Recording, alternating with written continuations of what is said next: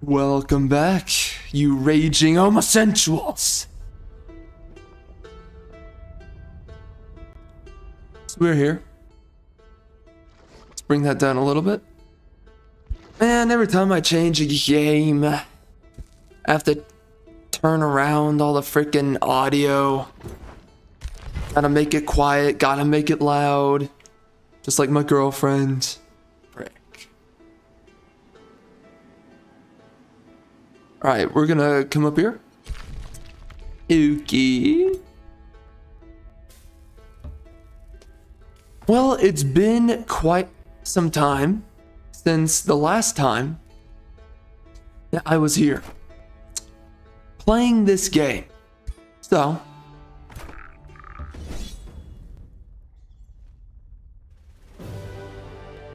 ooh, look at that.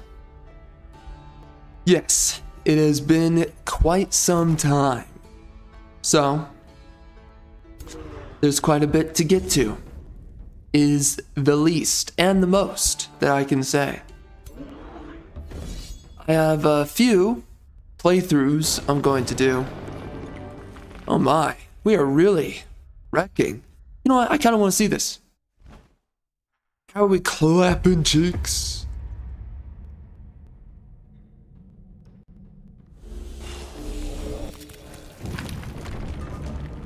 Let's do it. Interesting. Okay. It didn't use my tier 5 spell. Why wouldn't you? That's kind of stupid. What the heck? Weird. Ooh. Nice. Ow. Ow. Okay. Really? That's what you chose to do? Bruh. That is not it right there, partner. Okay. It's good damage so far. And now they have to take out the big guys. That's gonna be tough. Ooh. Keeper's mark. Ouch. These are tanky mofos.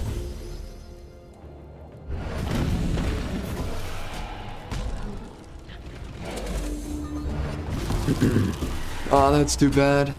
They have Undying, so they're okay. Makes it really hard to kill these units when they have Undying, right? It's pretty crazy. Get wrecked, kid.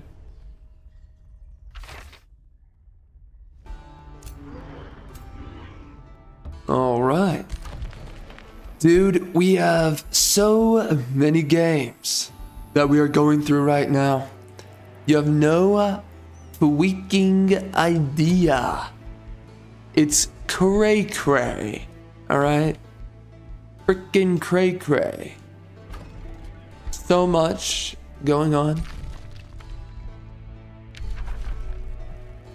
Ooh, assassinate.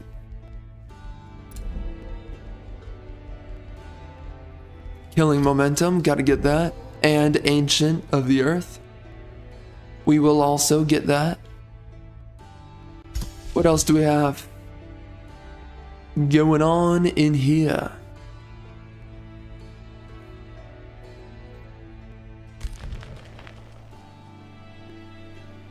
What? Ah, homosexuals.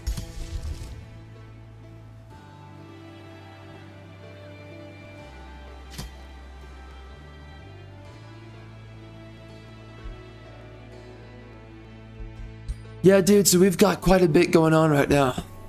Quite a lot. A lot. We have a lot of playthroughs that we are working on at the moment. Quite a few. Quite a few. Oh my gosh. You have no idea how many we've got going on right now. It is out of this freaking world. Well, actually, you know what? we had more in the past that we were doing than right now. So I'm kind of overstating it then, if I'm being honest. But it is still quite a bit. Regardless. But I guess the biggest thing for me is that right now we're doing Near Replicants, and we're doing this game, we're doing this playthrough, and then we're doing what else? What else are we doing? I was planning on getting to the Monster Hunter DLCs. I got those a little while back and I wanted to play them, but I don't know, man. When am I gonna get around to it? I mean, the good thing is that I replayed all of the Batman Arkham games. They're all finished now, so that's pretty nice.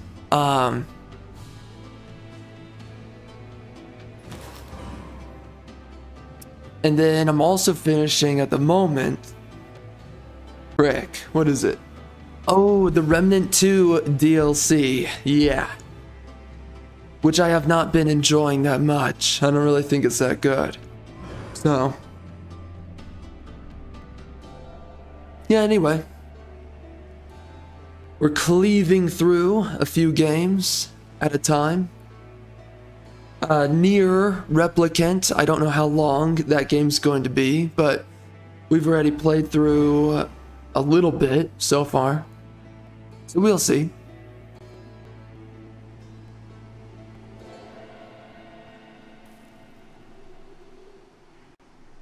You know, something I've realized is that there's a lot of games nowadays that are really not made with the essence of legendary design, you know?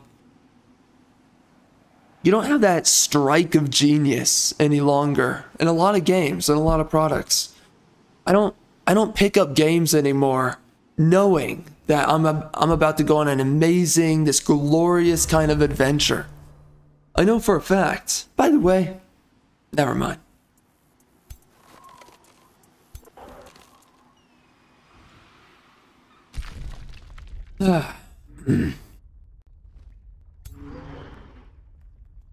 Should I say it? No, I'm not gonna say it. But anyway, you don't have stories anymore that are legendary in character, legendary in theme, legendary in design. You don't have that anymore. You know, stories are very lame. Stories don't represent the pinnacle of man and woman, which woman, beauty, for man, it's strength. It doesn't represent these things anymore in our storytelling. So there's no reason to be excited. Why are you going to get excited? Why? Genuine question. Why are you going to get excited? There's no reason to get excited for. What? So a gay character can be the air quotes hero of the story? I mean, come on, bro. We all know the freaking joke. We all know nobody cares. We all know. But here we are, behaving like anybody gives a crap. You know, you can't have white people heroes anymore. White people characters and stories. You can't have that. Everything has to be brave and diverse. Oh, thank God. As if that was the #1 thing I was begging for. I was hoping to see more brave and diverse people and characters and stories. But it doesn't inspire anybody and nobody cares about it. No one's interested. But they keep on forcing this dog crap down your throats. And why, right? Why? Well, we know why, but still.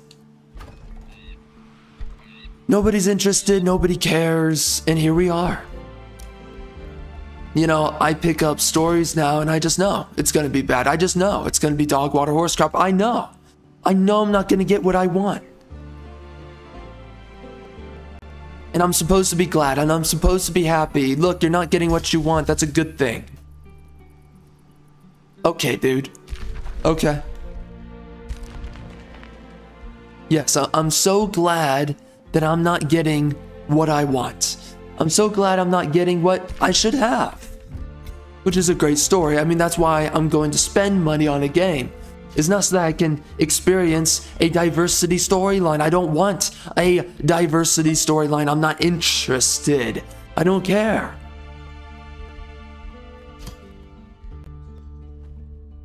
What am I saying? I want to see a story with white people in it. I'm tired of it. I'm not inspired by stories with freaking black this and Hispanic that. I don't care.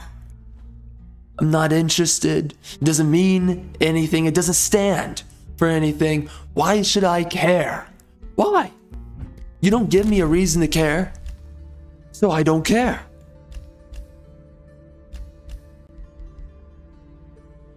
What, you're gonna call me nasty names? Okay. It's still not a reason, bro. Where's the supposition of value? Where is it? In storytelling these days, it's not there anymore. Storytelling's dead.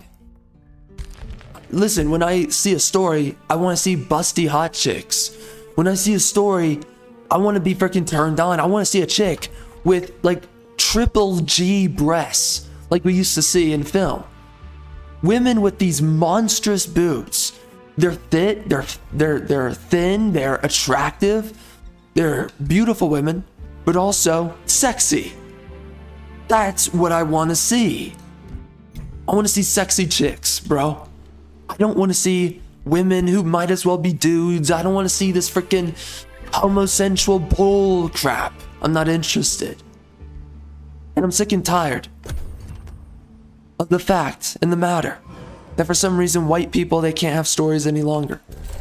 For some reason, your stories, you can't have white stories any longer. You have to have colored this, colored that. I'm done. I'm fed up. I don't want to spend money for this crap. It's funny though. Well, nah. Okay, I'll just say it quick. I don't want to elaborate, but it does suck that I can't buy Final Fantasy VII Rebirth and Stellar Blade. I don't have a PlayStation, so it's unfortunate, but whatever. Deal with it. Anyways, the point is, you don't pick up a story these days and expect quality. You don't pick up a story these days and expect to be taken away. You don't pick up stories these days knowing I'm going to be inspired by this storyline. I'm going to be moved in some way. You don't pick up stories these days understanding to yourself that there's something monumental that's going to happen within the narrative. I have to be here. I have to see what's going to happen because there's jam-packed value within this product. Nowadays, you pick up a product and you know it is propaganda. You know it has no value. You know you don't care. You know there's nothing to be excited for because now everything's based in identity, not in valor. So here we are. Here we are. Do you want to be impressed by a storyline? Too bad. Do you want to have great characters to witness on screen and join in that adventure by observing it? No, you can't have that. Diversity is so sick and tiring. No one's been asking for this since day one. And I'm tired of stories no longer just meaning anything. They don't mean anything. All of it's a waste of time. That's what it is. And I'm tired of my time being wasted. I'm tired of, you know,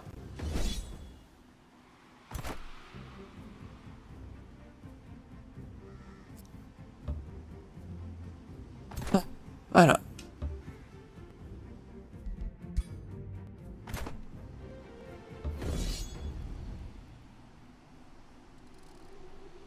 You know, it's why I would rather trash on a product without even watching it than actually watching it at this point. I'm so sick and tired of all the dog horse crap that they've been coming out with. And it's like, you really think that people are going to care? You really think me? You think I'm gonna care? You think I'm gonna wanna stick around for this? No. No, I want out. I'm done. I'm not supporting your crap. And I'm gonna trash on your product without even watching it. Screw you. My gosh, dude, I'm tired of this. I'm so done with all the wokeness. I'm done with it all. I don't care anymore.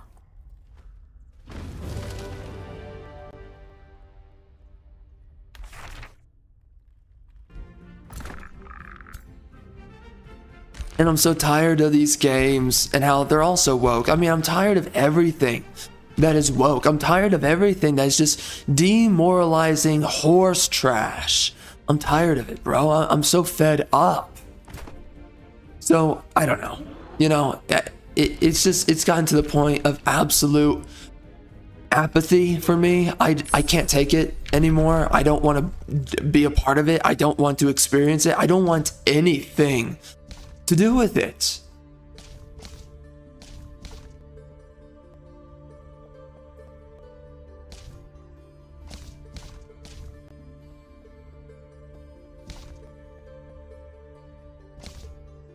By the way, it feels like every day I wake up, my voice changes. What the frick? What is going on? Jeez. Anyway. When you alter the currents of the astral sea, the currents alter I'm so done, bro. I'm so painfully done. I can't take it anymore. I can't take it. I'm so fed up with woke this and woke that. Oh my god. Make it stop. I'm done. I'm done. I can't tolerate it anymore. I can't handle it anymore. I'm done. I can't do it. You know, I have a video coming out where I talk about the fact that me as a customer, I'm done. You know, I don't want anything to do with these products anymore. I don't have it in me. I can't do it. I can't. You know, for sake of the channel, would I continue to pick up certain games or whatever? Yeah, I would. But me, myself, I'm so freaking fed up and done. You know? Whenever I can, whenever it's just most reasonable, I am going to avoid all this dog water horse crap. I don't want it, dude. I'm done. I'm freaking fed up. I've had it, man. Storytelling is not grand anymore. It's not great anymore. It's all diversity bullcrap now. Now you have to be moved and inspired by a freaking diversity female. Oh, look, this woman, she's such a big deal. Guess what? What? She's from a different racial origin. Oh, what a big deal she is. Step aside, everybody. This chick, she's got a freaking plan. Who cares, bro? I'm out of here. I'm done. I don't care. Freaking fed up. I don't care about your brave and beautiful. I don't care about your diversity. I don't care. I don't care. I don't care. I'm done. I'm fed up.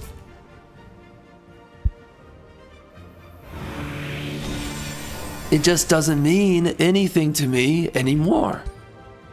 Well, it never did in the first place, but again, it just doesn't have the ability to mean anything to me anymore. I'm done. I'm so fed up with this now.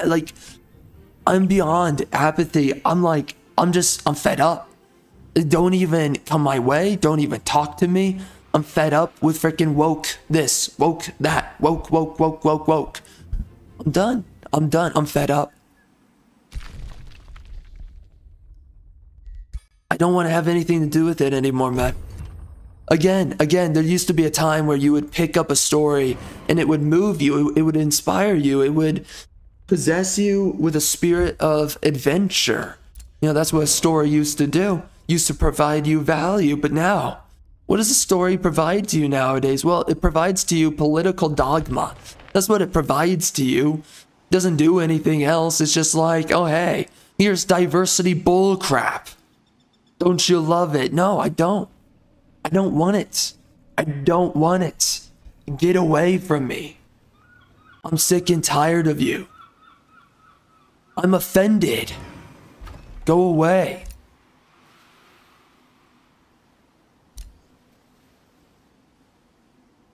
You know, it doesn't matter anymore.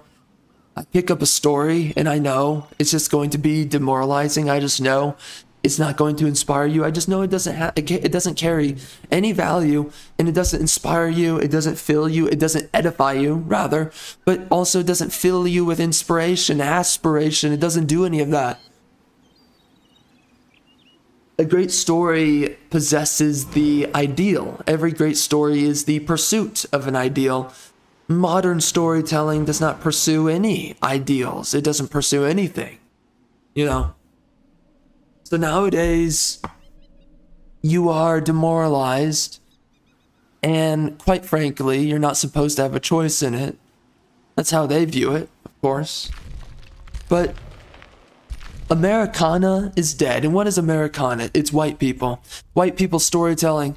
And nowadays, we don't have white people storytelling any longer. Storytelling now must represent a random hodgepodge of multiple groups. It can no longer represent what should it represent? What did it ever, at its foundation, represent? White people.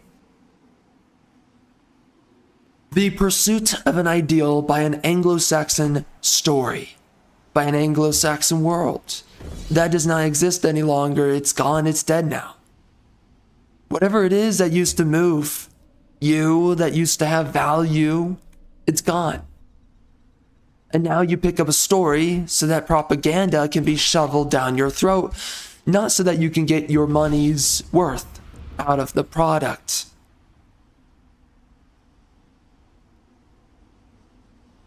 I am beyond fed up. I am beyond annoyed. I am beyond disgusted. I'm done. I don't want this anymore. I'm fed up. You know?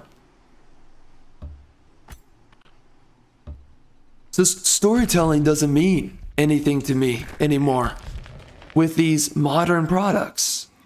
They're all dead to me. And you know, as you might know, I am, of course, making my own stories, and I already know for a fact that, yo, this guy's sitting on my freaking haste berries. Are you kidding me? I am making my own stories, of course, and they are replacing the void of storytelling, of what we don't get anymore these days. But the point still stands that great storytelling is dead. It doesn't exist anymore. There's so many people who are going out of their way to make sure that great storytelling is no longer provided to you. I'm sick and tired of the dogma. I'm sick and tired of the propaganda. I'm sick and tired of the fact that white people, they have to just sit by and allow their culture to get erased. Because somehow that's moral, to have these other groups replace your culture, to cuck out your culture. You have people who legitimately think this is a good thing. And they're both left and right. They're on both sides, air quotes on both sides. It's really just one side. A freaking joke. And I don't know what happened to my voice today. It sounds different to me. Frickin' A. I don't know, man. My voice just randomly gets obliterated on different days. It's what it is, but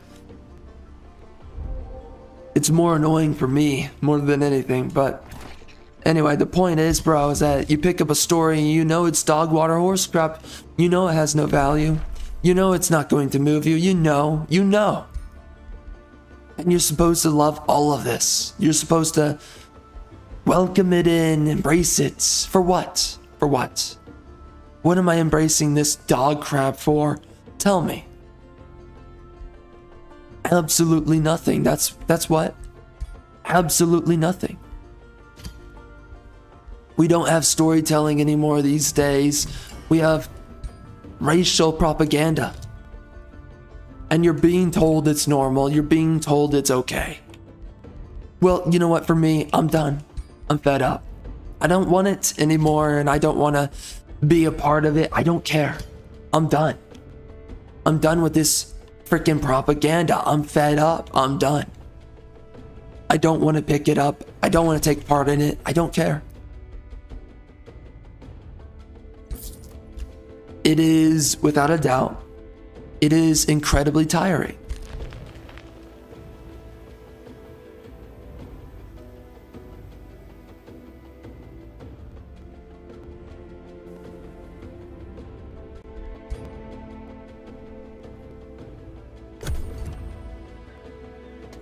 Nowadays, you know that when you pick up a story, when you pick up a product, you're not being provided value. You know that you are being curated an agenda. That's what you know. And not for 2 seconds do I want this agenda. Not for 2 seconds do I want any of these agendas. I'm not interested, I don't care.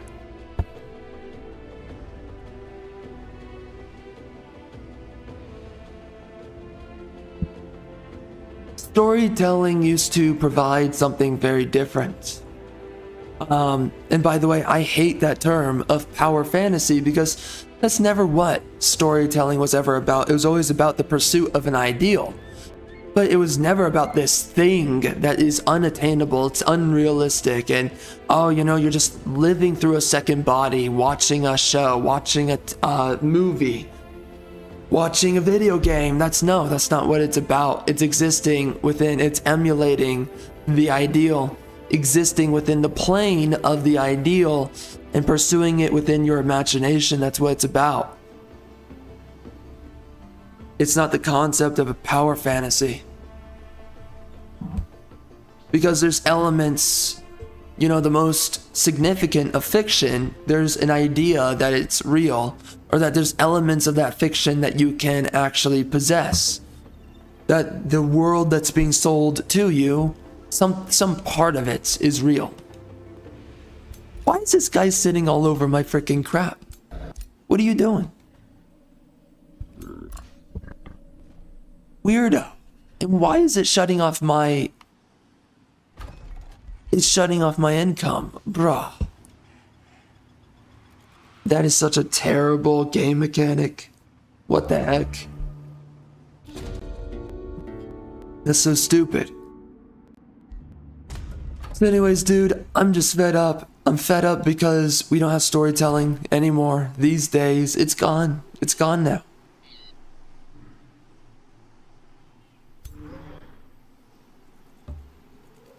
And the thing about these people is that they think that you owe them your dollar.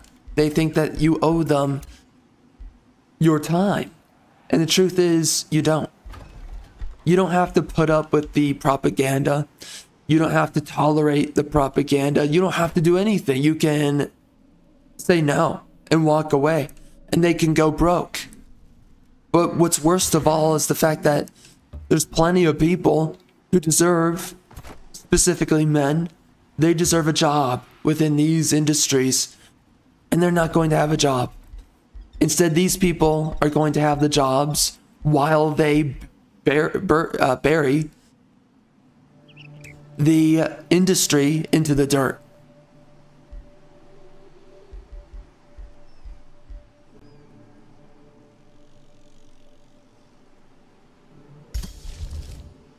Yeah, freaking tomato. I don't know. Which way do I want to say it? Bury or bury? Don't know.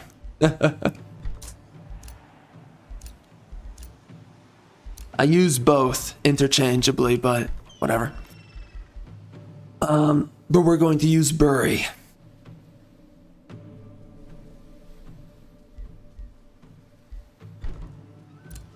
I'm gonna be honest, neither one sounds right to me, but here we are. So anyways, dude, I'm fed up. I'm fed up.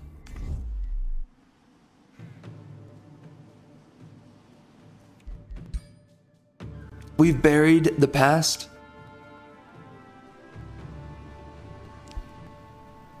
We've buried great storytelling.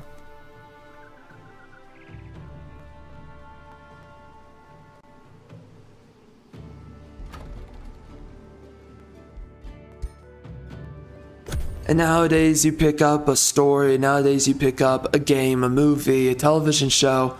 All it is propaganda. It's gotten tiring, you know.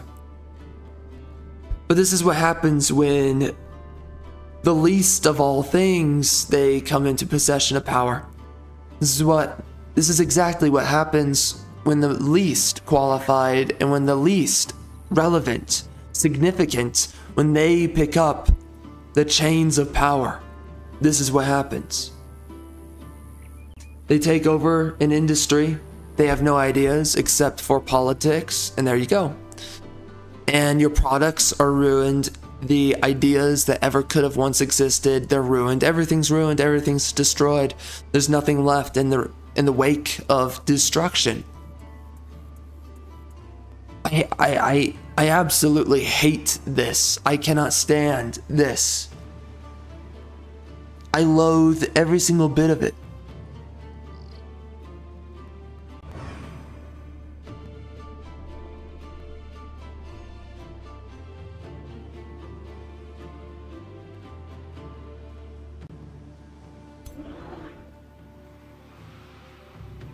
We don't have stories anymore, though. We have a lot of woke power fantasies where they want to live within their imagination of made-up relevance and significance, and they want to make up that they're meaningful people, that they're the hero, and they don't matter. They mean absolutely nothing, and nobody cares about you. But they want to self-insert themselves into crappy fiction, because they are crap in of themselves, and they believe that they should become the fiction. And then when they do, you realize, wow, this is dog water horse crap. I don't want to partake in any of this. This is not interesting. They don't have ideas. They don't have imagination. They don't have value. But here we are. They're pushing their made-up, imposed premise of significance. Nobody ever signed up for this. They hijacked all these industries.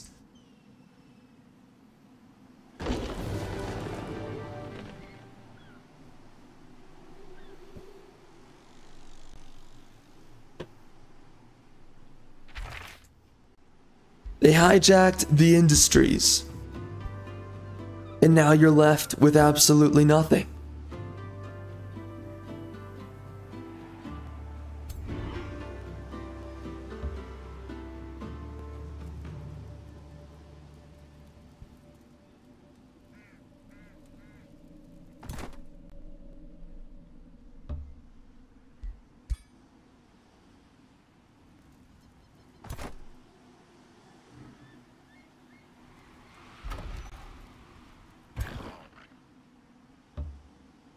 Again, these losers, they have no value, but they hijacked these industries so that they could impose themselves, force themselves into the picture that nobody signed up for. Nobody cares about you. You're not interesting. But here we are. You have people who don't mean anything pushing themselves like they mean something.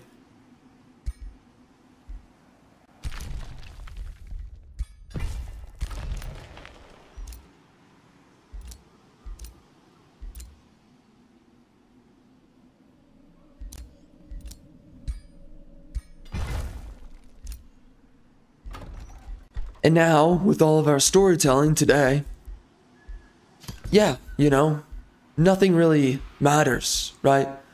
Within our storytelling is long dead. Again, you pick up a show, you pick up a product, whatever.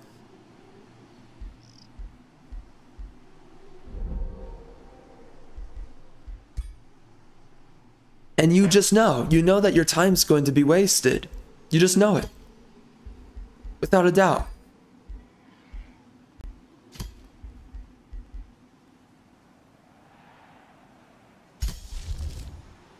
And you know, most shows never really had that much value to begin with, but we don't get anything good anymore. Anything good. Everything's bad now. Absolutely everything.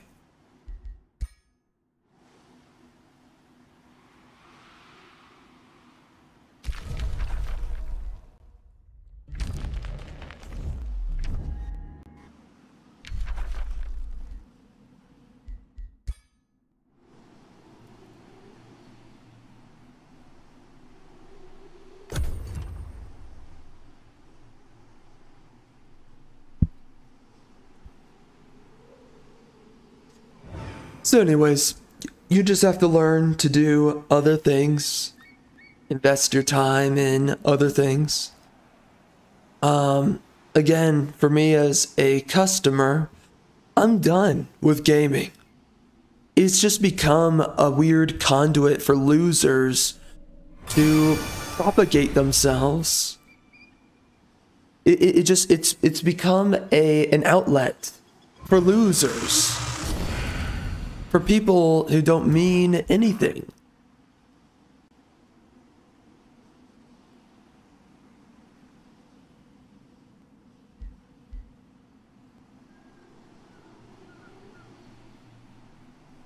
That's what gaming has become.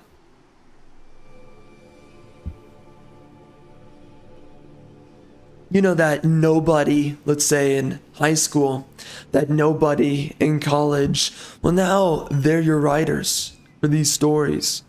These people who never had a shred of intelligence to fight for, to speak for, whatever.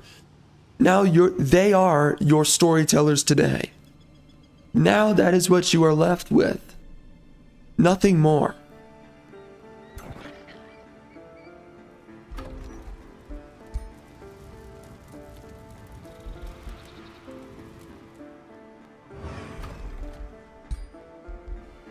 In more ways than one, the insignificant have become the rulers in roles of prestige and significance.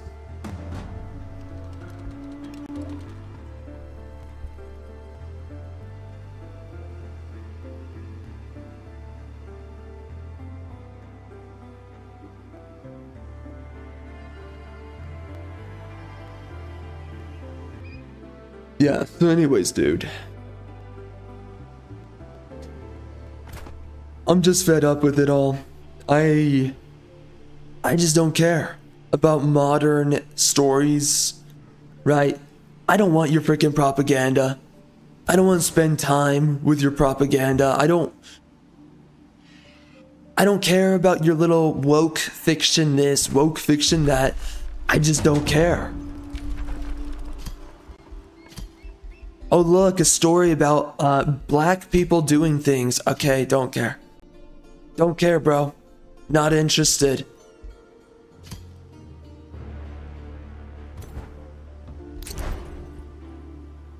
This is the silly thing about these freaking woke activists, is that they think you have to care. They think that.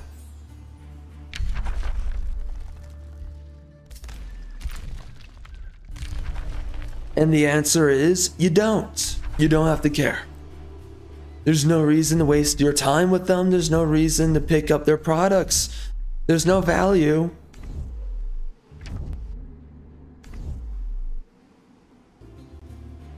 To be found with woke products. And again, nobody cares.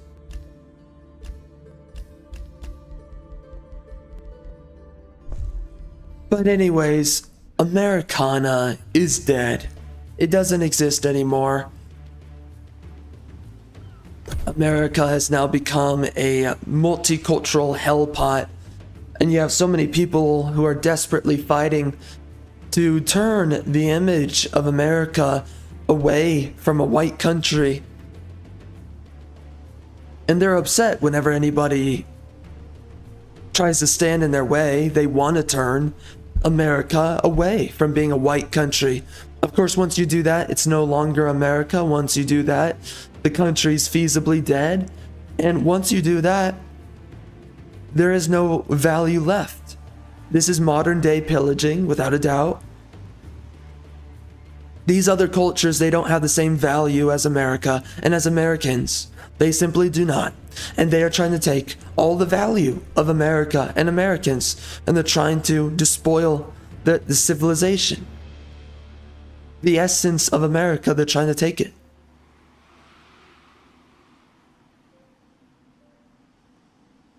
They are not the object of power. They're not the object of relevance. Of course, when you use the word power, by the way, leftists have a very different idea of what power is and what it means.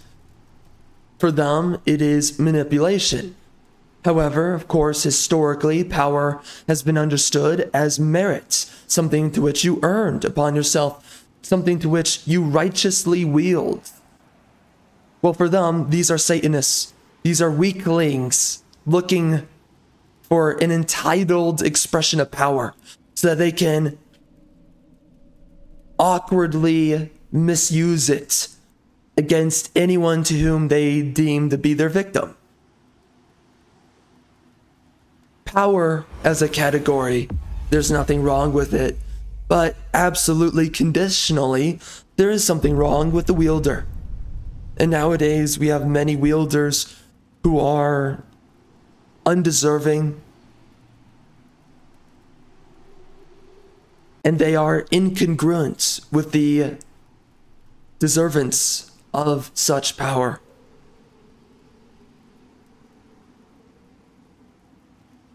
They want to hijack power rather than manifest and earn it. That is pretty much the number one thing about these leftist clowns.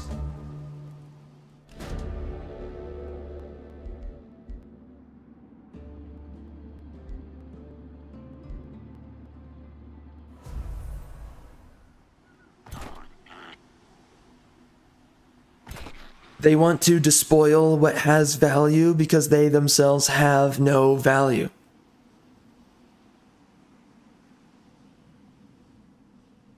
Here's the real question. When have people had enough? When have people had enough? When is it that people finally say, we need to what? Support an alternative. And I mean realistically support an alternative. When is that going to happen? Because right now, you have nobody that's doing it. Everyone wants to fall into their neurosis and they just want to go support random products from the past. Okay, everything has been maimed. You have to, this is what you are put up with. You have to make the decision to support the alternative or else civilization dies. Or else the spirit, the future spirit of civilization falls away and it dies. That's what happens. So what is your choice? What will be your decision? What will you support? What is it going to be? Are you going to continue to allow them to despoil everything? Or are you going to take back the power? Sincerely, are you going to take back the power? I mean, first and foremost, we should take back these franchises that have been hijacked. Absolutely. But are you going to support the alternatives? Or are you going to support what is being maimed and killed right in front of you? Are you going to be supporting the corpse to which you have not dared to protect or fight for? What are you going to do?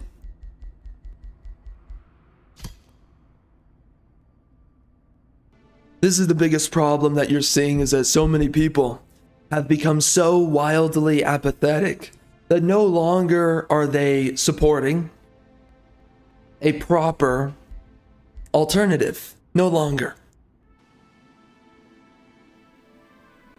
No longer are they seeking out the replacement. And of course, for myself, that's why I started writing in the first place.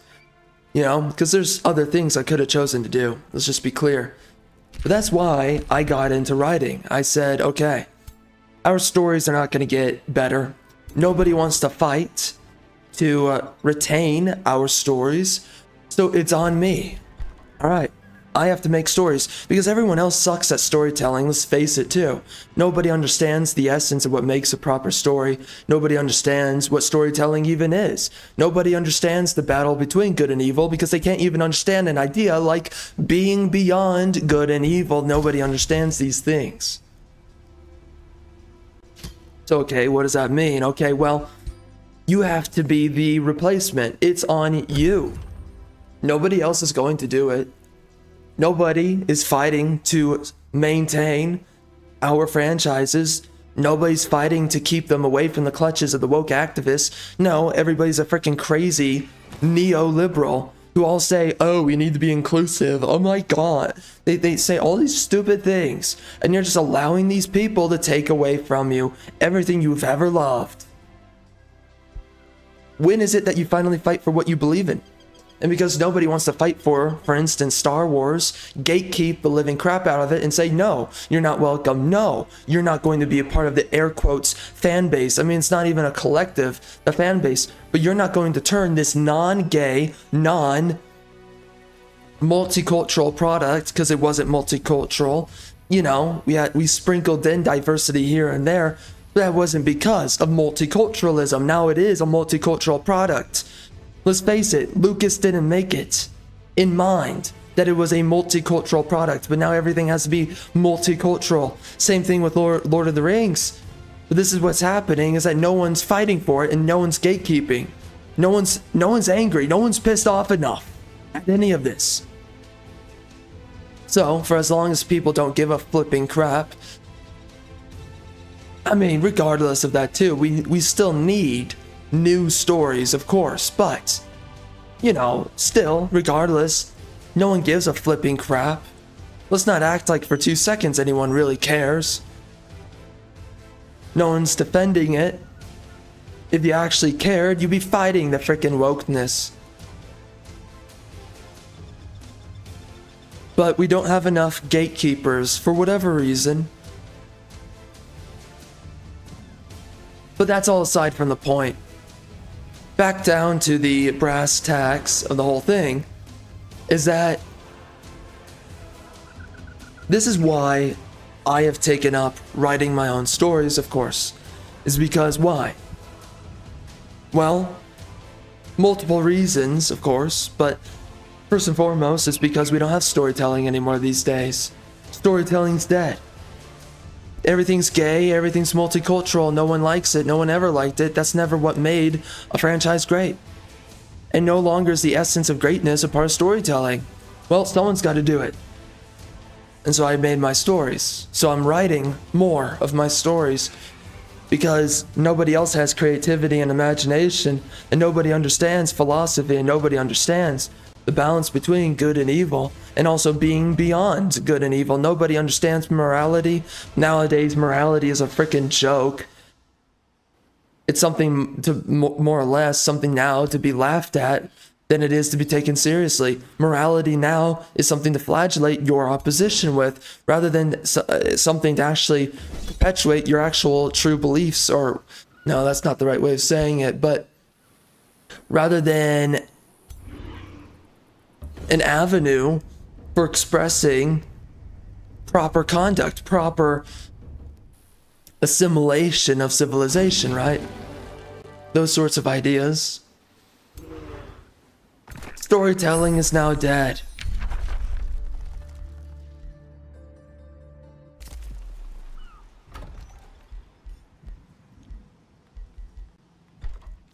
And you cannot leave it up to diversity to fix it all. It's never going to fix it.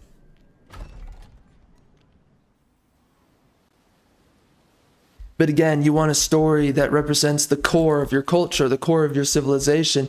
You don't want a story that represents people who do not represent your existential, ancestral, and spiritual core of civilization, your ethics, your ideals. You're not looking for that. Nobody's looking for that. No one's interested. No one cares.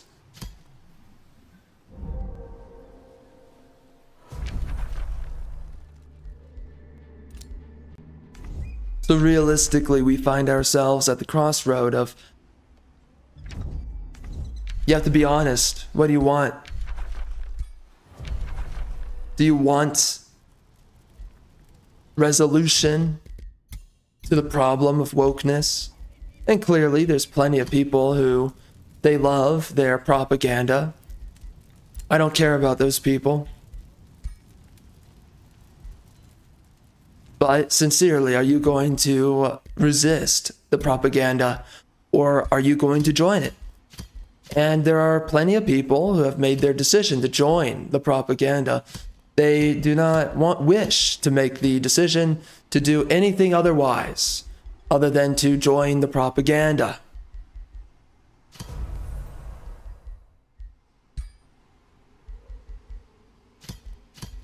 But of course, for me, I'm sick and tired of seeing propaganda. I'm sick and tired of seeing what used to be our stories, what used to be our storytelling. It's now gone, it's now dead.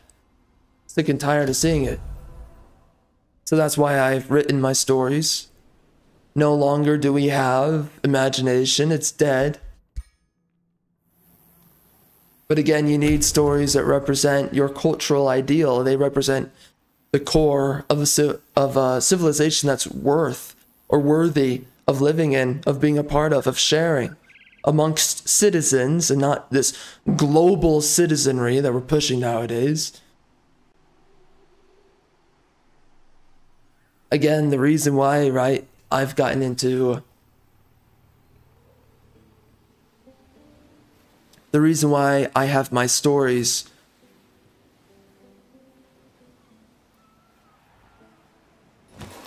is so that we can have narratives again. Is so that we can have characters and themes that are worth pursuing. And again, nobody understands the essence of amorality and morality. No one understands the balance. You know, nowadays you're getting your head beaten over with a freaking cudgel. You're being flagellated day in and day out. How dare you believe anything other than liberal philosophy? And it's everybody, left and right. Everyone tells you have to believe in the same philosophies. No longer can you partake in a glorious narrative about men going to war and not having to freaking cry about morality every 2 seconds. Oh my gosh, we're at war. What's right and wrong in war? No one cares. It's about the righteous winning against the unrighteous. It's about men fighting for their nationality, for their patriotism, for their fellow countrymen, for their ideals, for their ethics, fighting for something to which they believe in. We don't have stories like that anymore these days. And in fact, you're told it's wrong. It's wrong to believe in something and to fight for it. It's wrong.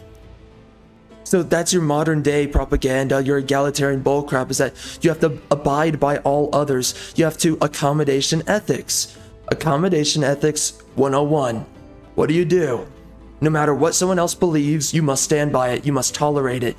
Even when it destroys your civilization, even when it destroys your neighborhood, even when it destroys the world around you. Accommodating these other ethics, and even when you can't reach decisions or sound decisions because you're trying to accommodate all these unrealistic notions and beliefs, you have to do it. Why?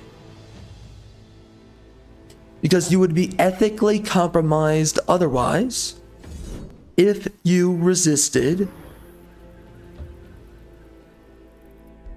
multiculturalism.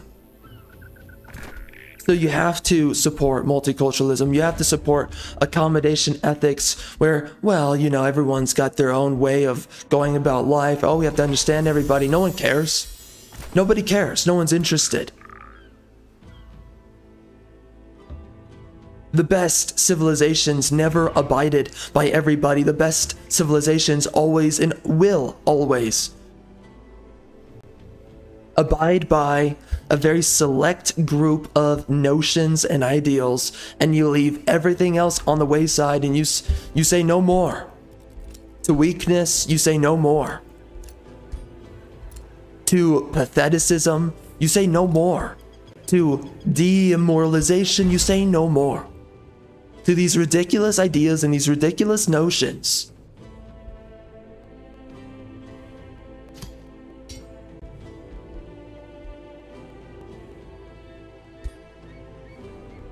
which you are told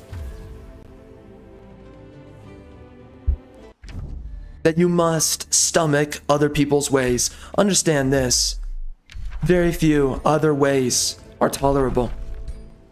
You read through the Bible, and it's very clear what the Bible thinks and what the Bible says. What God thinks and says. And that is, you make no allowance for the wicked. And the wicked do not look like what is the antithesis, what is antithetical to liberalism, because liberals will tell you what is wicked is whatever is against liberalism. Why? Because they are an agenda, they are propaganda, and they are a new age religion. So they will fight for, they will believe in egalitarianism, that if you do not believe in equality, there's something wrong with you, there's something twisted about you, you are wicked, you are a wicked one. You have many Christians nowadays, they're also egalitarians, and they also believe that they must abide by all others. Well, when you abide by all others, you do something, and that's called you start worshiping false idols. You start worshiping the pagans, and you start worshiping everything that is antithetical to true value, true morality, true celestial purity, true. That is true worth, true value, true integrity, true purity.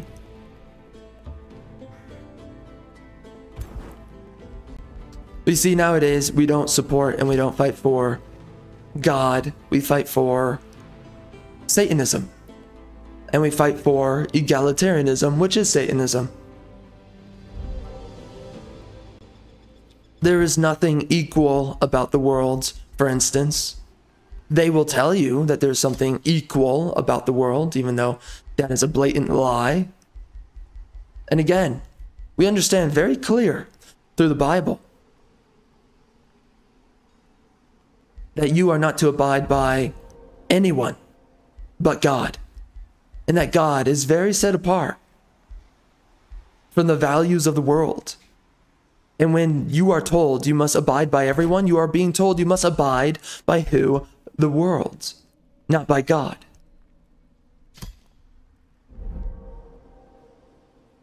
You are told to think like a weakling. You're told to think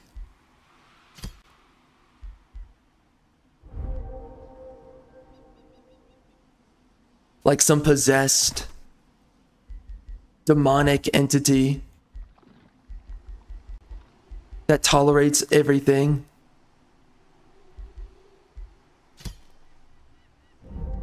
Because tolerance, right, is obviously, that's the truth and the way.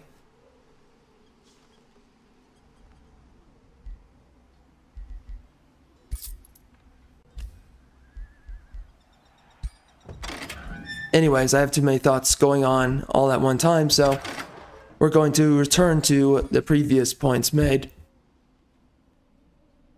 Or rather, the core previous point being made. When you abide by everything, you are abiding by a sinful world. You are abiding by corrosion and decay. Everything within the world is not worthy of abiding by this false notion of accommodation ethics. No. Everyone is not worthy of abiding by. And you must go to war against wickedness. And what is wickedness? It is inequality. It is saying that the lowermost values are to be placed on a pedestal with the highmost of values. We are saying that nowadays, and we believe that we can just fool ourselves and each other. That when you say that sin is equal to virtue and to higher ideals, to the purity of the ideals within the Bible. That is an absolute act of what? Satanism.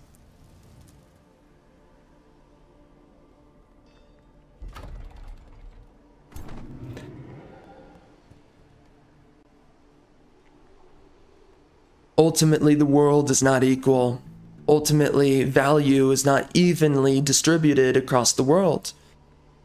You can't sit there and say that the things that are worst for you are as equal as the things that are greatest for you. We don't say. Even liberals don't believe in equality. That's what's hilarious. They love to do headlines like, you know, not everything is created equal. Not all peanut butter is made equal. They will say things like this. Literally say things like this, and you're like, what? You are the ones who get the most enraged about the idea of inequality, blah, blah, blah. But then the second that you're trying to sell a product, or you're just sharing your thoughts about the world, you'll notice that liberals, they stumble into saying many things within the world are not created equal. It's almost like they're suppressing what they really believe. Because they don't have a problem with saying that things are unequal. They just don't like it that you wish to abide in a world that enacts upon lower and highermost values. Well, how dare you think that this one thing that isn't as valuable as the other thing, how dare you think that those two things are not equal?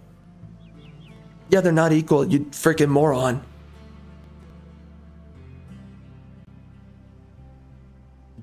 Even you know it's not equal, but you want everybody to exist within this domain where we just play pretend. To behave like things that have no value have value. And what's so hilarious,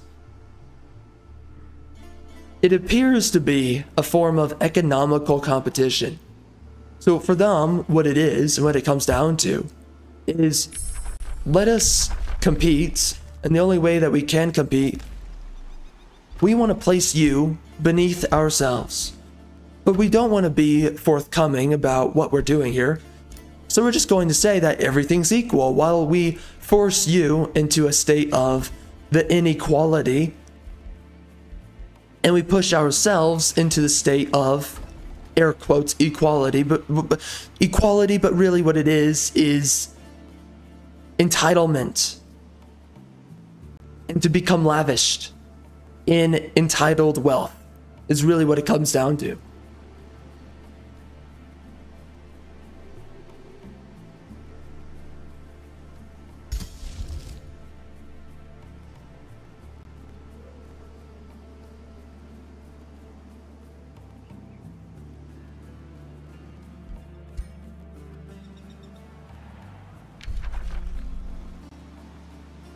But anyways, it's so funny because liberals are the ones who are most obsessed with entitlements. They're the ones who are most obsessed with, you know, give me free this, give me a bunch of income for free, give me all these freaking things, give me all the greatest treasures of the world, give it all to me for free. That's what they demand at all times from you. And they also demand to rob from you and give to themselves, so that they can basically distribute upon themselves your wealth. That is ultimately their ethics. It is a war, pro-social war philosophy. There is no such thing as equality. It is a made-up notion. Never was it true, and never was it a good idea. It's only a good idea to weak-minded individuals who want to be pampered, who want to be entitled. And by the way, there's the flip side of this coin, which is that libtards, they love to say, they love this, they love to do this. It's like, well, if I'm not worthy of wealth, then no one is. And so then they like to arbitrarily say that even if you are a working citizen and you provide something of value to the world, they like to sit there and say, oh, you don't offer anything of value. Oh, you know, you're irrelevant. Oh, they love to say that you never match up to the standard of making, right, any kind of income. So now everyone needs to be poor. If I can't be rich by taking money from you, then everyone needs to be poor. Again, this is a very bitter philosophy. These freaking losers, these freaking clowns. But this is how they operate. This is how they think, and this is how they believe. They're weak, mongrel losers. There's nothing redeeming about them. But that's what you see. But anyways, you see it's from them that they infiltrate the most industries. They have the least amount of qualifications for everything that they get into. They make up a lot of female hires as well. And a lot of companies. You know, at what point do we just start admitting that liberals are terrible at storytelling?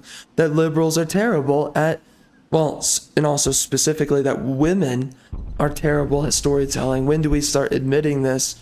You know? Sometimes people say it, but at other times people are just, they lie to each other and themselves, acting like something that has never been able to prove its value somehow has value.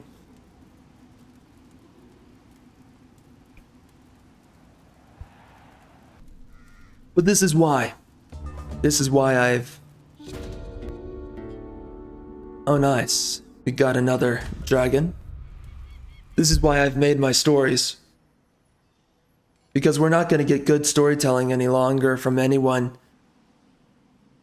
available to ourselves as of this moment. No one's going to provide you a good story. No one's going to provide you an adventure through morality, through ethics. Not where you tell someone what's right and wrong, but you explore concepts and ideas. And then through the subject matter of the writing, you allow the reader to determine for themselves what's right and what's wrong. Not you telling them what's right and wrong. They determine for themselves. I read this story about these characters. Do I agree with everything that happens? And the things that maybe other people don't agree with, well, here's the reason why to agree with it. This is what used to make fiction so great, is because you're playing with ideas that are very real, that can be applied to real life. But now everything has to be sanitized. Now, oh, dear God, how dare you? How dare you make a story that does not abide by my emotionalism? How dare you make something that offends me, of all people? Dear God, you offended me. Eternal glory. Me, I play God, and you play the... and enlightenment. Those who gaze upon your people shall know divinity. Anointed people. I have not gotten that yet.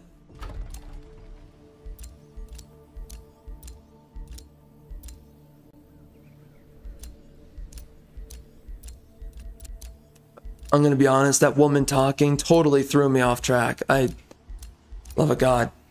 Hearing her talk, what the F? Anyway,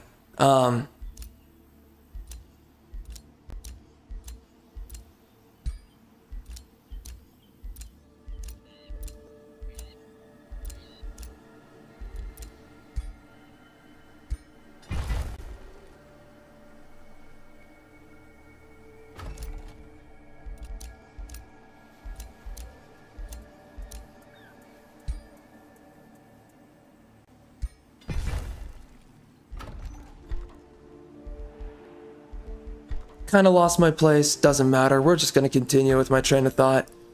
Anyways, yeah, people who want to play God with what they believe to be right and wrong. And it's like, you know, you don't understand how easily you can twist the corrosion of ideas so quickly. And you're just presupposing that your conclusion upon your position is correct. And again, you know, truth is not categorical. Truth is conditional. There's a time to go to war, and there's a time not to go to war. What does it come down to? Discernment. What does modern civilization lack? Severely lack discernment. Well, that's a part of why we're so afraid of any notion that requires discernment, is that most people are so freaking stupid now. We don't have the discernment to make decisions. Go look at past generations. They were far quicker in their thoughts. They got to the point. Not in the way that people nowadays think it is. What I mean is that they don't dance around what they say, and they don't escape their intent by when they speak, like you see a lot of people doing nowadays. Nowadays, you see a lot of people, they run away from their own thoughts. They run away from their own thinking. Oh, dear God, I thought for myself as an individual. Oh, dear God, I have to censor my own thoughts and beliefs. Oh, frick. That's what you see a lot of nowadays. You see a lot of people who are afraid of thinking for themselves because they were told by the group you must think in a specific way as a sheep.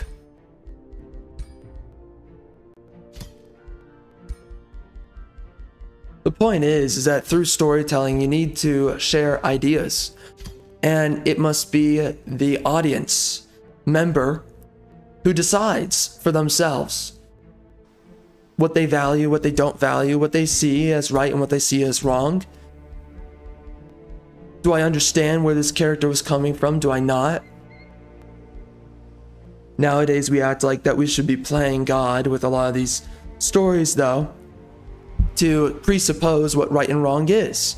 As if we even have a frickin' idea. We don't. Frick. Look at freaking liberal horsewash cities, for crying out loud. You think they've got their freaking crap together? You think they know right from wrong? No, they don't. And here's the truth. People hate on this freaking quote, but it's true. You gotta break a few eggs to make a freaking omelet. And that is true. Truth is conditional. And a part of truth is the fact that, yeah, you gotta break a few eggs to make a freaking omelet. It's true. There are good things that come out of doing things that other people would like to say is bad. Then that gets into the whole conversation of the fact that they're not actually fighting for what's good. It's like, oh, how dare you, believe in the death penalty for criminals. Oh, we need to give a freaking second chance to criminals. Have you checked on what they did to society? Oh, okay, yeah, we're going to... Don't get me started. Don't get me started on that. It's not even about what's right and wrong. It's just about arbitrary morality is what it comes down to. It's freaking ridiculous. We can't impose any discernment because obviously we're not very sound of mind. If we're not sound of mind, how can we tell someone what they've done right or wrong? It's this egalitarian bullcrap notion. It's like, well, moron, idiots, pick up the Bible. We know exactly what right and wrong is. You don't want to judge out of line, okay? And that's why we need to have principles. It's very simple. It's very simple. Past generations, they had this and they were much better at decision making. Nowadays, we have to pillory and flagellate ourselves and each other over every little ethical decision. You know what? I don't care about how the freaking chicken is made. I like eating chicken. End of the freaking story. I don't care about your morality this, morality that. No, I want to eat a freaking chicken. I like chicken meat.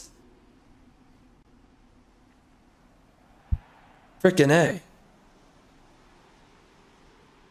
But again, do you believe in Satanism or do you believe in the Bible? Because, right, animals were given to us as food, and they were given to us for us to shepherd and to herd them. That's a stupid conversation to begin with. I'm not even going to get into it. Who cares? The point is, though, is that we moralize absolutely everything nowadays. Things that are not even moral. Things that have no business being moralized. Now we moralize it. It's tiring. It's suffocating. So anyways, back down to what I was talking about, though. This is why... By the way, that was off topic from really what I was talking about. It's a freaking rabbit trail, but, I'm used to doing this at this point. Well, not for any specific reason. I rabbit trail a lot. Anyways.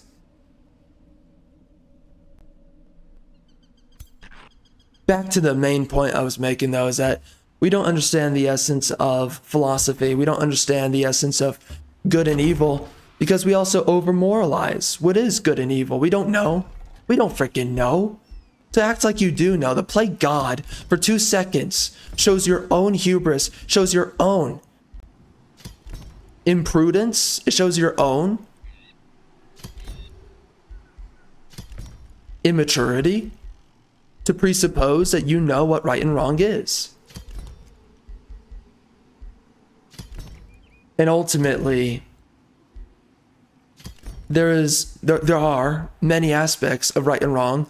A lot of it which has to do with, well, to whose favor is X, Y, or Z proposed, to or for or against. Because one thing that's good for most men might be bad for a certain group of men. Well, there you go. We need to accommodate everybody. So because it's not great for all men, there's something wrong with it. That's the way that we think now. This irrational, ridiculous notion.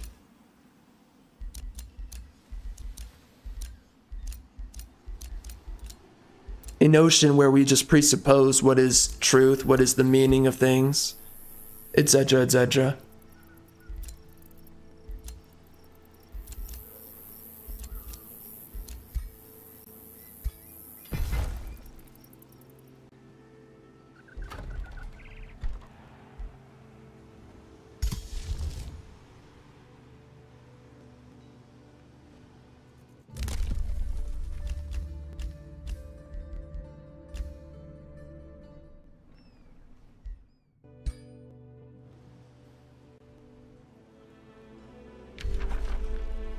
To simplify it, the idea that I'm getting at though is that we have these notions as if somehow Batman is a fascist.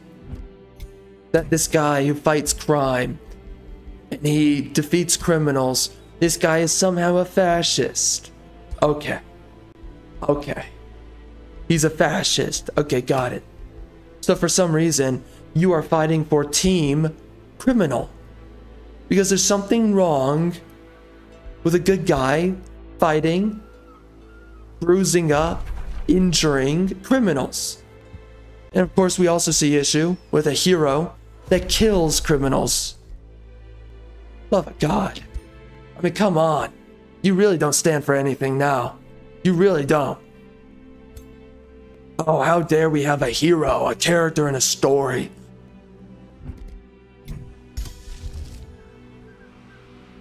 He's willing to put an end to a criminal's life. Yeah, that would be a net positive to society, getting rid of criminals. So what's the sleight of hand here? Because that's always what a freaking leftist does. Any postmodernist, which is about, by the way, the right and the left. You have the liberals and you have the neoliberals. Again, what's your freaking excuse for a freaking criminal? Get the frick out of here, man. We can't have a story where the hero puts an end to the life of a freaking criminal. Why? Oh, because that would really twist up the spirit of the hero and he wouldn't be able to live with himself. No. No, no, no, no, no, no. You see, what you're doing is you are you're projecting onto the hero character. Here's the thing that you can do, because by the way, you're not thinking like a man when you write in a way where the hero, oh, I can't believe I put an end to the freaking criminal's life. Here's what you do. You write it differently. You have bad guy here. Good guy kills bad guy. Yeah. Good guy kills bad guy. Done. End of the freaking story. And then the good guy sits there and he's like, I feel good about that. End of the freaking story. There's nothing you need to feel sorry for. There's nothing, oh my gosh, what are we going to do? But you know what it comes down to? Really? It appears to be that you have people who find more joy in there being the spirit of animus, that there is a spirit of villainy in the world, rather than a solution for villainy in the world. That is really what it comes down to, because it's like, oh look, criminal, they're doing bad guy things, what do we do? Well, permanently remove them. Oh wow, we fixed the problem, that was easy. Well, now we have a bunch of pissed off people. Why? Why? They're safer now on the streets and, you know, we're not having issues anymore. It's like, well, they're bored. Huh? Yeah, they're bored. What? Yes. Yes, you heard me. Now they're bored. They're bored? They're bored that there's not a criminal threatening them. Okay. Okay.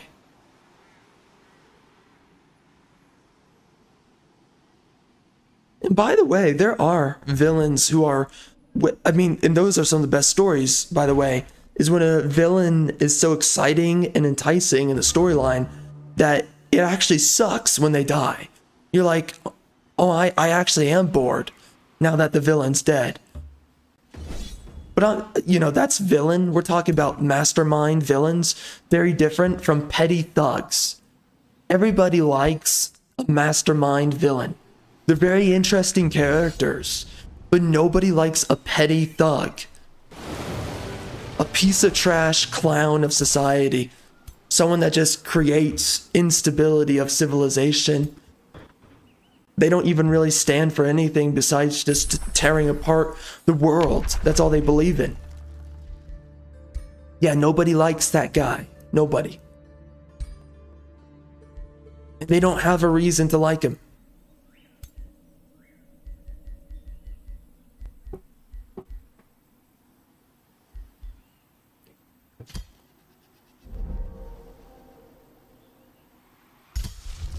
We question far too many things nowadays.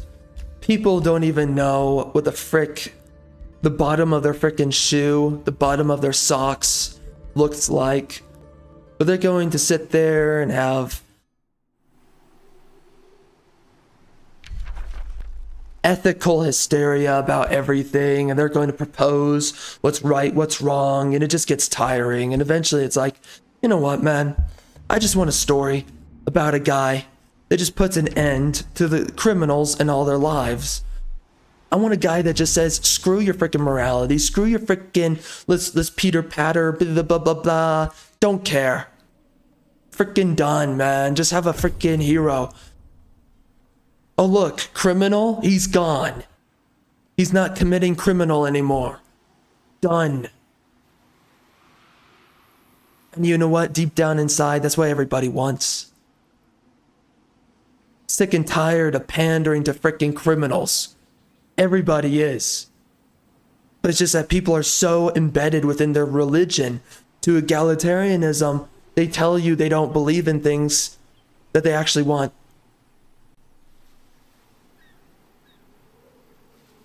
Again, oh my gosh, I don't need to get into it. But liberals don't even believe in their own horse crap. Because you look at the way that they act, it's not the same way they talk.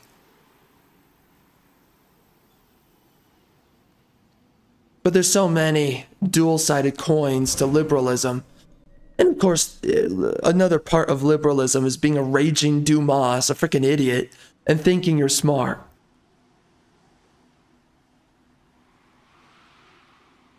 And of course, I've seen my fair share of that. Whatever. Doesn't really matter. Just saying. That's all. This is why I write, though. This is why I make my characters, because we don't have properly masculine characters anymore. Or stories. We don't have it. And again, something that we understand very well through the Bible is that, no, everything within the world is not worthy of standing by and tolerating. There's actually quite a bit within the world that is worthy of going to war with. Oh, just like how God in the Bible calls the Israelites to go to constant war. Why?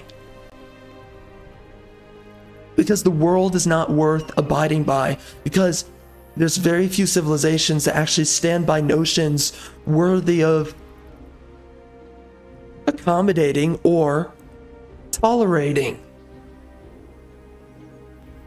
You have civilizations that bring about the end to society. Why are we going to stand by those who bring about the end of civilization? Why? Why? How is that moral? How is that moral? It's not. So you're lying again and again and again about what good and evil is, blah, blah, blah.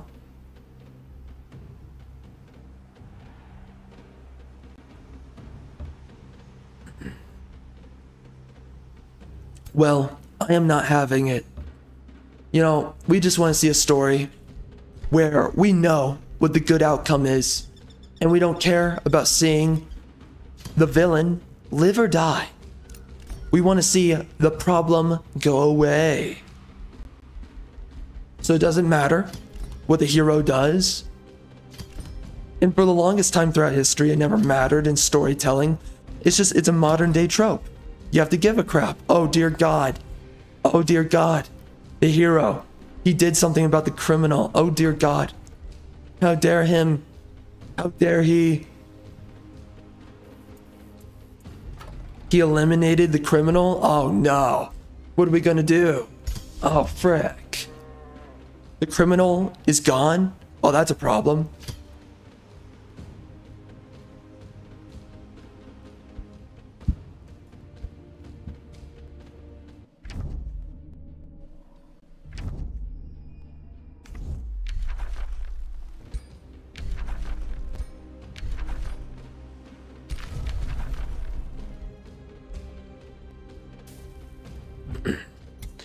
And that is why I make my stories, because all this dog crap gets tiring. And at some point you just want a good story. About what? What do you want a good story about, right? What do you want a good story about? What is it? What do you want a good story about? It's very easy to answer this. But it's also a worthwhile question. A good story is about a masculine male character who gets the freaking job done. who does what needs getting done within civilization. It's done. It's handled. The problem's gone. Done away with. We don't have to care about the problem anymore. The good guy took care of it. But now everything has to be a moral plight. Oh dear God, this. Oh dear God, that. It's just tiring, man. And all of it, by the way, too, is propaganda, of course. Absolute propaganda.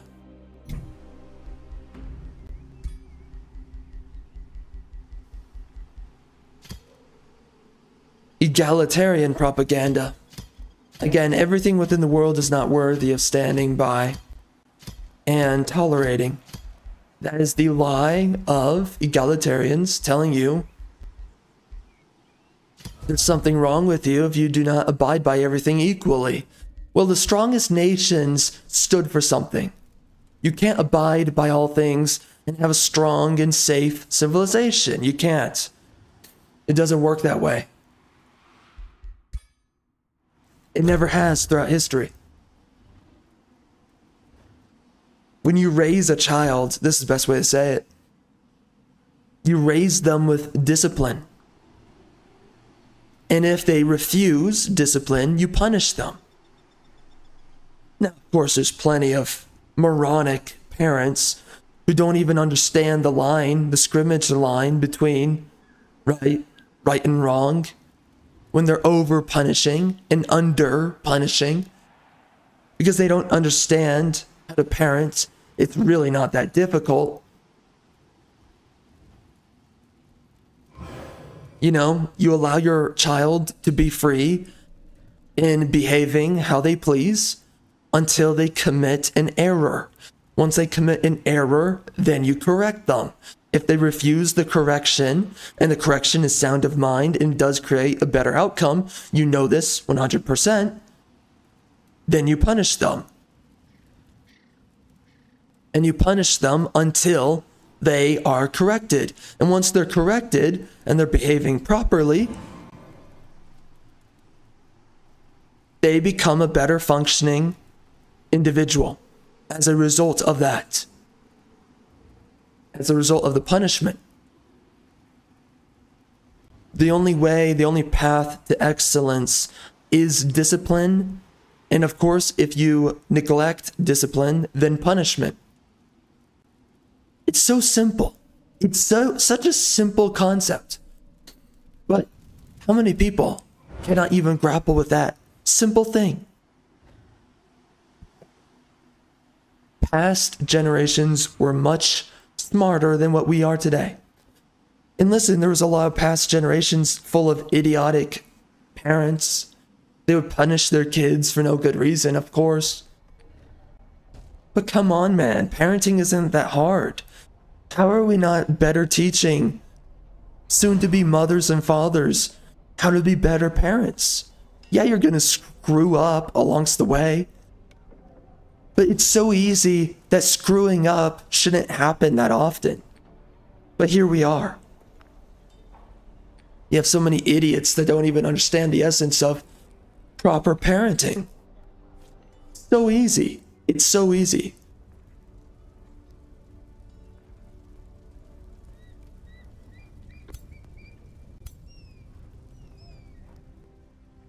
And so easy when you also start thinking about the fact you cannot over punish your children, but you cannot over entitle them either. So you have to be within the balance. And you just have to understand that when you see bad behavior, you correct it. Of course, then you've got parents who are such idiots, they don't even know what bad behavior is, what it looks like. They think their kid acting like a freaking snot is perfectly acceptable behavior. And you're like, what the frick is wrong with you, you freaking idiot? You don't even know how to freaking raise your own children. Why'd you have kids? Idiot. You don't even know right from wrong. Idiot. Why did you have kids?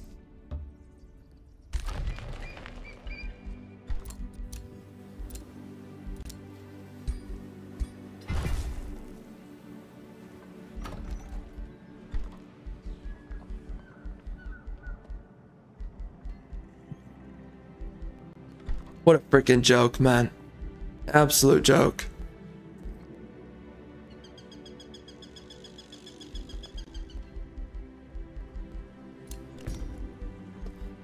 It isn't that hard, but man, you have people who make it way more difficult than it needs to be.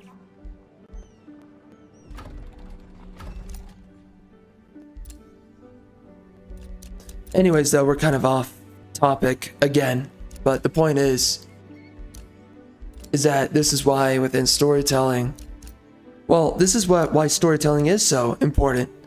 It's that you explore topics of right and wrong. And you don't tell people what's right and wrong.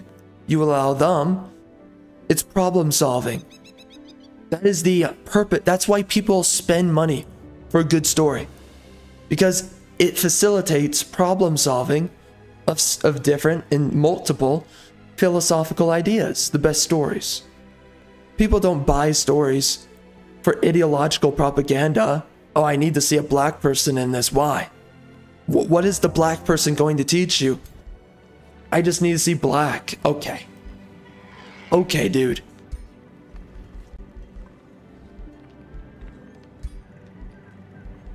Yeah, let me know when that's doing anything for you.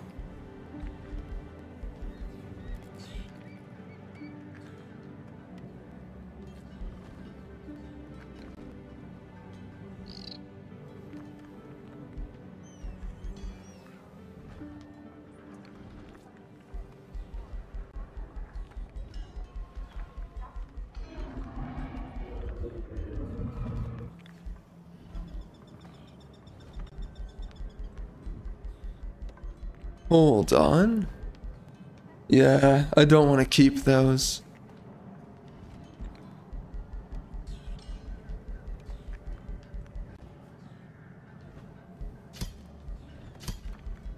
Anyways, man, I'm just amazed, by a lot of things.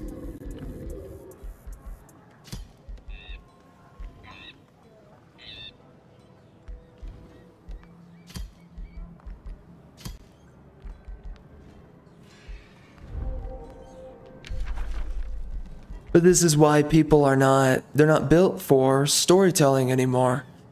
They don't understand what storytelling is or what it means. So now we exist within a domain where storytelling is no longer understood, and no longer is the value of storytelling provided.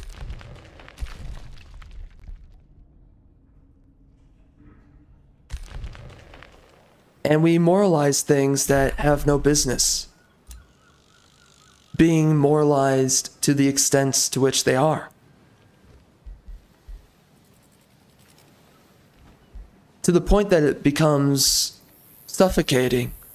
You're being moralized every 2 seconds and you're just like, frickin' hey, I'm not allowed to think for myself. I have to think like how this frickin' pompous egalitarian, how they're telling me to think.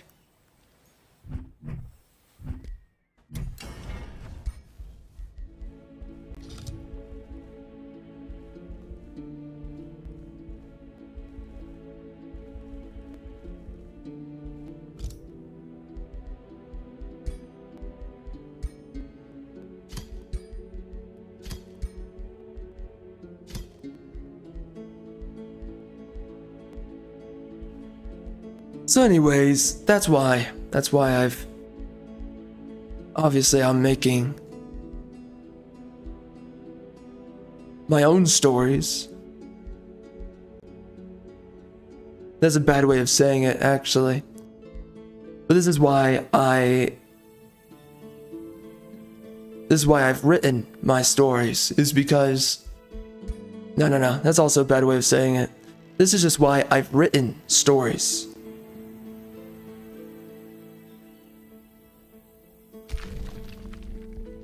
Because the essence of storytelling, the essence of wrestling within the contemplation of good and evil, it's no longer available to us having a good, mindful dialogue within storytelling. You know, you want to have things within storytelling that's offensive. If there's nothing offensive to you in a story, it's not a story. A story has characters that you're going to like and that you're going to hate. And if you don't have characters that you love and hate in a story, then it's not a story anymore. It's propaganda. There's no such thing as just having every character you like.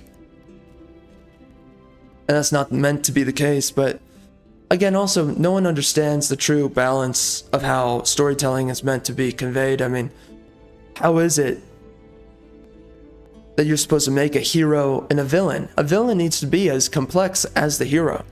You need to treat your villain like a protagonist. If you view your villain as someone that's just a lethargic, belligerent bad guy, then he's not real. Your villain needs to be real, or else the threat of the story is not real. You can't buy into it. You can't get immersed. It doesn't mean anything. So your villain needs to have motives. He needs to have a full-on justification. And most writers, they can't come to justify to themselves. I've spoken about this so many times in a lot of these playthroughs. It's actually kind of funny. But anyways, we're here again talking about this, and I've said it in so many different ways, and we're going to be saying it in a different way here. But so many writers, they can't grapple with the justification of their villain. And most of it, sometimes it just comes down to the fact that they can't imagine who they would be if they justified the villain. Will I become a villain if I justify a villain to myself? Well, if you have any strength of mind, no. There's no problem with the villain and the essence of the villain, and you justifying it, there's no problem with that whatsoever. And if the villain is truly incorrect and wrong, okay. But I guess you have a lot of these weak-minded writers that can't separate themselves from their villains. Why does every character that you make, why do they have to resemble you? Again, you're not a storyteller if your characters have to resemble you. Again, you are a propagandist who wants to self-insert at every opportunity. You're not a storyteller. Get out of here.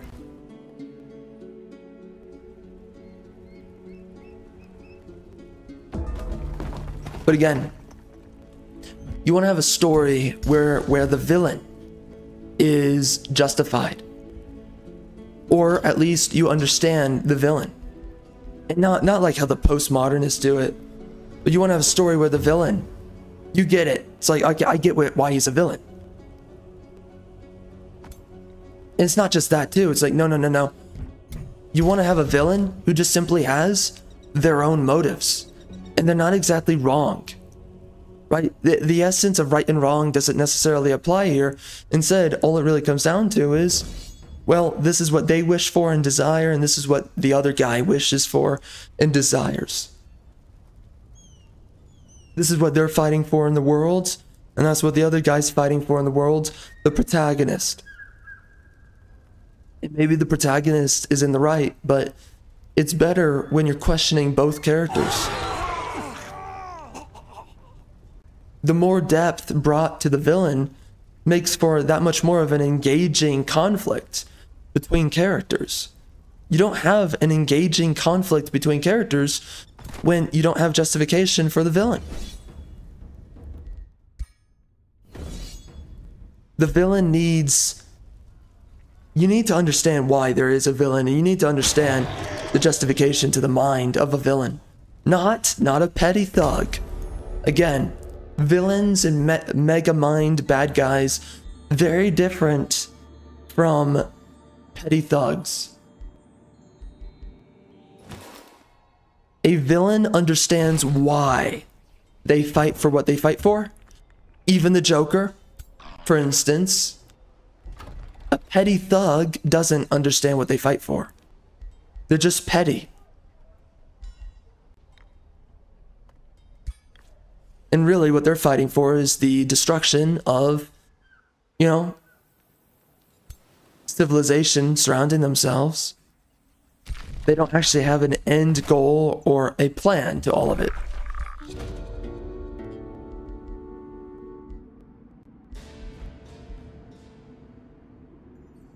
when it comes down to a villain, you always want to understand how they think. And the other thing too is that every story, especially every hero, is about proving the ideal. It is about proving the ideal. It is about proving the ideal. It is not that the ideal is presumed at the start of the story. No. The main character must prove the ideal. They are not entitled to victory. They are not entitled to the majority opinion. Oh, well, good guy's good guy because he's good guy. No, that's boring. That's not a story. That's propaganda. Stop. How about good guy's good guy because you proved it? Because you made a good argument for the villain and the good guy. But you proved that standing with the good guy was a better idea than standing with the villain. How about that? How many storytellers can do that? Well, nowadays, we have so much propaganda. It is blasphemy to even believe that there's a justification to the villain.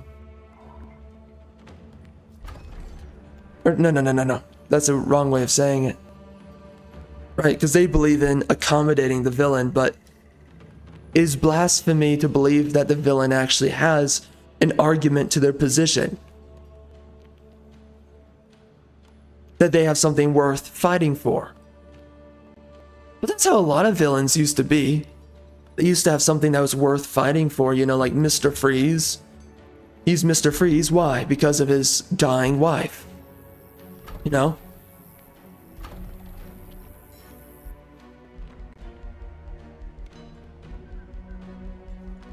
There's so many angles to all of this, though. Really.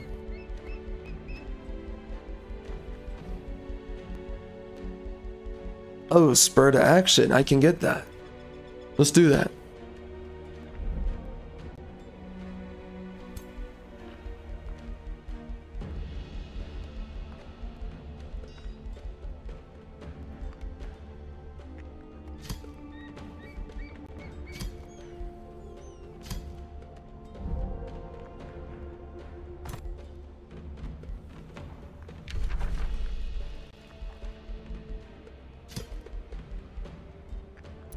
Anyways, this is why I'm writing stories.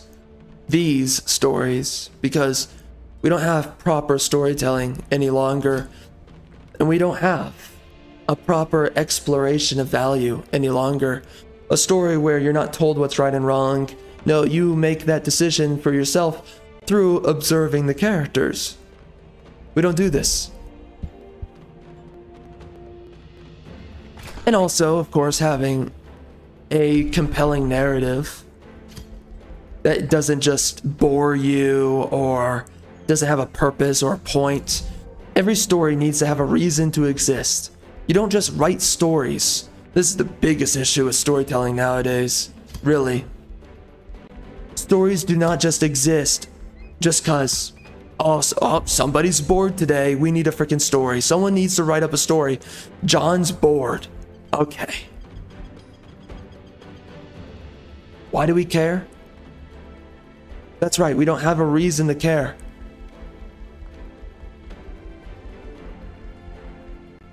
A lot of stories now are just written to waste your time. And I absolutely despise that. Storytelling was never made nor intended to waste time. Now it is. It's just meant to be a freaking meat grinder of used up ideas. We've turned it into a freaking brothel.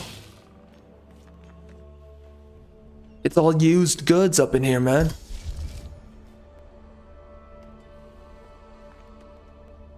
Everybody's copying old ideas, old storytellers.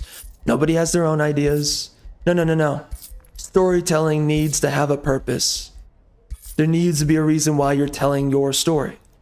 Not your story, as in the freaking leftards, how they view it. Why are you telling the story that you wrote? Why are you doing that? There has to be a reason to it. Something that it's expressing. And nowadays, writers don't have anything to say. Except for their political dogma. That's it. Oh, I believe in the rights of people that don't matter. Okay. And those people still don't matter. So good for you. You made a crappy little story that no one cares about people that don't matter. Good. Good.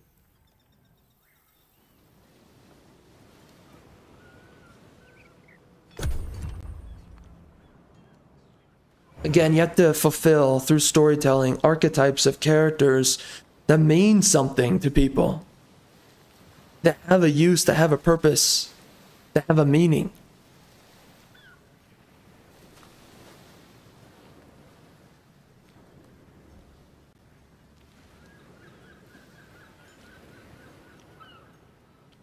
There has to be a significant map of value that's relevant from a character within a story to the reader. And it's not that they're relatable, because that's the other greatest lie. I already spoke about this before in a previous playthrough. I forget which one it was. But relatability is the dumbest idea that you can ever push in storytelling. And again, I've talked about this before. What is it really? If you want a relatable character in a story, you're looking for the villain. Why? Because most people looking at a story, they closer resemble the villain. And most people gaslight themselves and other people saying that they're not the villain. No, you are. You are. You have more in common with the villain than the villain, or rather than the hero, has in common with you. It's never been about relatability. It's always been about a character that resembles the pinnacle of value, the pinnacle, or the pursuit, of course, of an ideal. Or a character that resembles a relevant archetype. You want to see a character that resembles, what's an honorable man? Now let's make that a character.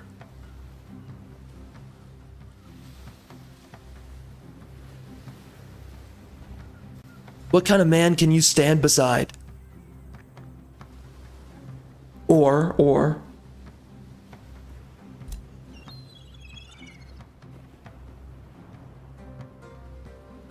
what kind of character would you buy in a bargain, right? On a street side bargain, what kind of character would you buy food or something from? Right? You don't just buy it to buy it. Oh, the vendor was black. I have to buy it. We support blacks. What? No, you want to have a certain type of archetype of character that we've known throughout history. There's a certain type of personality that becomes the best street side vendor. So it's a certain type of dude that talks you up in a speakeasy kind of way. That's what you're expecting. And not every writer cannot just perfectly fulfill every single type of archetype of person. So sometimes we oversimplify, right? These archetypes. Of course, that will happen. Or you get a little bit experimental and you play on the idea of what that archetype might be, right? A speakeasy kind of bargaining character. But then you make it up like, I'm going to add a little bit of this, a little bit of that to the character, right? A little bit of pizzazz with his personality.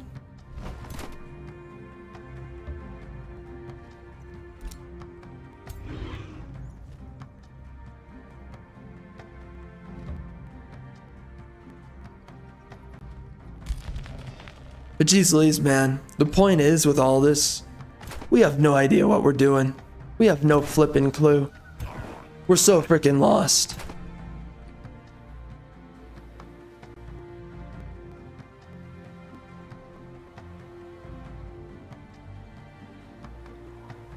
But you know what? That's pretty much the totality of my thoughts at the moment. Again, storytelling is dead. Storytelling is a freaking joke. And that's why I've written my stories. Because someone's got to freaking do the job.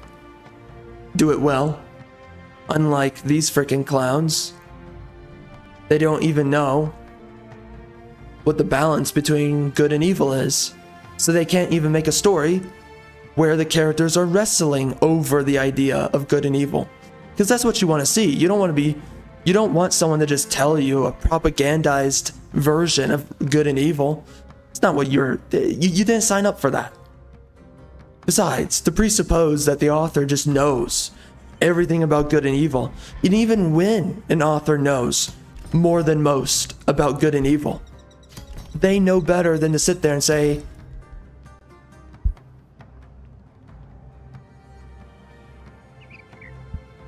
well, to use it like it's a political platform, right? They know better than to do that. That's just so stupid and silly. How you convince yourself that, it's a freaking joke. But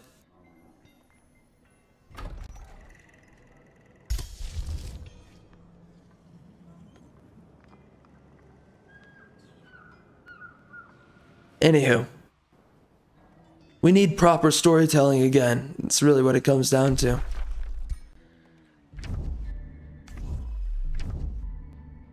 And we need stories that investigate the essence of good and evil, right and wrong, all those things, and not in a stupid way, right? But in a tangible way.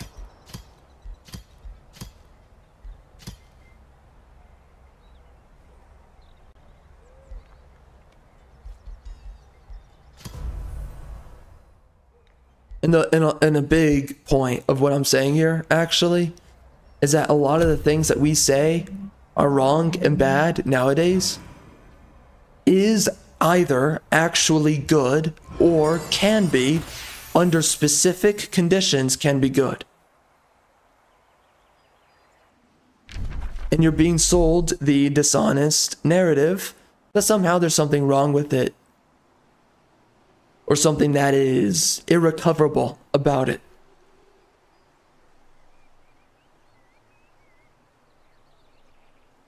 So you're negating from yourself the truth and the essence, or rather the truthful essence of a topic or a conversation or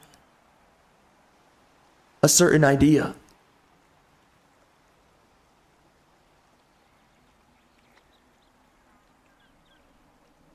You're being told that you cannot admit the truth to yourself. So what it really comes down to, though, is proper explorations of value and creating a narrative where you explore the proper approximations of value. Because storytelling is made and meant for you to think. It is not also made for you to speculate and all that. To expand the mind. It is not made to enclose the mind. I mean, unless you want to make a story about a proven ideal or concept, then you can do that. But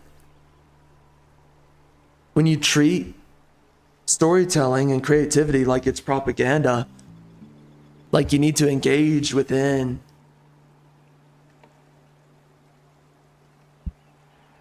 what kind of stories are we supposed to tell each other, that becomes a problem. You have to tell this story, you have to tell that story, you can only say this kind of story, you can only say that kind of story. That becomes a problem. When you start curating the story development process, when you start saying what's right and wrong. No. We're gonna have one character believes this, another character believes the opposite. And even though modern day we want to say this thing's right and that thing's wrong, no.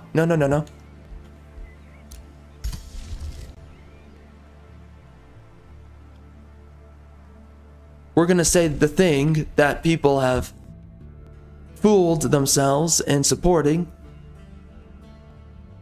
We're gonna say that thing is right or whatever. Or saying we, but really what it is it's the character that's saying whether it's right or wrong.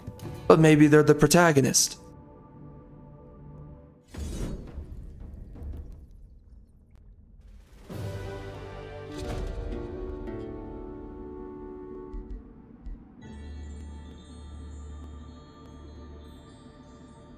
But we always have a predetermined idea of who the villain ought to be.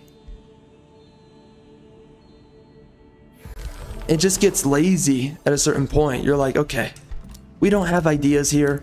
We're just rewashing the same old tired bull crap. Oh, look. Mustache twirling freaking bad guy. Oh, who would have thought? Who would have freaking thought? It's not like you just told us that the guy was a baddie right off the freaking bat.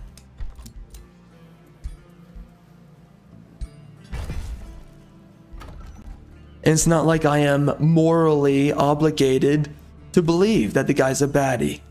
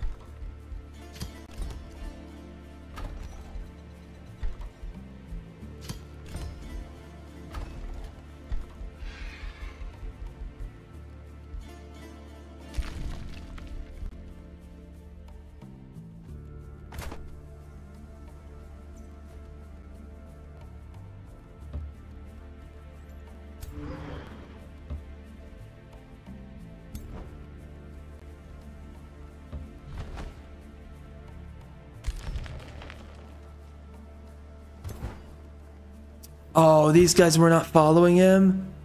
Get out of here. Annoying. Automatically move, guy. What the heck are you waiting for?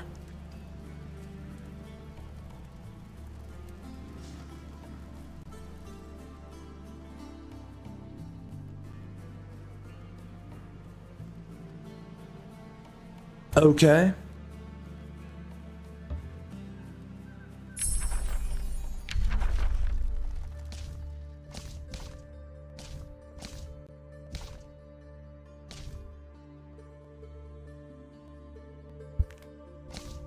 I think another part, though, what I'm saying here is that we have become so afraid of certain thoughts and values that used to provide past generations Slaying a wizard is similar to slaying any other monster. effective value. It necessitates preparation. If your mark is prone to conjuring astral creatures, it is vital to sever their connection and remove.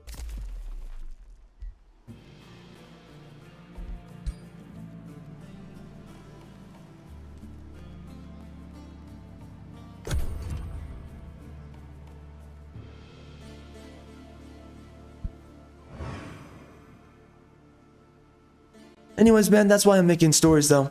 Because stories need to be amoral, again. It's not that characters don't have their own beliefs of what's right and wrong. Sound beliefs, but a storyteller should not be playing the role of the indoctrinator. And now, that's all we have. You know? Stories need to provide value. And no longer do they provide value.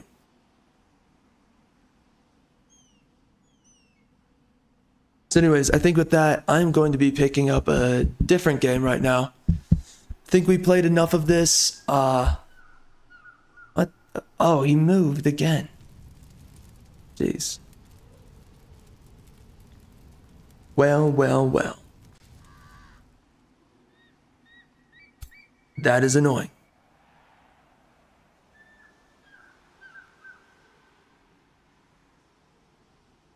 But yeah, anyways, we're going to be picking up some other games. It's going to be interesting, by the way, when Smite 2 comes out, because I am going to be picking that up. Oh, and the Elden, I'm going to be picking it up to check it out. See what they've done to the game, good or bad. And then on top of that, I'm going to be picking up the Elden Ring DLC when that comes out. But yeah, eventually here we're going to be finishing up this playthrough and we'll get on to the other ones.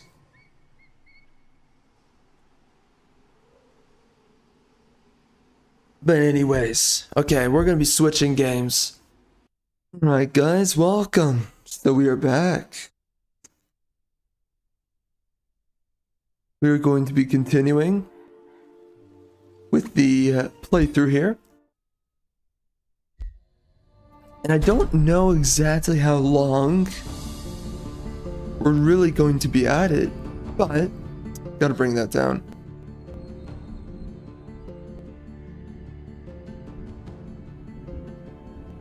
But yeah, I am looking forward to seeing this playthrough the whole way. What are you doing? Okay, so where's he going?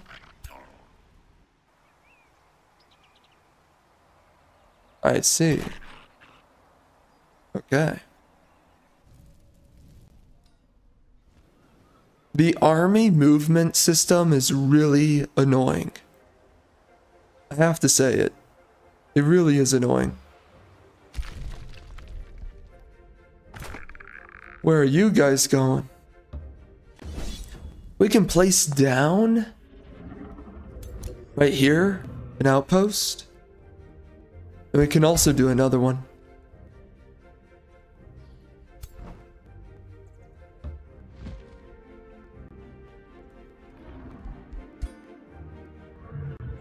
We're gonna do a few outposts right here, because we do need to be able to teleport.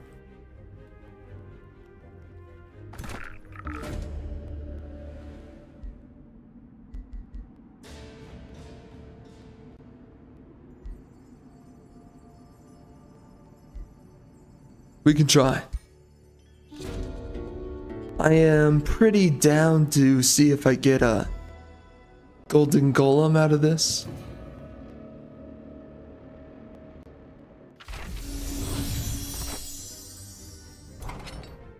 Cool. Alright, let's keep going. We're just gonna build up a lot of this stuff here. That is expensive.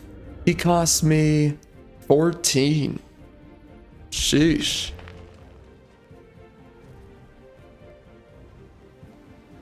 That was about the price of my last girlfriend. 14 goats. Yep. That took a lot. A lot of time to build up all of that potential.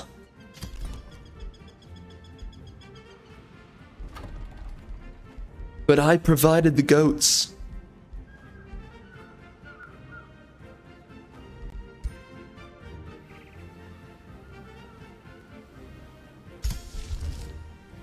And of course, I clapped those cheeks. Why wouldn't I?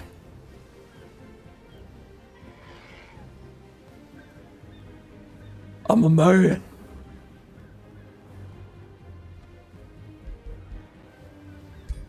I eviscerate the cheeks wherever I go.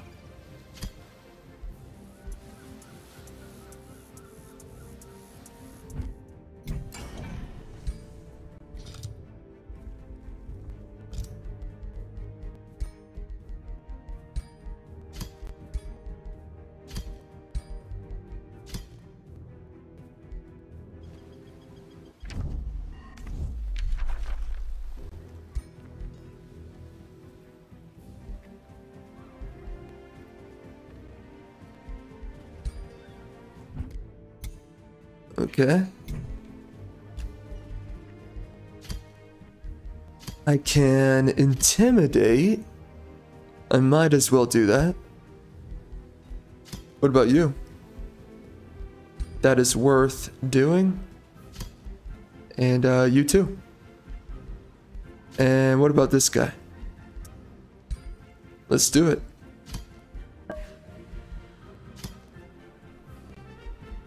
Yeah, intimidation's pretty nice. It is also pretty effective. Truthfully. Alright.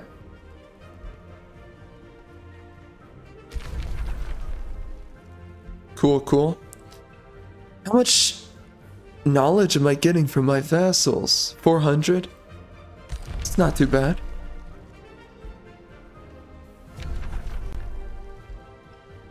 Okay. I like it. You know, I'm gonna be honest. I kind of want to do a vassal build in the future. Again. I want to do another vassal build. If it's realistic, it might not be. But if you specifically generate vassals yourself, it does take a little bit of time, but if you are designing vassals yourself, man, they give you so much knowledge. It is crazy. But if you want to grow them quickly, you're gonna have to raise a lot of cities. And I mean a lot. It is crazy.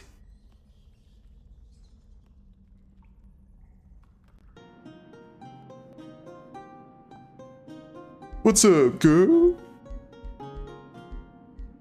What you doing? You know what I want to know? I want to know, how do you get... What the... Oh dear. What was that about? I want to know...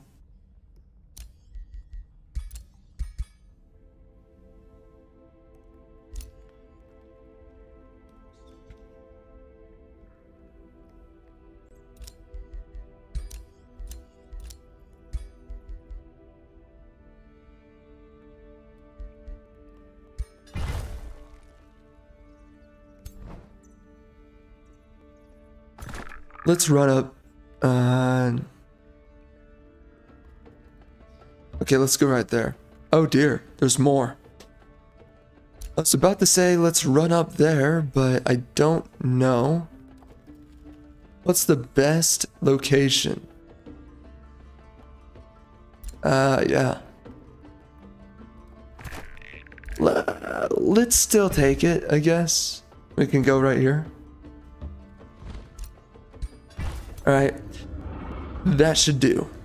Alright.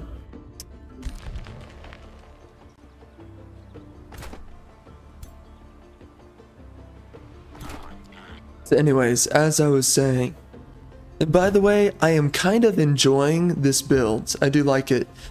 But I want to know, how do you get the Astral Siphoner? How do you get this guy? I want to keep him, you know? I want to be able to build more of these guys. But I don't know how you do that.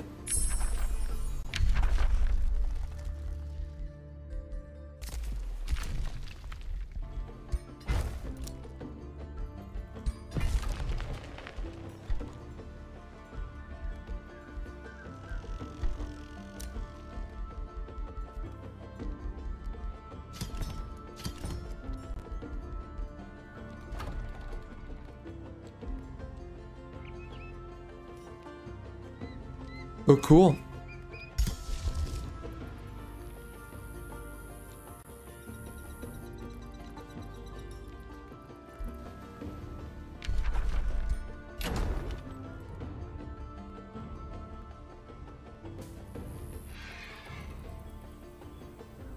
Awesome. Just awesome. So they're gonna take my outpost. These guys have nothing better to do. Yeah, anyways, dude, I desperately want to get myself a lot more of those astral siphoners. I can't really figure out how you get them, but desperately, I want to figure it out.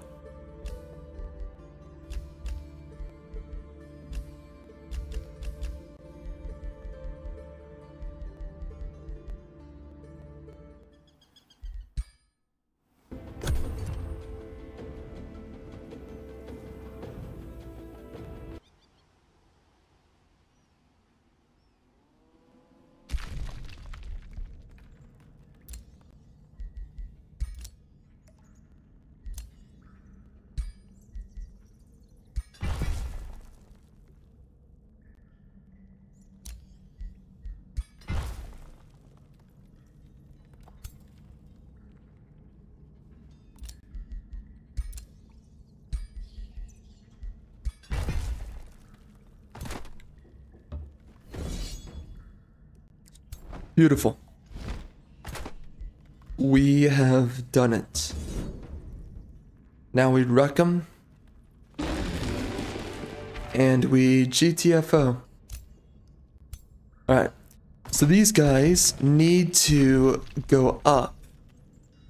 So we're gonna do that. Uh-huh. Palisade walls.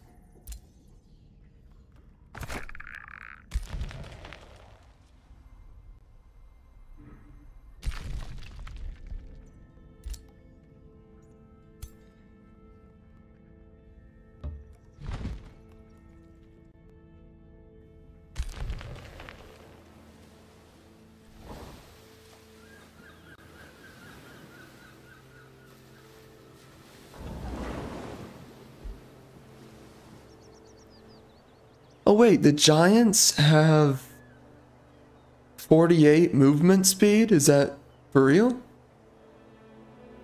Maybe. Okay. Where's my homeboy?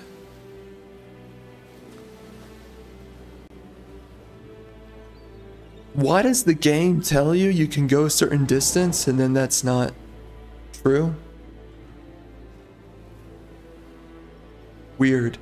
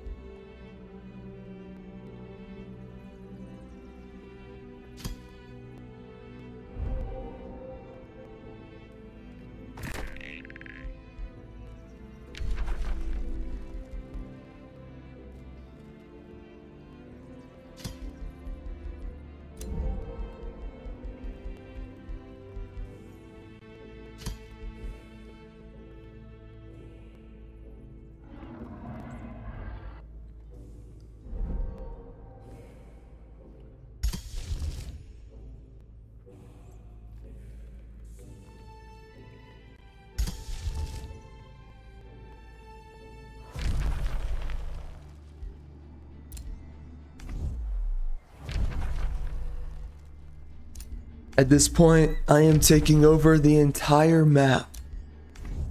That is my choice.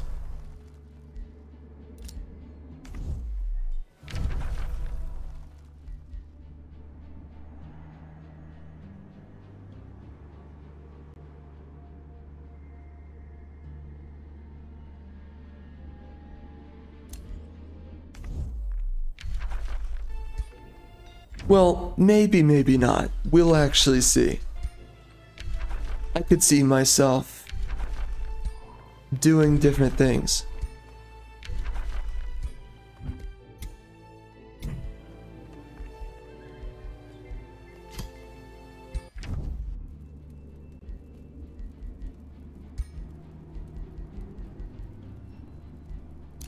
Here.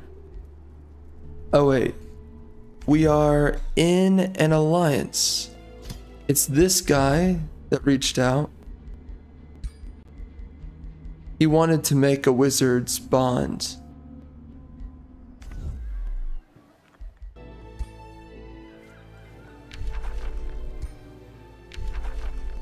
Interesting.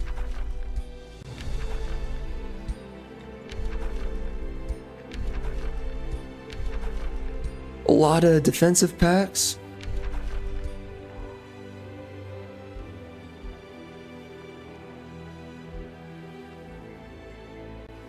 Alright, I'm gonna get a bunch of units to start defending these capitals. Because these guys are about to get brutally destroyed. Gotta make sure that they're good, so. Alright, let's do 1, 2, 3, 4, 5.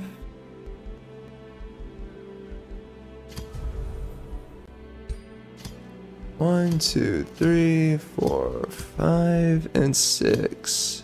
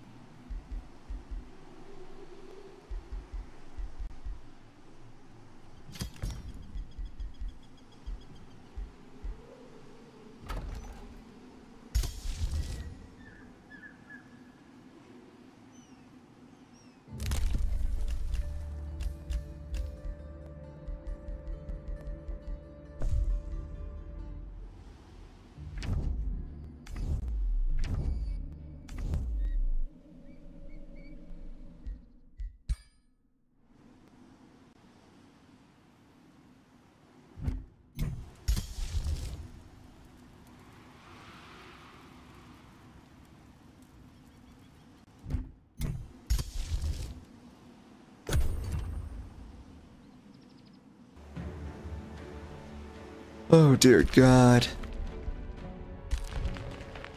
This guy's about to take it. I could rush my units though, and I probably will. We're gonna get this. Please. And then we can force the biatch over there. Okay.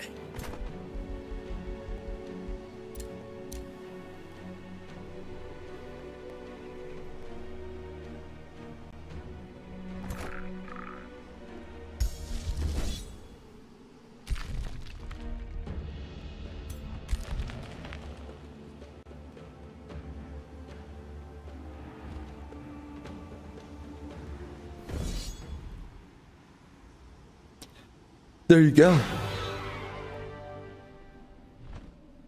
We took it back.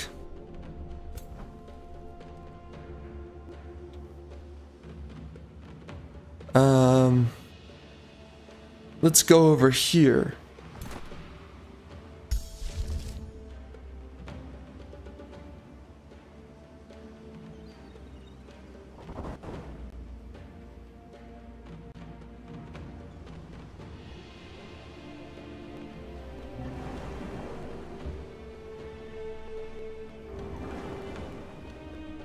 Yeah, I'm not gonna risk my armies, so they're just gonna sit back for a quick second. And then explosive manifestation, that's pretty nice.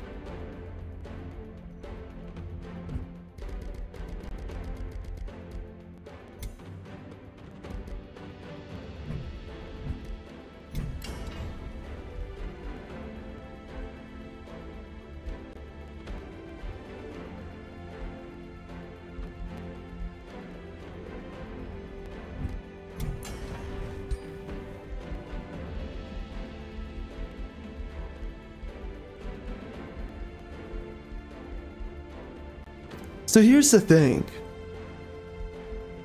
Is a blowpipe any better? It looks to be worse in all ways. Why would you use it? I don't get it.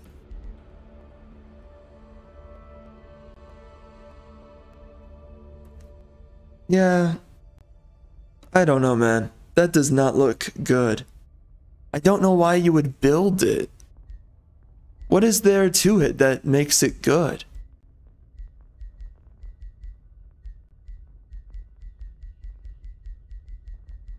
Weird.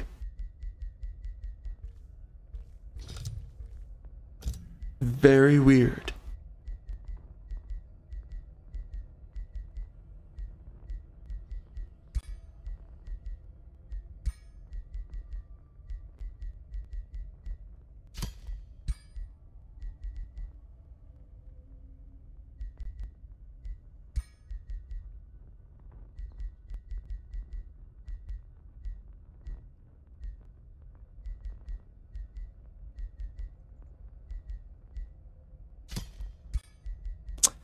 Oh, I can't do wets.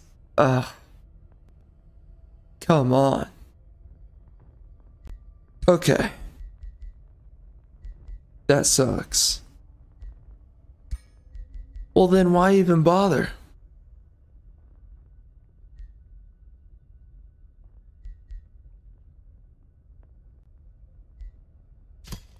Fine. Let's just do this random thing here. Uh-huh. Decaying takes up 2. Weird. Okay, then let's do this. I think that's pretty good. And let's just apply something different.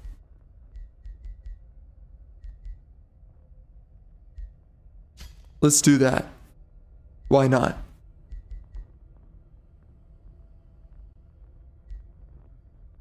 That's pretty good.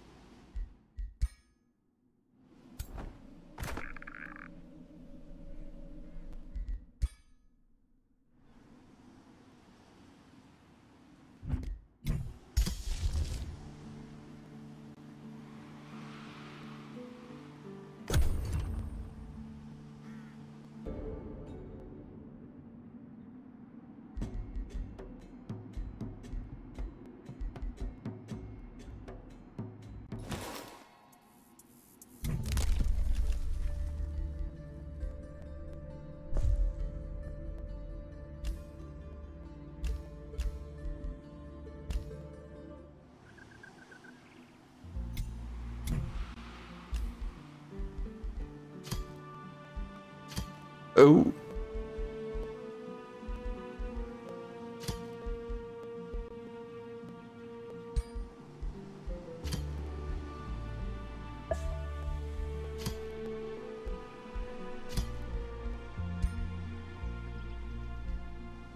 Alright, not too bad. We don't have a lot of war spoils. That kind of blows. Let's just sit right here. We need to heal up. And these guys can go attack.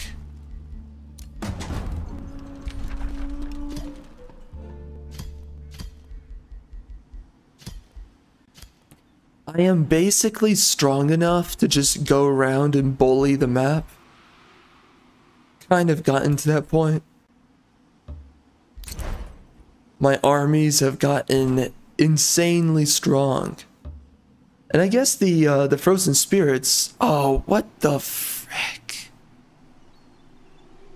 Really? I guess the frozen spirits, though, are pretty good. So far, I don't really have anything to complain about. I mean, they really do seem to be good units, so I will give it that.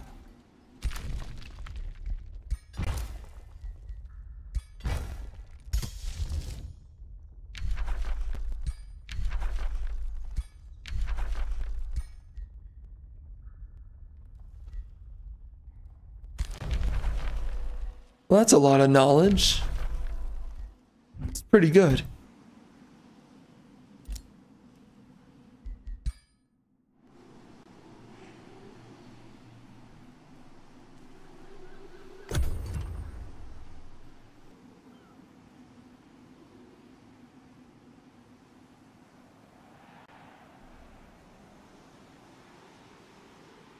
Noise.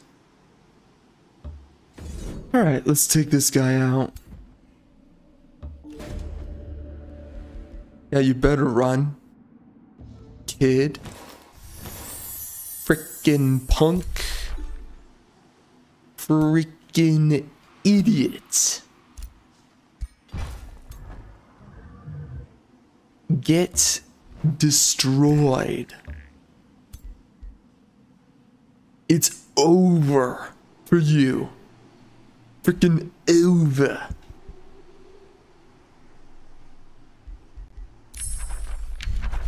Explosive manifestation. I want something better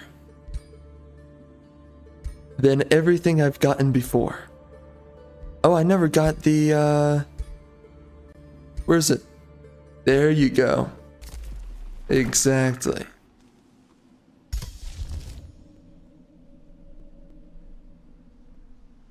Okay, you know what I want to do.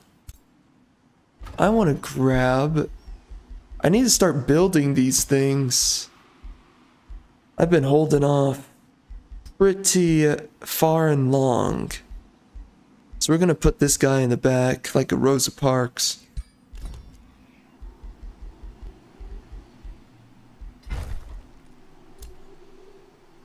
Alright, that's some good income there.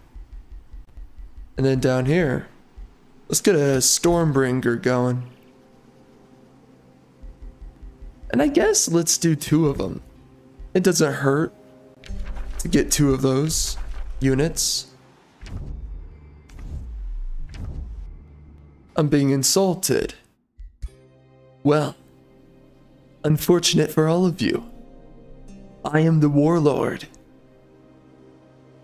You must submit to me.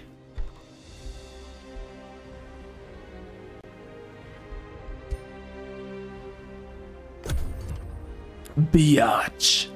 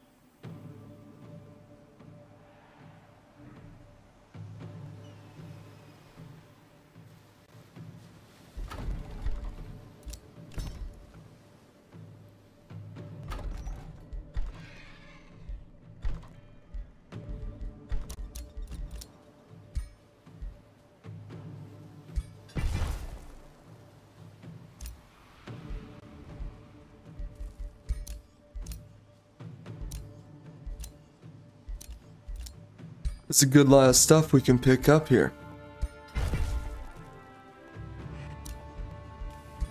Very nice.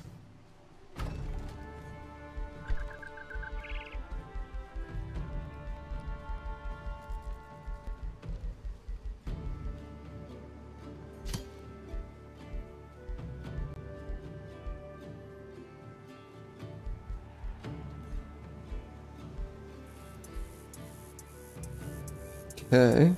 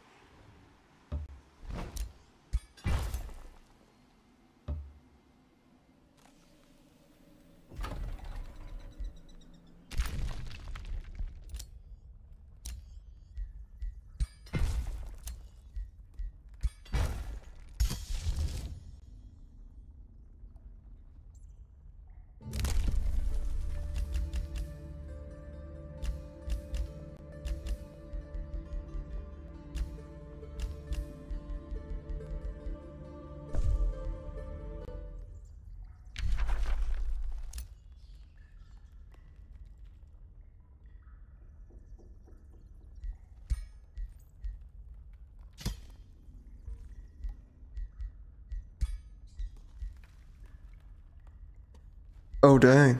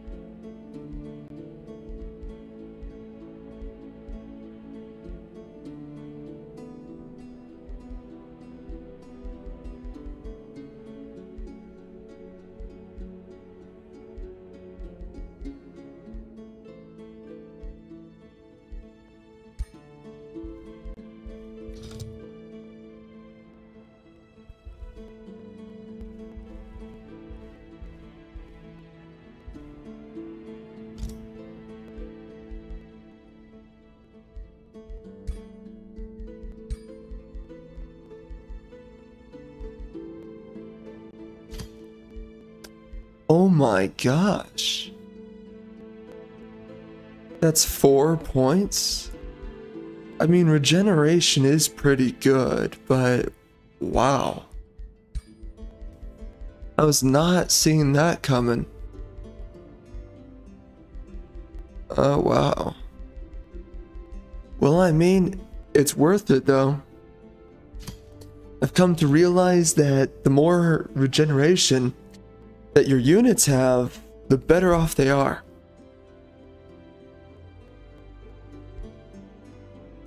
Specifically your hero units.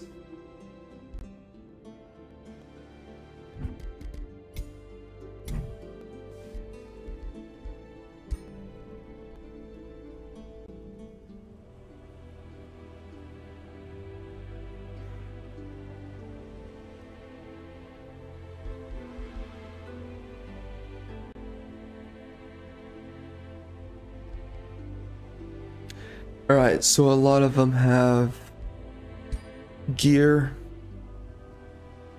Pretty nice.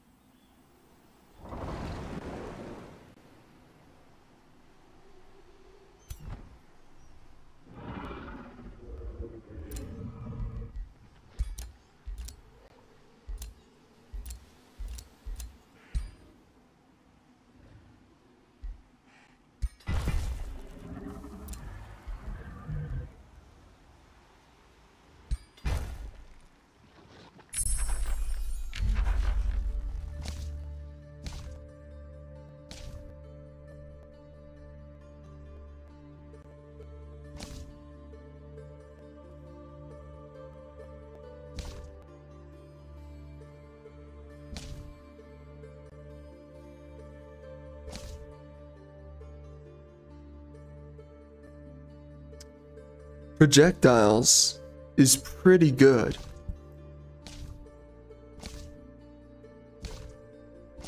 Yeah. I see it. I do see it. Also doing gold touched. It's pretty nice. It's a good upgrade. Difficult to make a decision here, but I think I might go with Projectiles of Decay. I think that's the best one. Make my ranged units very powerful.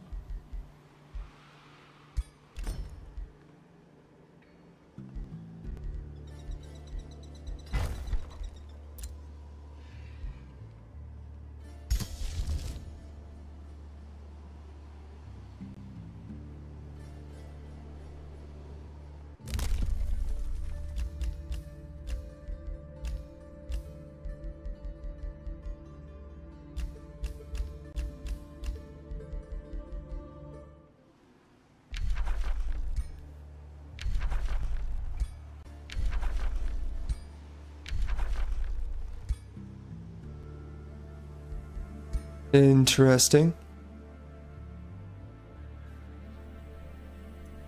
I think that's all. I definitely believe that we could be using a whole lot more research at the moment. How much damage difference is there? This guy's about to also get blight damage on top of everything else. Man, he's about to pack a huge punch. That's a lot of damage numbers right there. Nothing special on the Scalds. What does the Scald have? Almost nothing. Wow. Okay. What about this guy? Yep. Nothing crazy. Oh. Cool. Doesn't this guy get more evasion?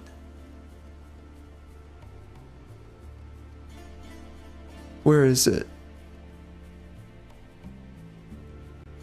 This is such a super unit. Seriously, if you think about it. Absolutely insane. Yeah, 50 evasion. That is really good. Wow.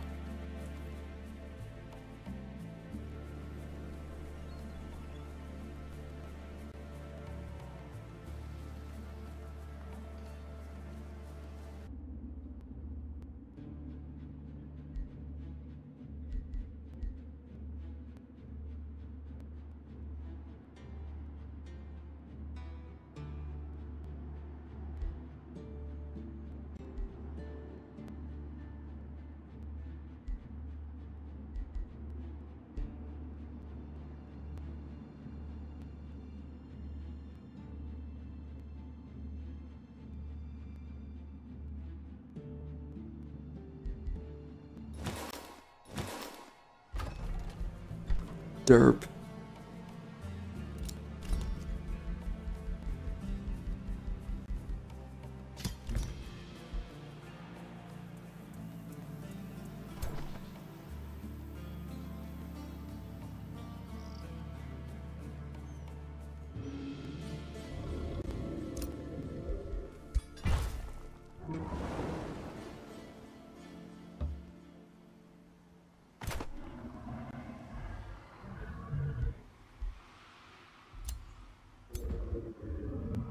It's starting to look like a pretty good army right here.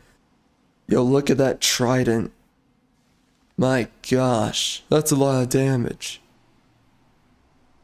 All over the place. Shoot. That's pretty crazy. I like it.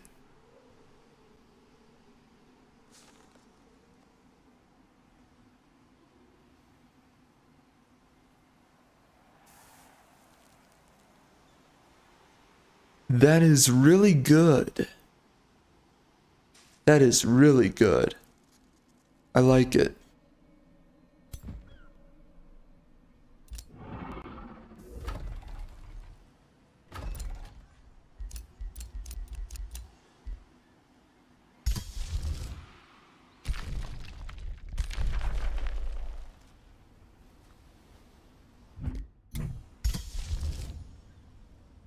All right, let's do it.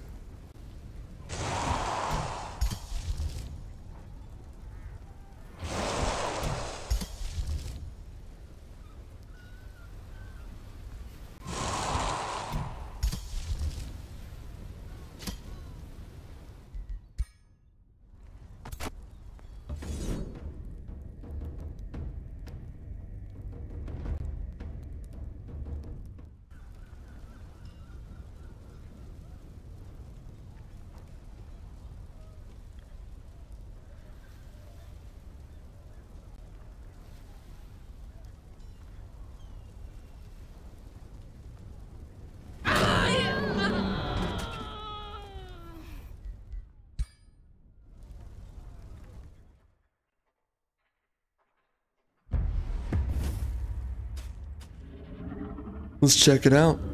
Let's see how they did.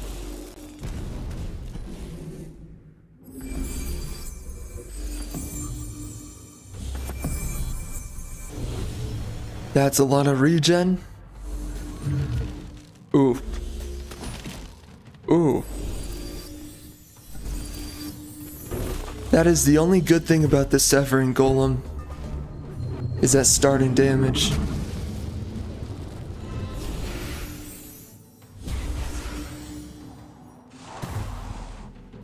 Good. Okay. A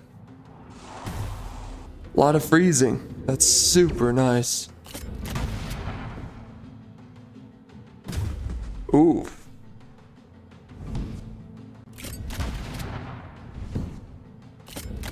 Ooh. That damage is real. Oh. 94 damage. Wow. Crazy. Wow.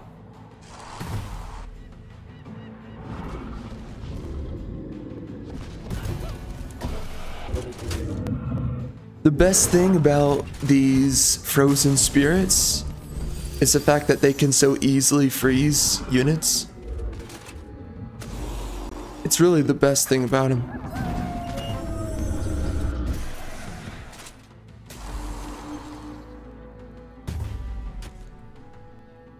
Whoa. Okay. Ow. Jeez. 49 damage? That's really good.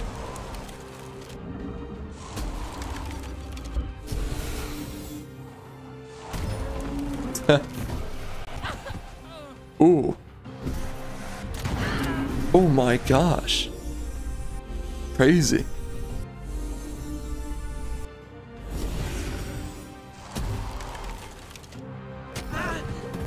Wow.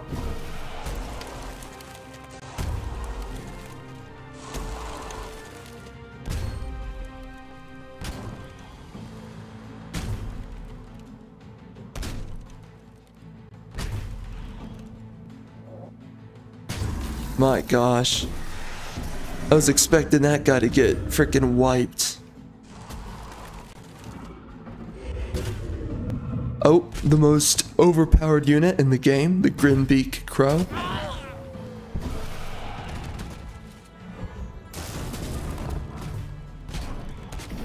Oh my gosh. Bro.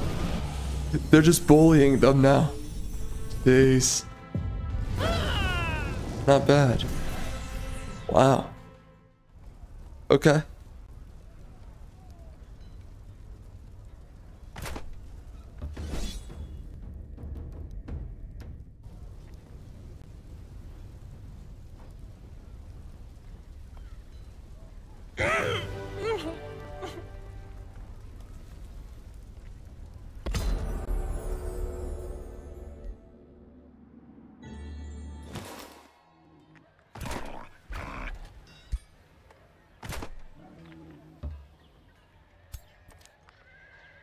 Easy. Absolutely easy. Alright. Who's the next guy? Skogan? Ah, frick. He's on the other side of the map. Alright, that's gonna be a little bit tough. And then after that, it's Biatch of the 5th realm. And Doofy Bookie. Well, they're all right next to each other. So that's good for me.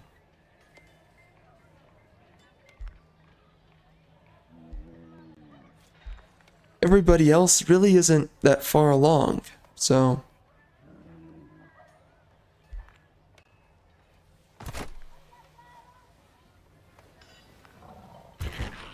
We're gonna heal up for one turn.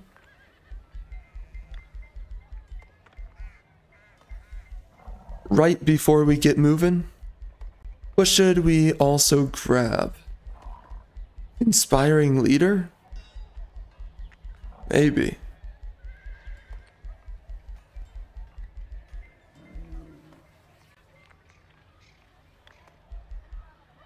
Kinda thinking we should add a little bit more damage.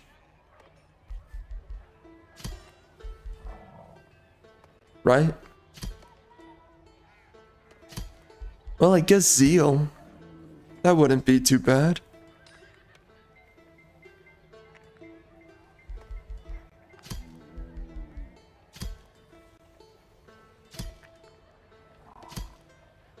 That's pretty good. But I assume this might be better. Maybe.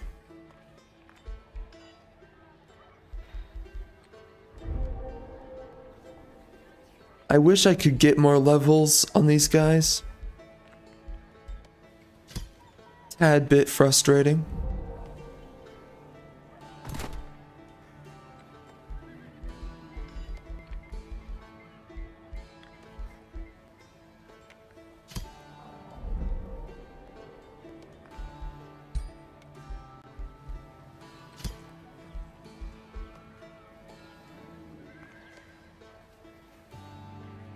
Yeah, what kind of transformations does he have? Really nothing. Okay.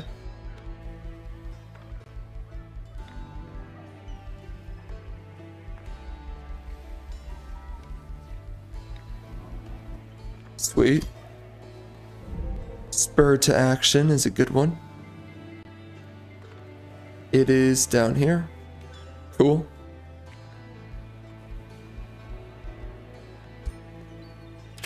Grant freedom. Freedom. Freedom.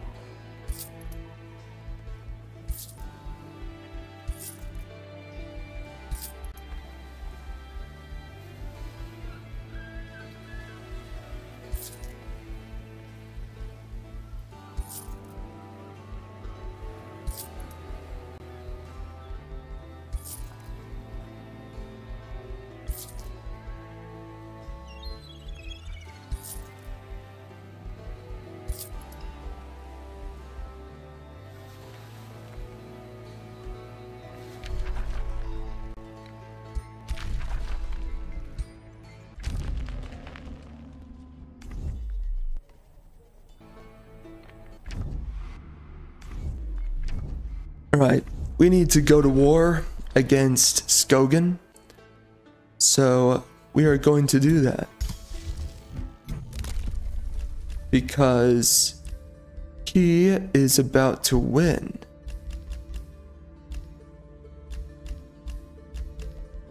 Let's go take this.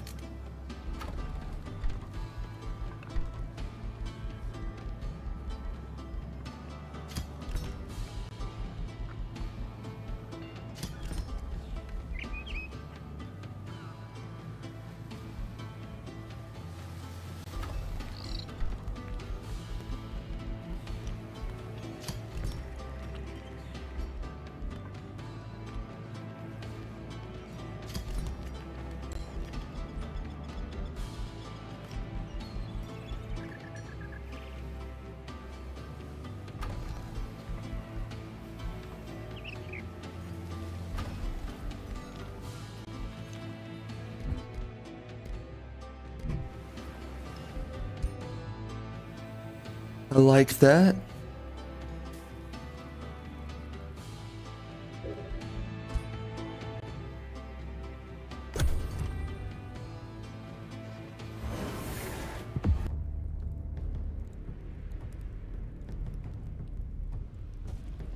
Oh dear.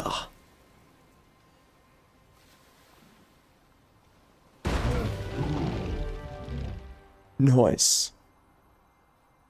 Very nice.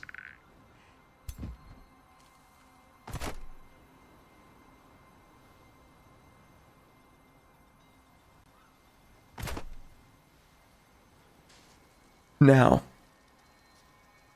is it possible that I could use these guys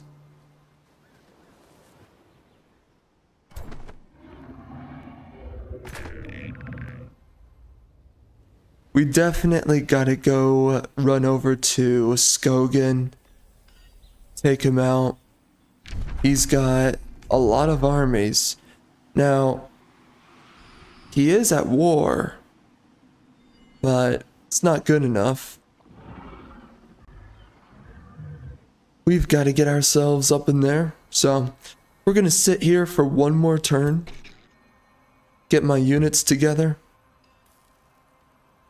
But we're going to be headed over very soon. We are going to start taking this.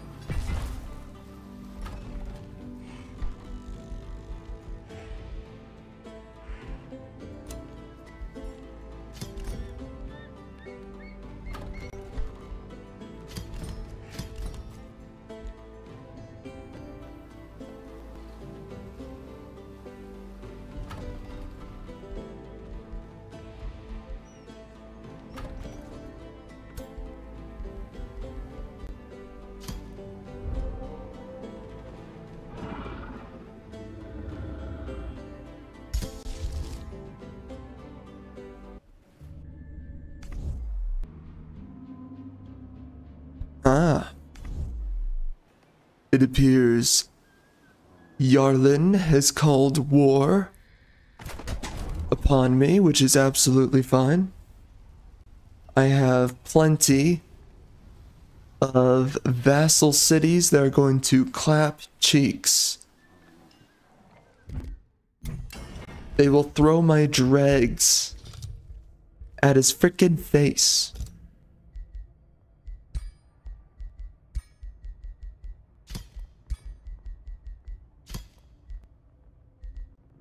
I do think this is a really good clothing piece to put onto your character. Alright. Well, this is a very good army right here. These are some of the toughest mofos that you can find. So, I'm down bad. Let's do this. Oh yeah. Let's do this. Alright, so who do we attack first? I would say, oh my, Well, he's going right after him, isn't he? Well, I would say we should just get in there, right?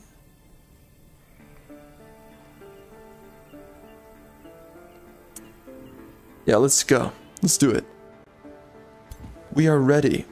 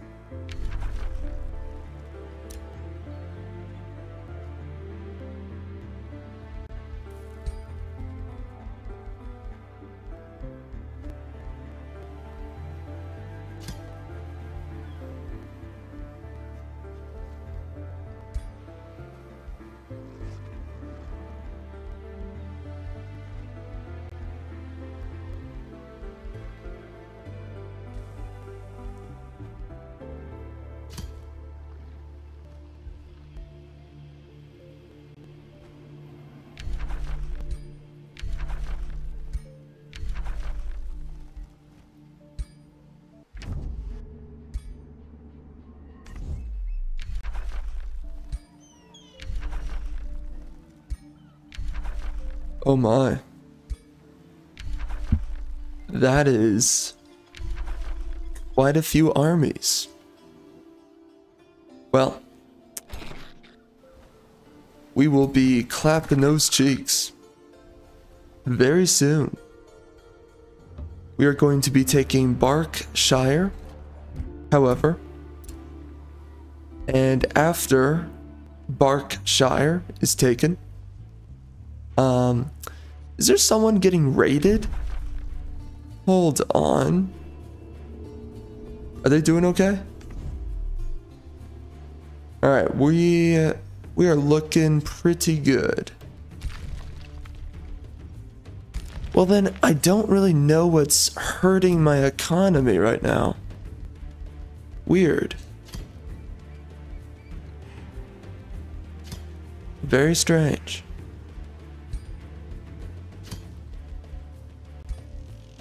Alright. Well, glorious. Kind of. Yep, nice.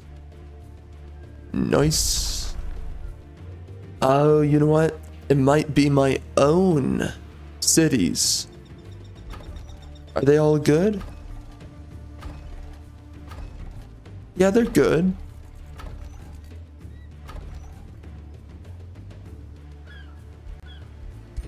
A whispering stone can help. That's for sure. I'm gonna automate production on these. Best way to go.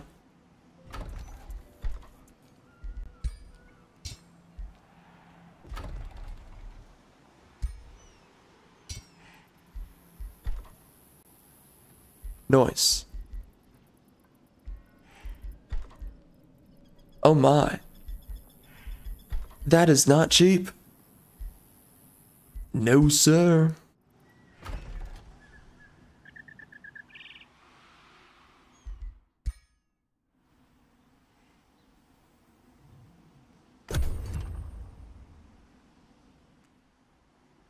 All right. I was looking forward to seeing this. So, we got projectiles of decay. Let's see it. Huge upgrade. It does cut into my economy quite a bit. Making it really difficult to have two full armies. Seriously. This is insane. But anyway, we're gonna keep getting these guys on over.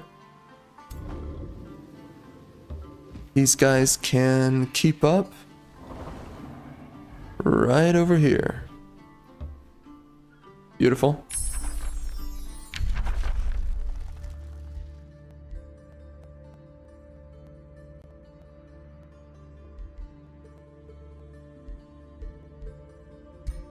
There's something else that I want. It's not any of these, but what is it? It's none of these. No. That's a good one. Astral shattering, you can't really go too wrong with it.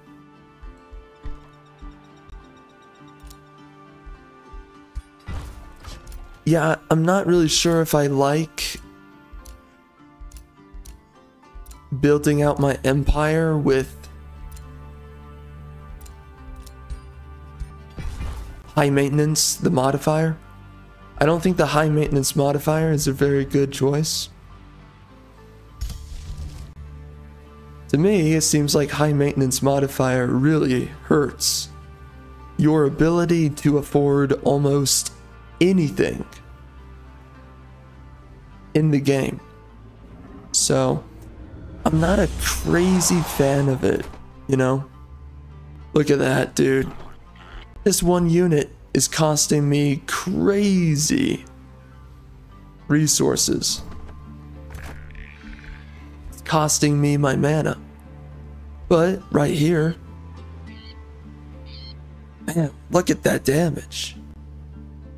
That is so good. My gosh. That is really nice. Frick. That is a good unit.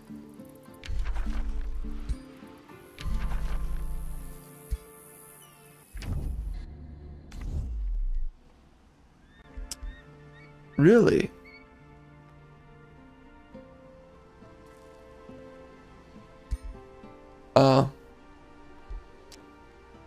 I see. Well, thanks for the income, guy.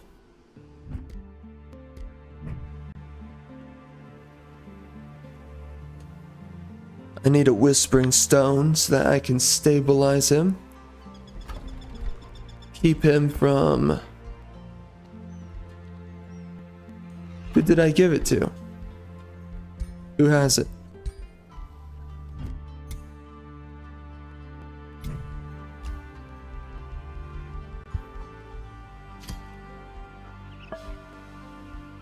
Alright, that's pretty good. Alright.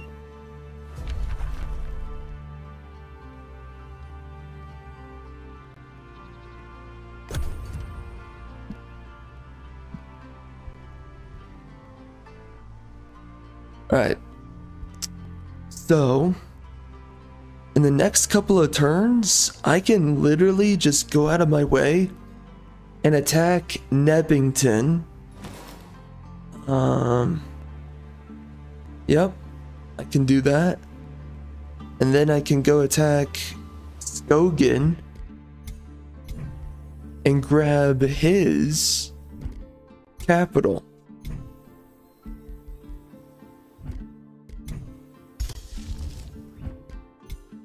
And that would equal a victory for us.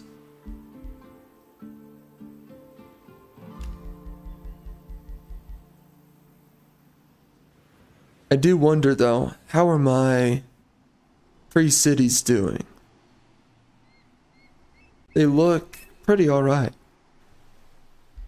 Look at all this damage. Sheesh. That is insane.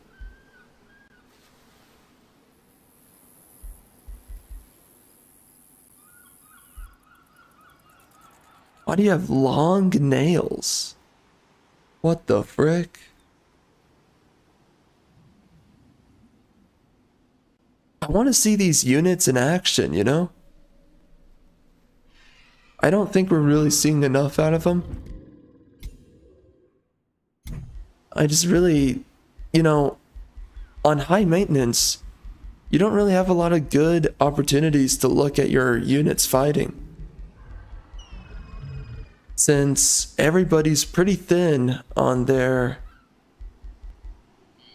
ability to field any armies onto the battlefield, or onto the map, rather.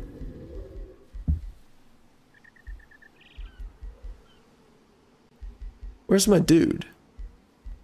My homeboys. Oh, down here.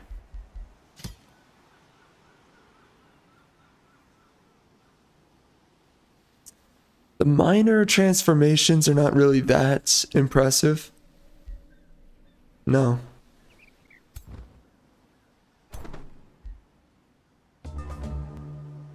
Not at all. So, we're not really going to get a lot of transformations unlocked by the end of this. For my ruler.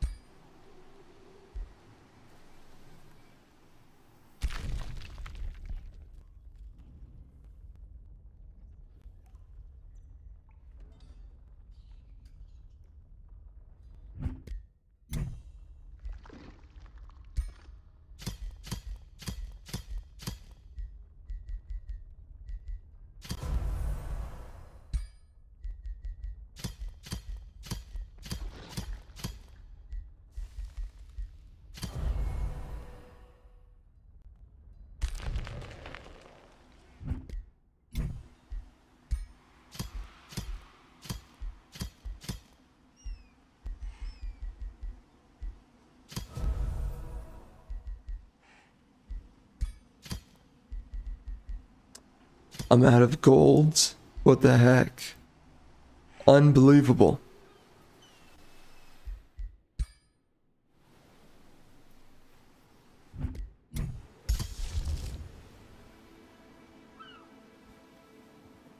You know, typically, I'm not really that low on gold. So this is kind of new. What the frick? Messed up.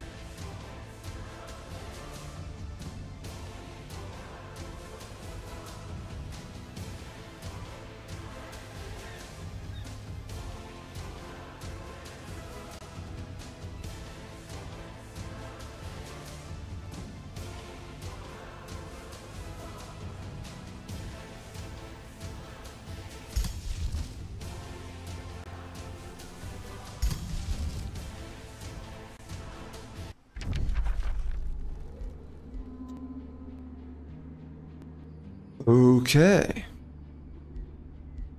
Oh. Against the biatch. Oh.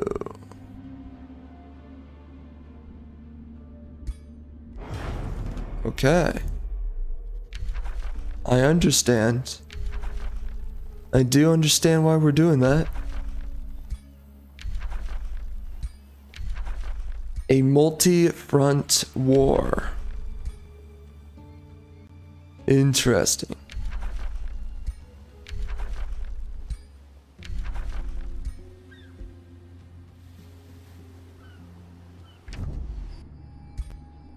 I have so many supporting armies, we should be completely fine on the map, despite how many biatches we're fighting. Hold on a minute. Shoot. I forgot that I did that. Is it possible? Oh. Okay.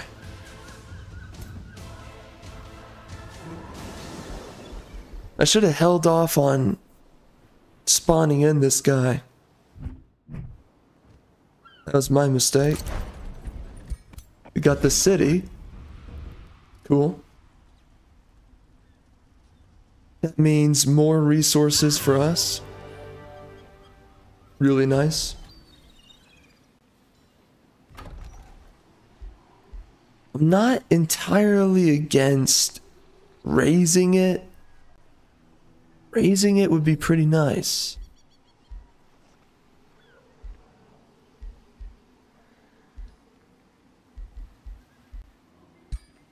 But I kind of want to get that income right away.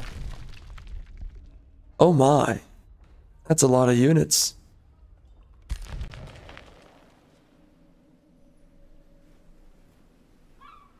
So how close are these guys?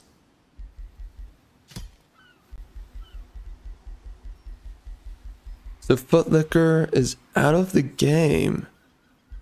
Everybody else is tiptoeing towards victory. Okay. I think we can afford to go down here and grab Cinderholds. It doesn't really hurt to do that. Getting Cinderholds could definitely be a good boost to our economy right now.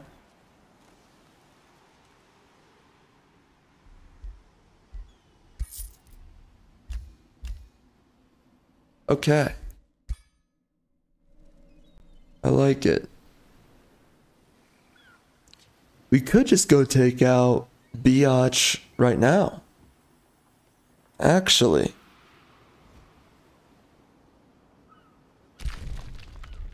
A little bit tempting.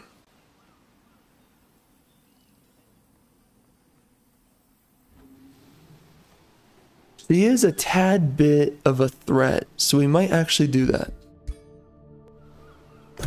Because of how close she is to getting the victory condition.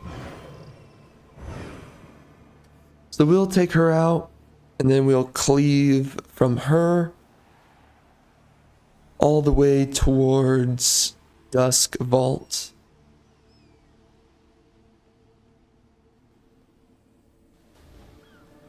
We're getting a large portion of the map.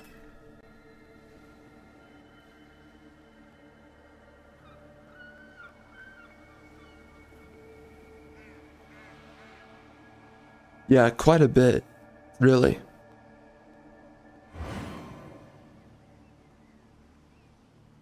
This isn't exactly perfect to me.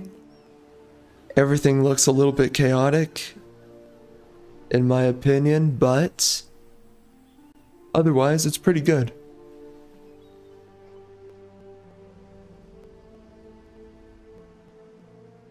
Oh, Doofy is attacking who? Oh, a vassal city?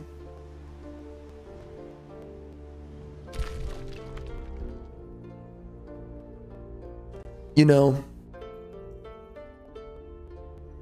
Typically, nobody's really bothering that much with the underground. There's a lot that you could actually get away with down here, because nobody really cares about it. Typically, everybody's just expanding up top. So if you were expanding down here, there's a lot that you can do. I mean, just looking around here, it's clear that there's a lot of space that nobody's taken up.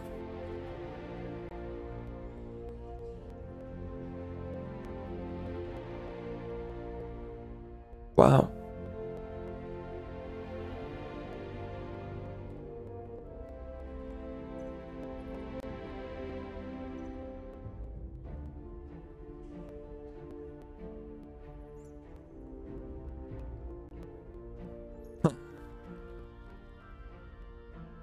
Quite a bit going on around here.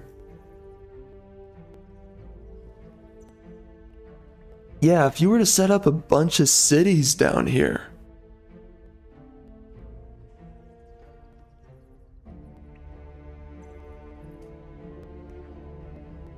you could have a huge underground network. I don't know if it's a good strategy. I do know that it is considerable. Alright, so we're gonna go take this out. It's right here, so might as well.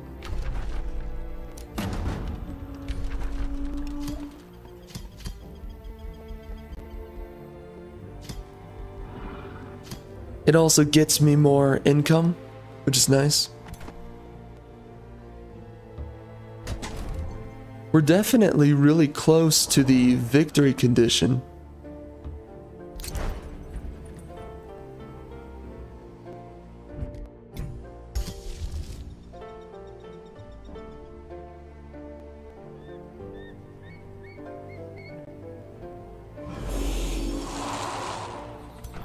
Yeah, look at that.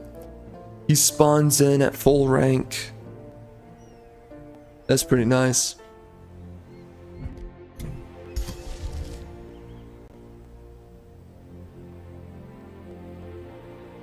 And he's a cheap unit too. Pretty cool.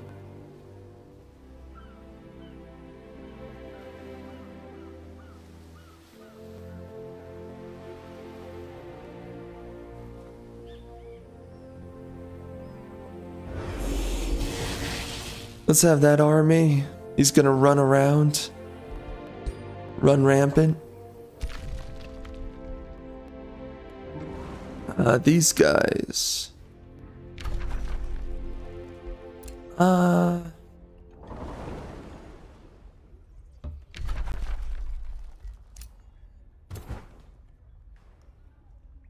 there's so many armies. That's gonna be crazy to deal with.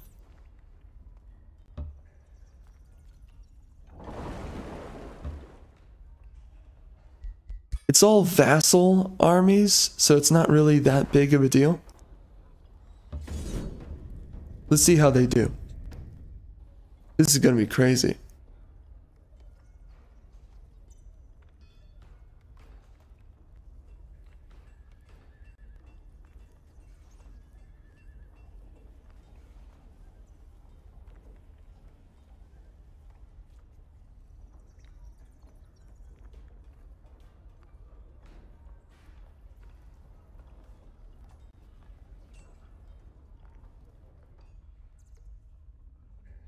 Dear God. It is definitely processing.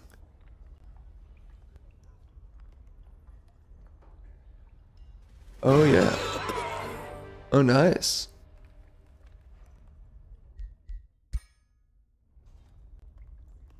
I want to see that damage in action. Let's see how powerful my frostlings have become. My snow spirits.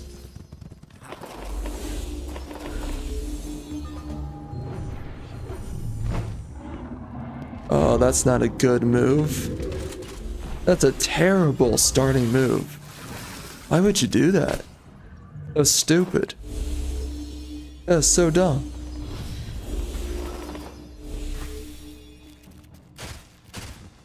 They barely do damage at least. Ah, dominant. Come on. Yeah, why would my AI put me in this position? This is terrible. They're not using the... Yeah, that's stupid. Nice.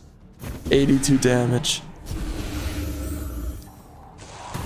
Yeah, they're not using the tier 5 spell. Specifically got them. It's unfortunate. That's okay damage. I would expect a little bit more. Oh my gosh, my heroes, bro. Whoa. That is insane. At least we're freezing a lot of units. My gosh. Wow. The one-shots are insane, dude. Not bad.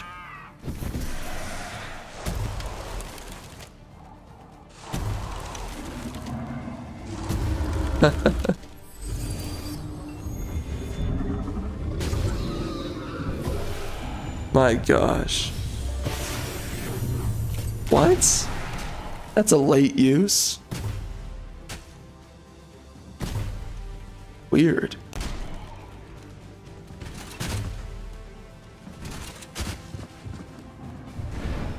We are wrecking. Dang. 93 damage. That's really good. Oh my gosh. The decaying got him. Okay, not bad.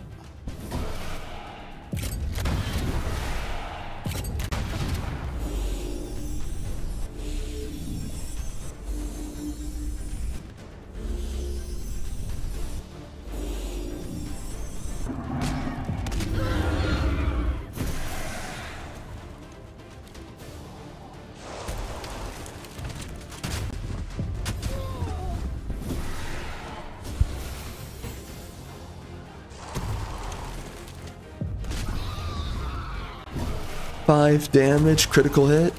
Oh my, 4 damage, critical hit. Jeez. That's nothing. Wait, he wasted the spur to action? That's weird. Why would you do that?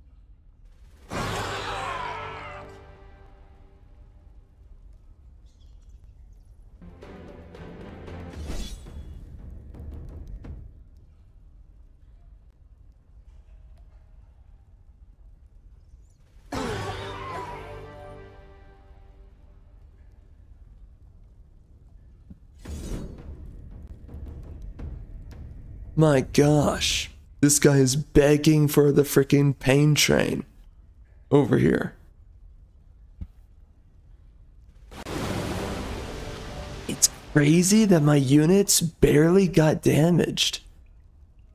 Is that how good freezing your enemies really is?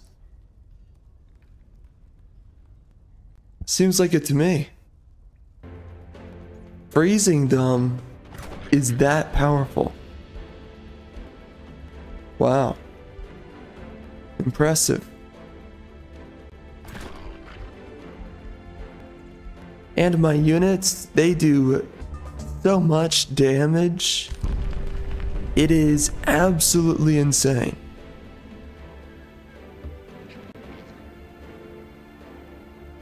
Okay, hold on.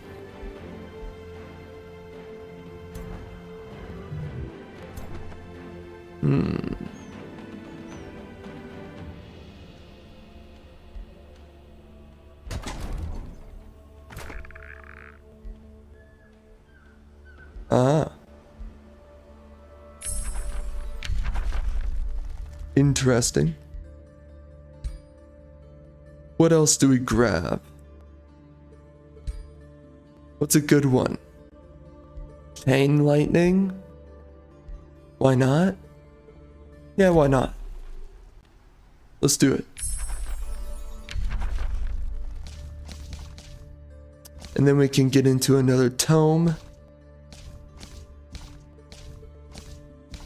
What was I thinking would be really good?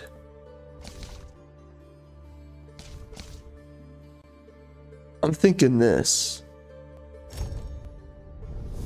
But also gold touched is good. Embrace the chaos, and it will embrace.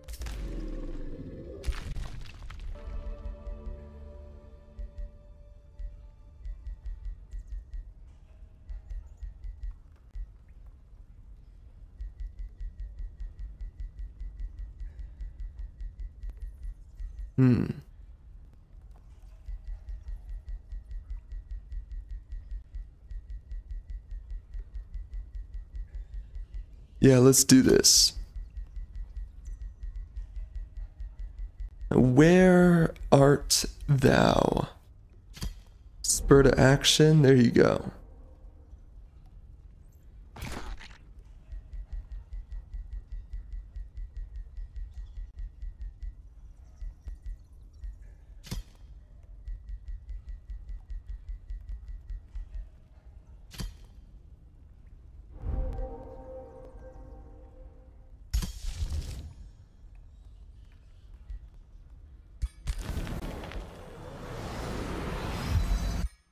Nice.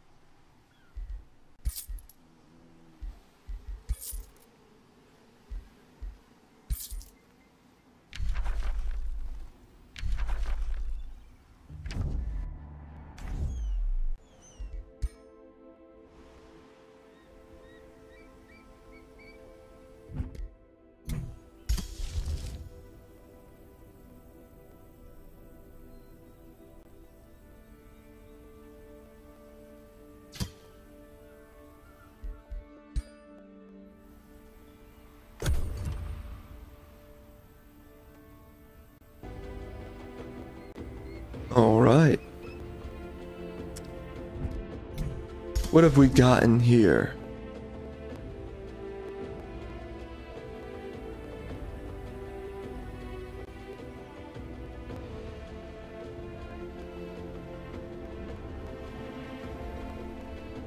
We're gonna hold on to this. Man, that guy's got a huge army. And that's because, of course, it's undead. So, go figure. Let's see. I think we're just going to spam out a huge army. from one of my guys.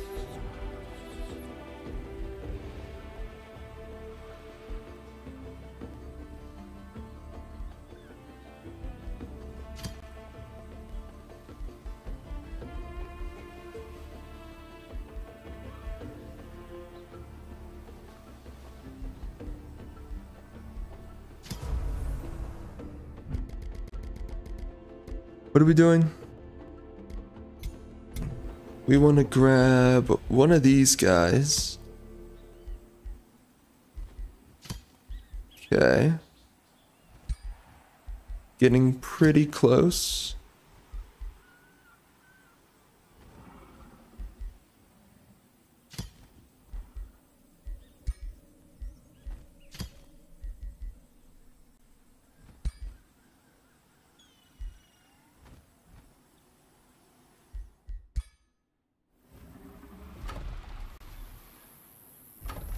We're getting the income up, and can't go to the other side. That's too bad. Can I really not? Really? You're telling me I can't take anything over here? Let me see. Wow. Cannot. Okay.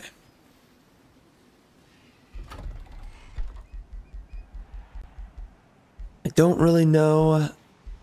What do I want to build on this side?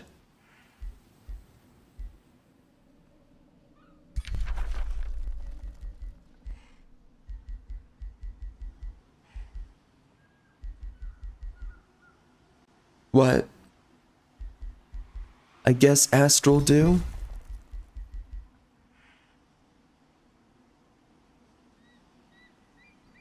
We can rush that.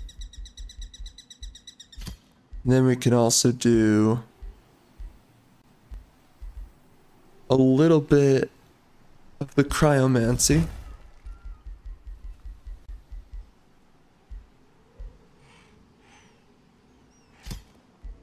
We should also do a teleporter somewhere over here. Let's do it right there. And then what? I guess this guy.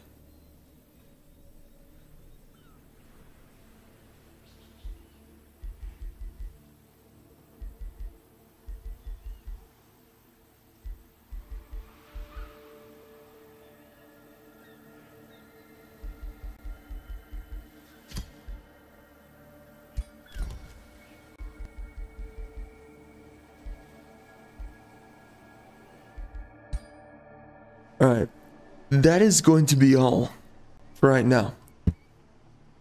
And we will be picking this back up.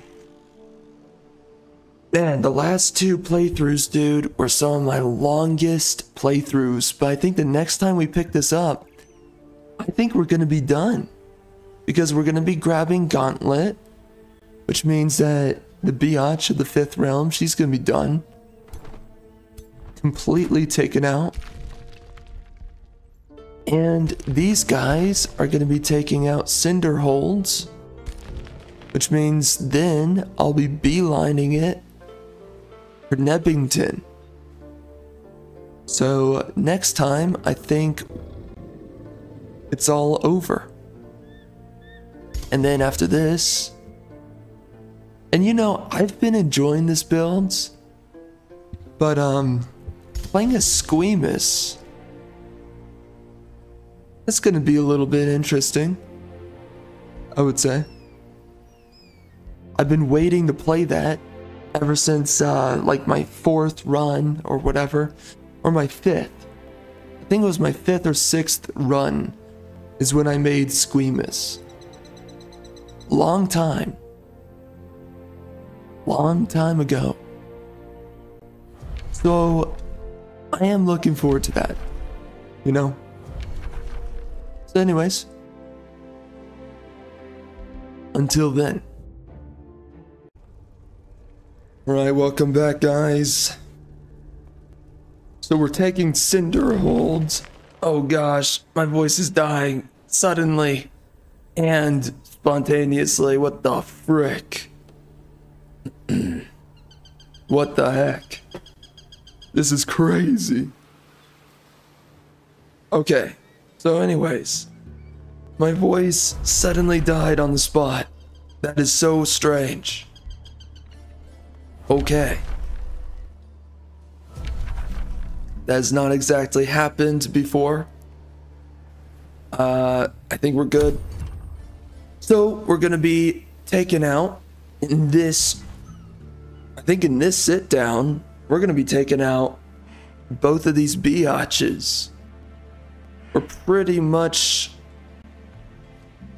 good to wreck these guys. I do believe.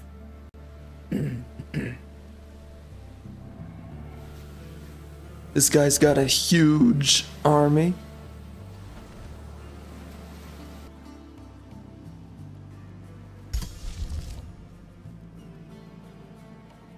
Well, I think we're going to pretty easily destroy everybody across the map. I would actually say that this is a pretty good build that we're using. I think elemental units are actually pretty good. And survivable, right? When they die, they can come back in combat. So that's also pretty cool. And using the frost elementals is pretty strong as well.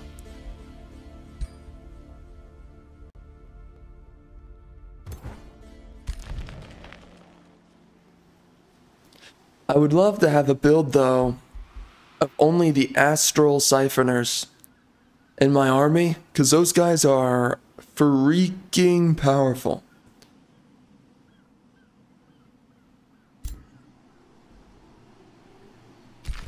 Alright, let's get these guys to follow.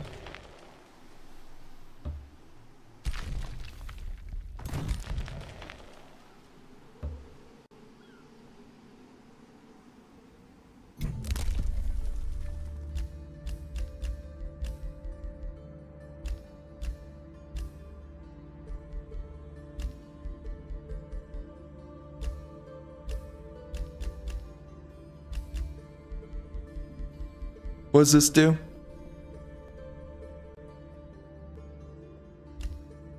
I see.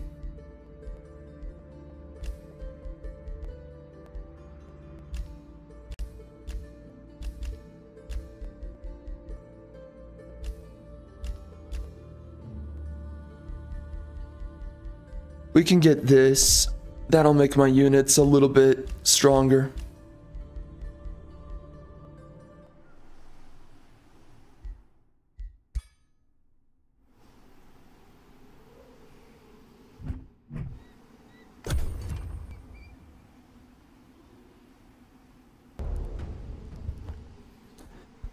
Alright, so they're attacking us. Let's see how we do. This should be pretty easy, unless we have a couple of war breeds. This is supposed to be a really tanky build on Biatch, so we'll see how well she holds up.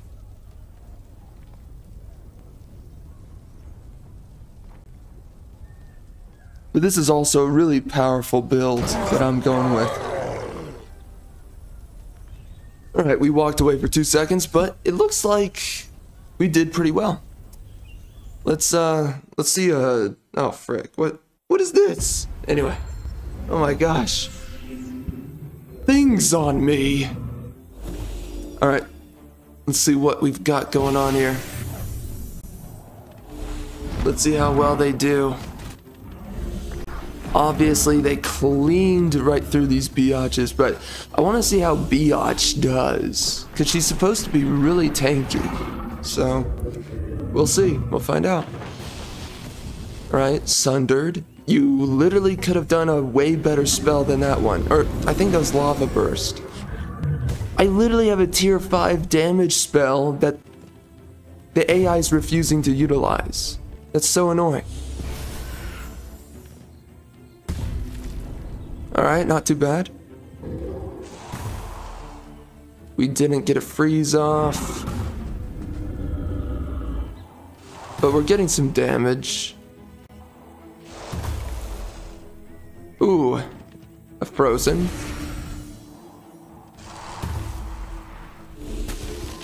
Ruh-roh. Oh my gosh, the oven's going off. Frick. Everything's falling apart right now. Alright, I'm just gonna let this keep going. I'll be right back.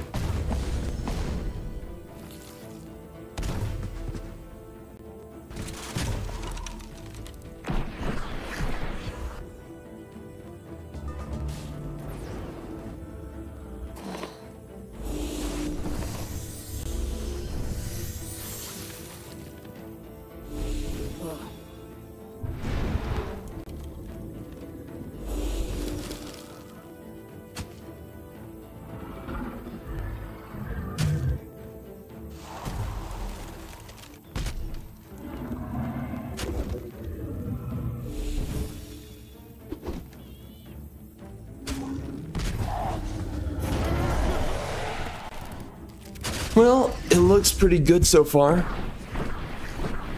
I am pretty impressed. Did any of my units die though? Bruh.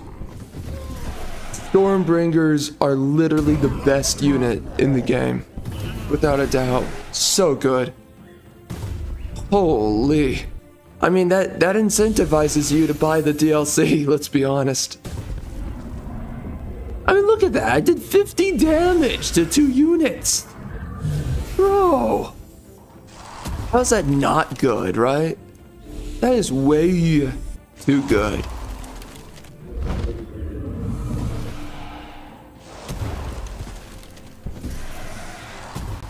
Wow.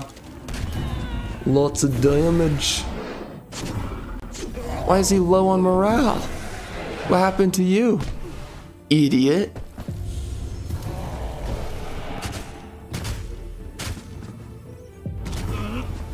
Okay. Oh wow, the flame burst killed the other unit. See, there's so many variables that maximizes your damage late game. There's just no realistic way that you as a player should be playing this on your own. You should just let the AI do it. The only way I can justify you yourself playing the game, despite any oversight you might have, is playing multiplayer, right? I would love, by the way, to play this game multiplayer, but that's just not realistic for me. I've tried it many times. I could even try it right now. I mean, I'll give it a look, but you know, playing this game takes long enough as it is, and somehow you're gonna get what, like 8 people. Somehow you're gonna get 8 people to play the game on a consistent basis. Really? Nah, I don't know how you do that. Typically that's way difficult to do. It would be awesome if you could get that to work. I would love it. And if you could somehow just like have a 12-hour day playing the game with 8 people who somehow have 12 hours.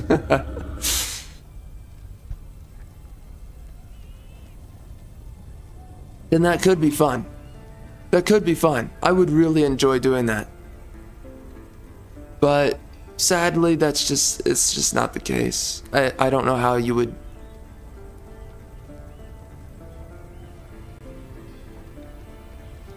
How would you manage that? I don't know.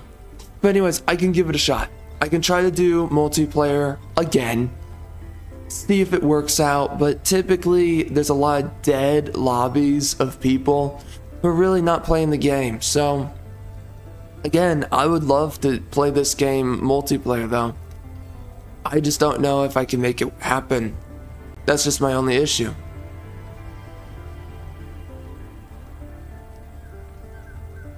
But we'll see, man. Anyways, but I could justify it though, by the way. I could justify playing this game on manual combat. If you're playing against other people, then that would work. I could justify it. But I mean, late game, that would get really annoying. But, I mean, doing one run where you do that, yeah, it would be cool to do one run in multiplayer. No AI rulers, none whatsoever. Except for free cities, of course, but outside of that, that would be kind of fun though. Doing manual combat, that would be kind of cool. I would be into it. And outside of that, just in general, I would really love to try out multiplayer with this game. But again, I don't know how to make it work, so not right now. It would be cool though. It would be.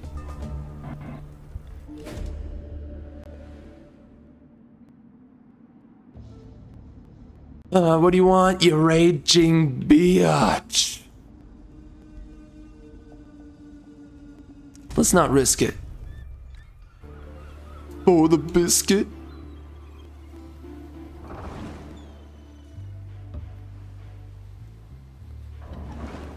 You know, I don't know what it is, but right now, just on the spot, I'm just thinking about Eve's freaking boobs, okay?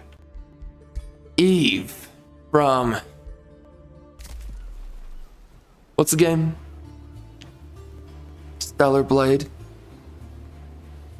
I'm just thinking about her boobs right now. That's it. Just on the spot. I'm just thinking about Eve's boobs. Yup.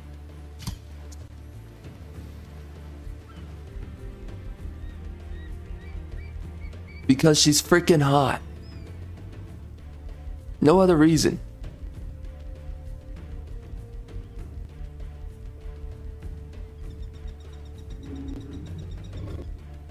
Freaking smoke show hot chick, man.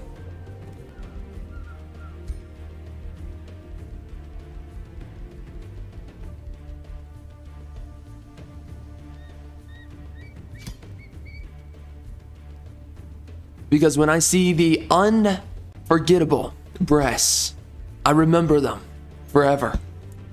Seared into my mind.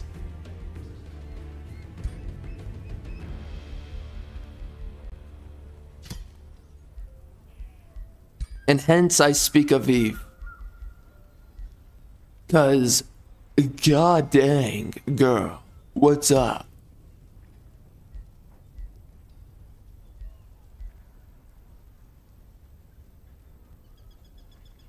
Freaking smoking hot, bro. Smoking hot.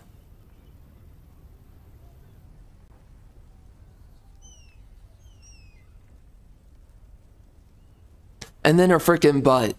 Oh my gosh. My goodness. It's over. It's over. I am incapacito. Just thinking about her freaking anus. God heck. Don't even get me started when I... Jeez Louise. Scarlet from Final Fantasy 7. And of course Tifa. But Scarlet. I have to also mention Scarlet because why? She has huge boobs. Impossible to forget about those. Impossible. For me, impossible. You can't get past me.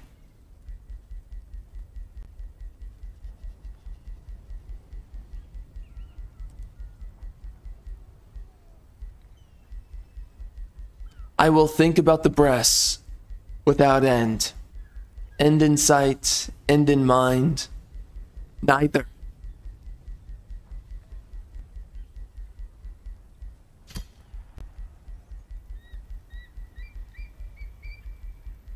Yeah, so that's the long way of saying that. I don't know. I just started thinking about hot chicks. And then I was like, dang. They are hot. That's true.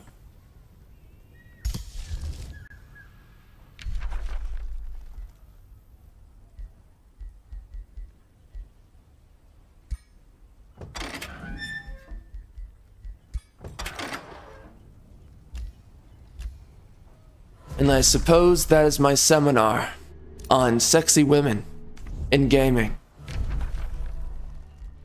Bro, freaking Scarlet is just so hot. Jeez Louise.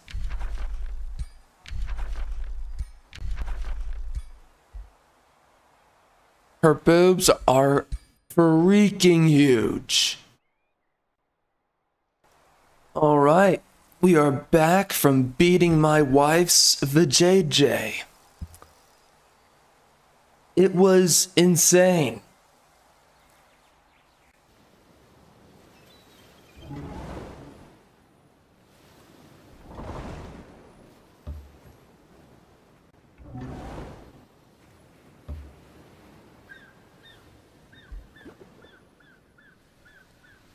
And yes, she wanted more.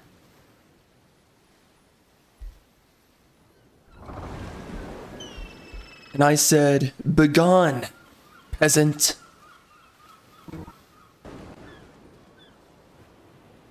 I had my time with you.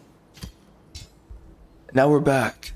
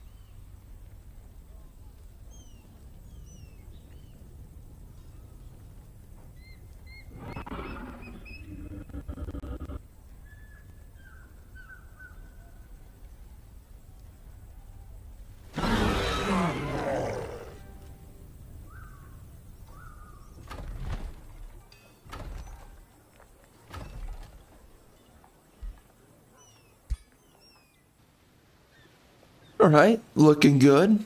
We should sit around here and just heal up a little bit. So we're gonna do that. We're just gonna chill out like a bunch of homosexuals. Raging homosexuals.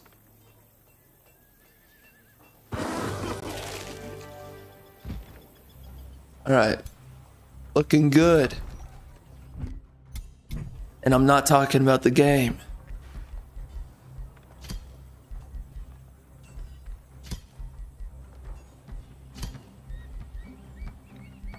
I'm talking about my wife, otherwise known as sex toy.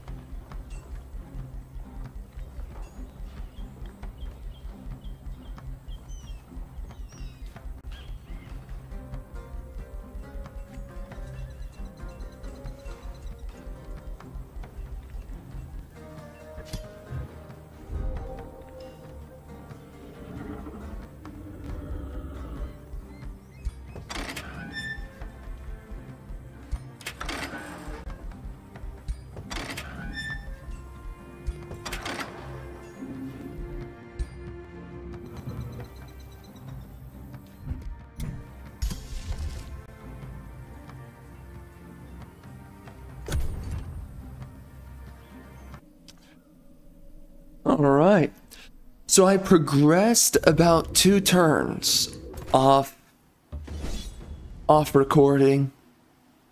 This guy attacked me, so we're gonna clap those cheeks. This is a good build, bro. I'm not having a hard time fighting anybody. This is crazy.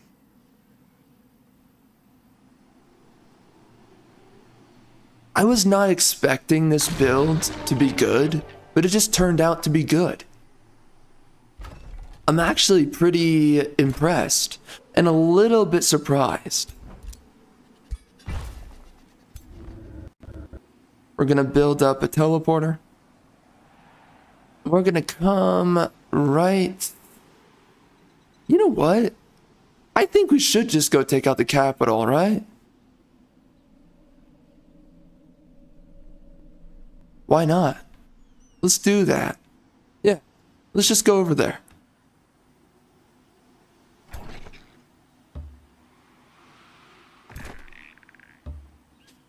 But yeah, this is really not that difficult. I'm actually a little bit surprised. Am I just getting that good at the game? Maybe I should be playing on brutal with a major advantage turned on. I mean, that's going to be really difficult to play, but I'm willing to give it a shot at this point. Because it just seems like I know it's strong now in the game. So might as well play with the maximum difficulty cranked up, you know? Why not, right? Might as well give it a shot.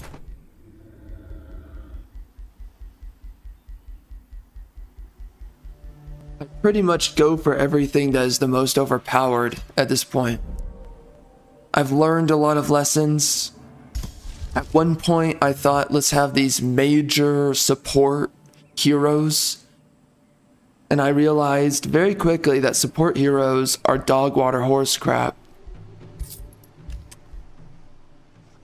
So now I've kind of learned how to make good heroes, though, where I invest wisely within the warfare tree while maintaining wise investments within the support tree. So now I have these mega heroes that are pretty good, and I have armies that are really strong now. For real. They're pretty strong. I mean, look at this guy. Look how tanky he is. Not so tanky against shock. I don't know how that happens. How is he not tanky against shock? Astral? Is it astral? Oh. Frick. That hurts. I did not realize. You know what? I do kind of feel like doing one of these fights myself, though. So I might just do that. But man, Stormbringers, bro, they're good. Earlier in the game, I should be focused on trying to get myself Stormbringers and also Druids of the Cycle, because they're also good.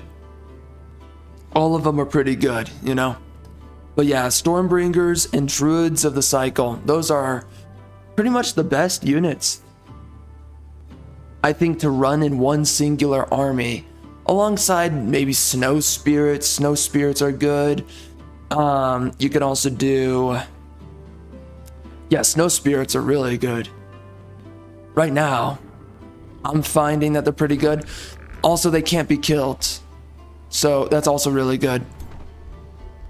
Because of their undying effect down here. So these guys are what? They're pretty much invulnerable. Because even if a unit does die and he comes back with 50% of his health,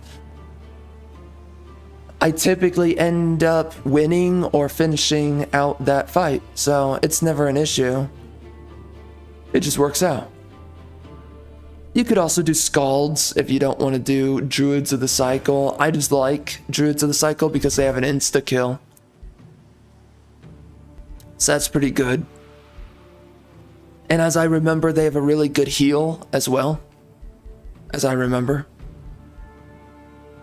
Scalds, man, they've really gone out of their way to make Scalds really weak, bro. They've done as much as possible. They really have. They reduced their defenses. They reduced their damage.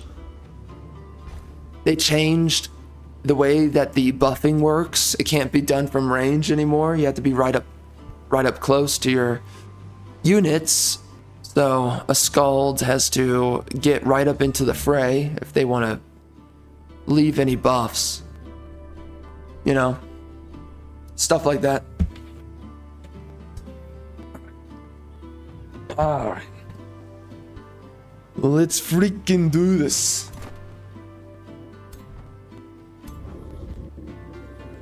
Running over there is gonna take a hot second.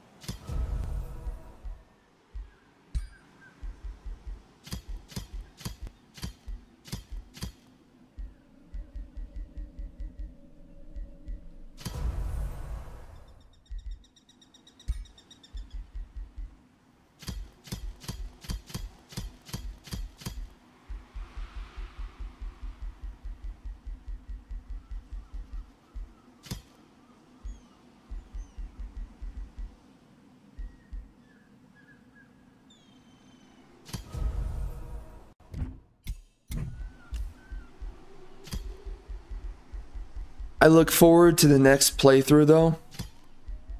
Playing as my homeboy, Squeamus Bontitious. We've been waiting for this for such a long time, bro. And I mean a long time. Frick. It's been a while. We're finally playing Squeamus. I just cannot believe how long it's taken to get there.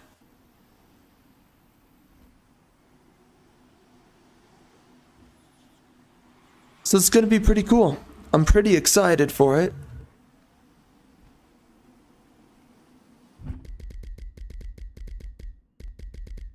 Because that's gonna be a dedicated dragon build. So I'm going to be really hammering down on dragons. Making sure that I go the full way with them. I want to completely utilize dragons for once. I've never done it before. So I'll be building slithers for one, and then I'll be building, what's the other one? Slithers, and then I'll be building the dragons themselves. I've never fully committed to that. And of course I'll be using a dragon hero. Obviously. So we'll see. Should be pretty cool. Ah, frick, son.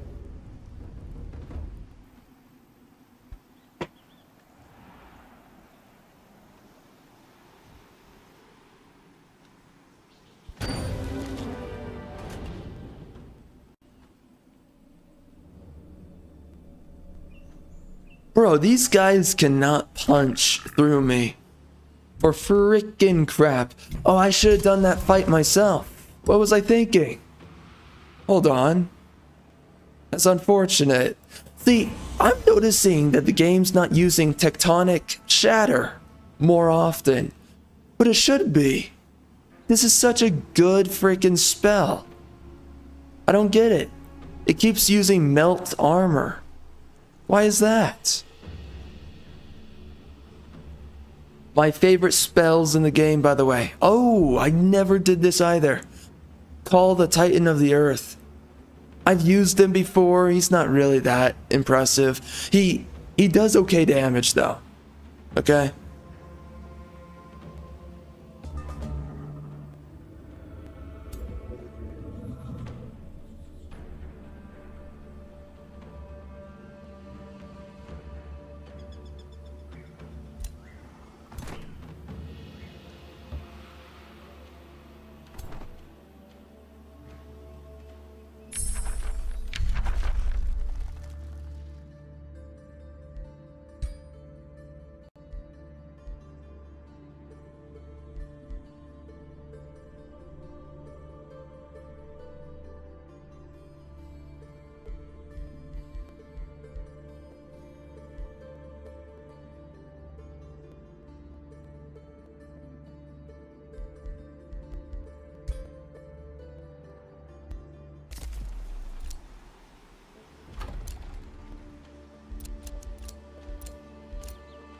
Okay, I think we're gonna be completing this pretty soon, so might as well just grab all these plots of land. So like right here, we can grab that. We can grab some of the water over here. We can grab some of that. Ooh. Research. Nice. A lot of research. What the heck?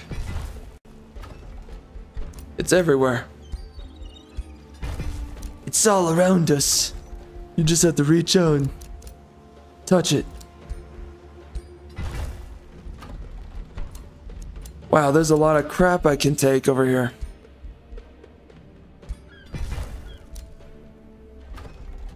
My gosh. I was really neglecting this stuff. Holy. I can really expand.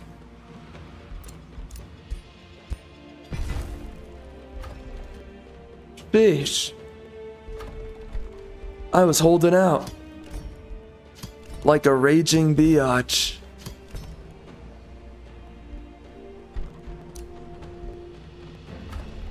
What a freaking douche nozzle. We can build some of this.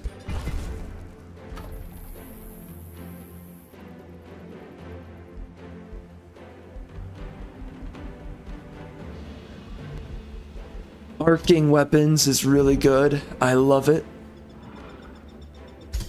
It's one of my favorite passives in the game. Oh. Let's make sure we get gold touched. That's a really good one. Right there. Right.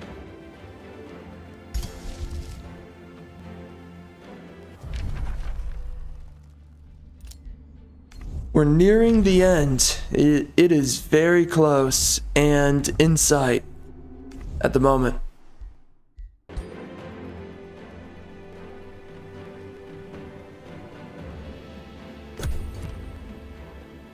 Bro, I cannot wait to play with the...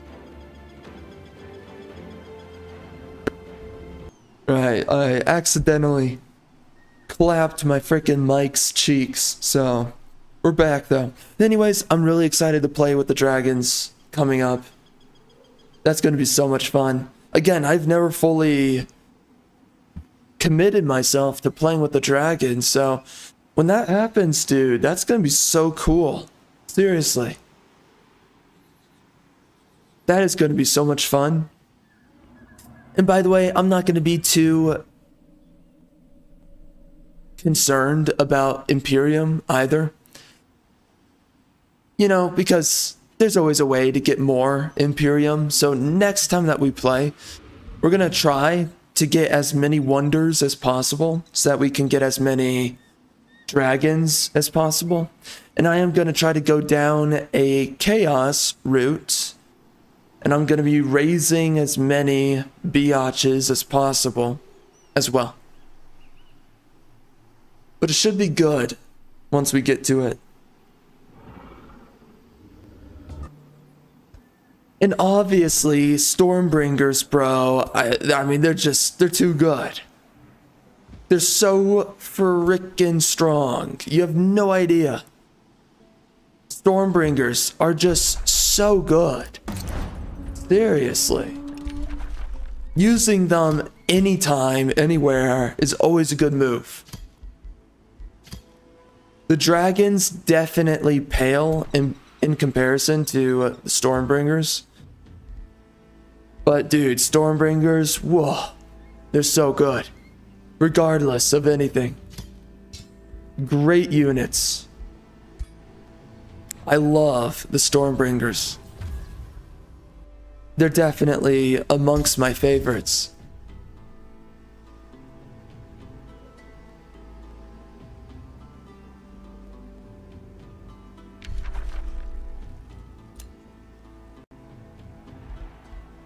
But yo, dude, this build has kind of been a cakewalk. if I'm being honest. I'm a little bit surprised how it turned out so easy. Whoops, don't do that. Yeah, this build has really worked out. I am pretty impressed.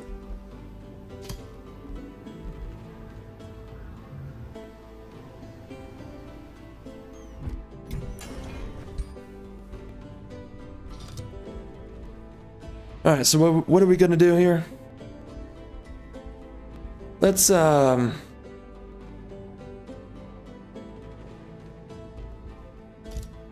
just do the last one for my masks.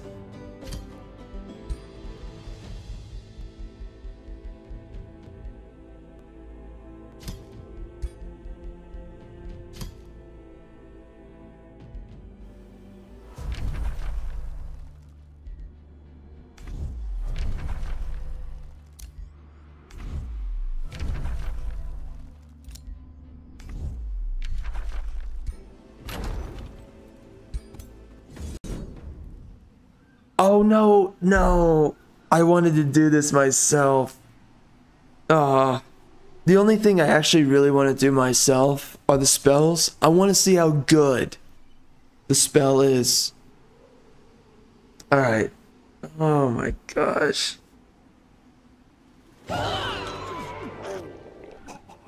Alright.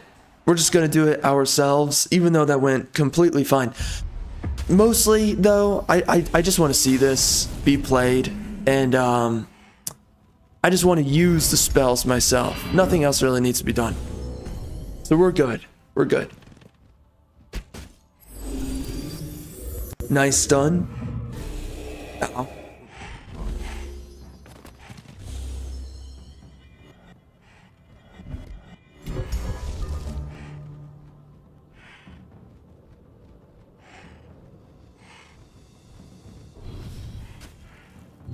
Kaboom!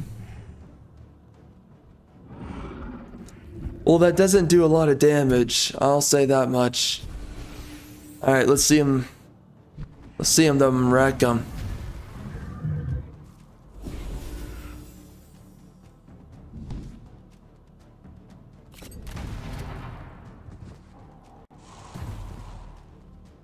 That's okay damage.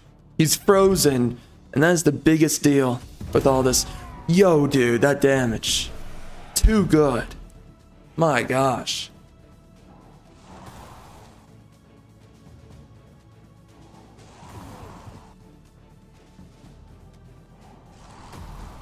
Oh, and I didn't want him to have a lance. I was meaning to replace it, but I guess we never got around to it, did we? We don't really need to. Whatever. Why would you teleport over there? That makes no sense.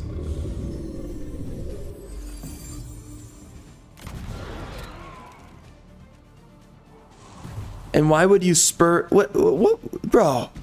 The AI makes no sense. Why would you do that? They just sacrificed my hero getting a kill this turn. My main hero, too. That's so dumb. And he gave spur to action to a stunned unit. What a waste of a hero's turn, bro.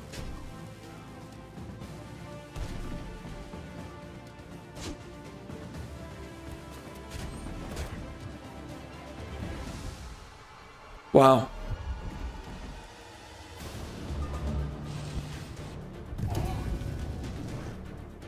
All right. Nice.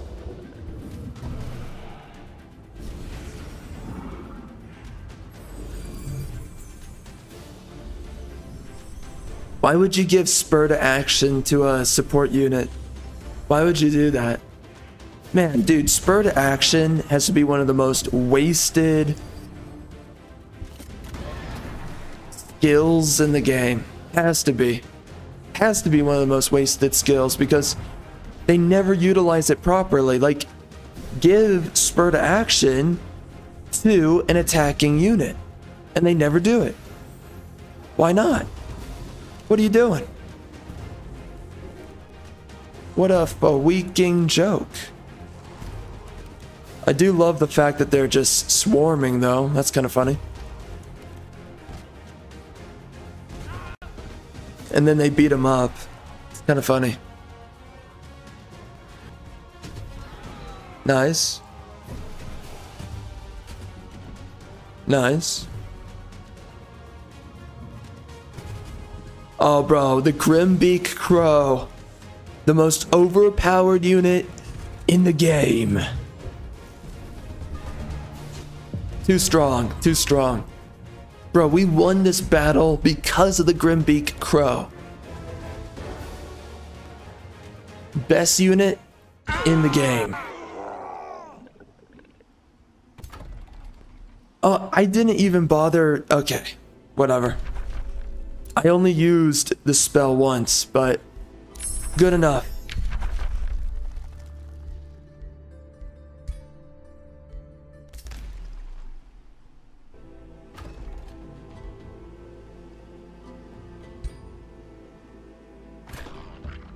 Alright, so we're gonna heal up for one turn, and then we're gonna have to go run off and find wherever this guy's main hero is, which is right here.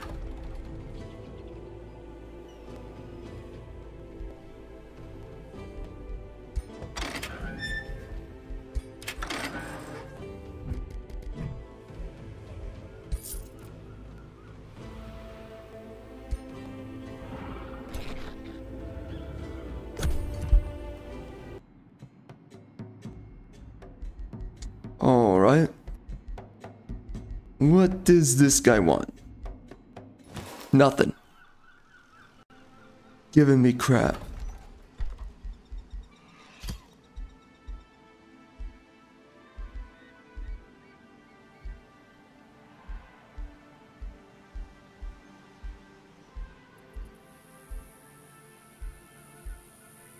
Well, I could build the bazaar right here, and then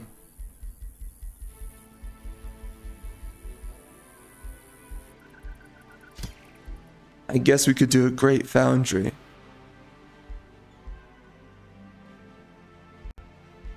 Unless the golem mine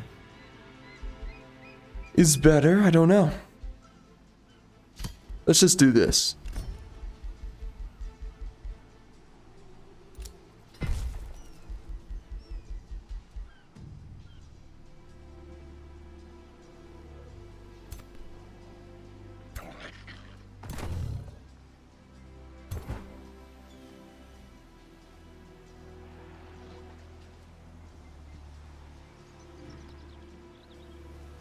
Alright, so we're gonna go down here.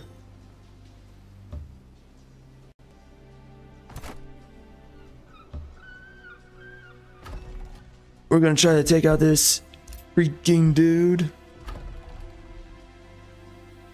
Oh, what? Wait. Oh, what? Oh, he took it. That's so stupid.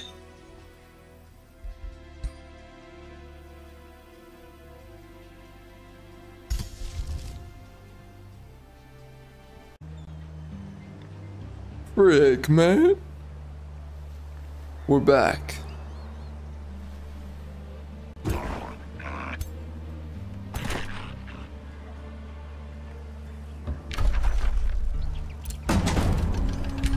Oh dear God, the game is a tad bit loud. Let's bring that down.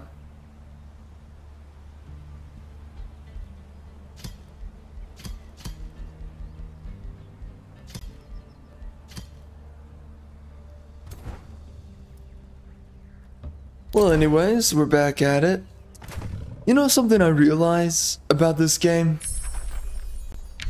The item forge mechanic is really annoying. And I mean it.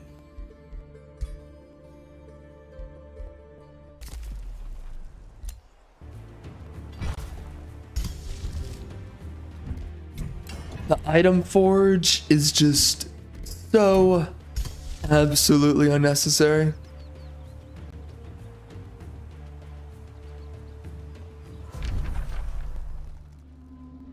You have to mess with it far too many times.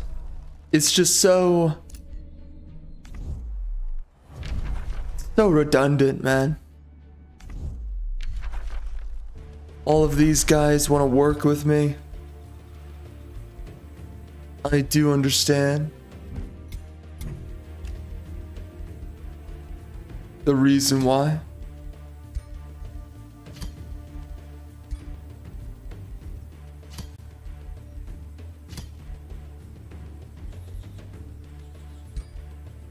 Alright, that's a good boost in research.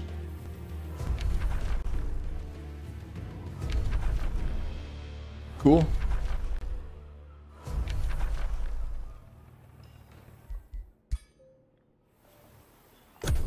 Alright, dude, so here's the thing, by the way.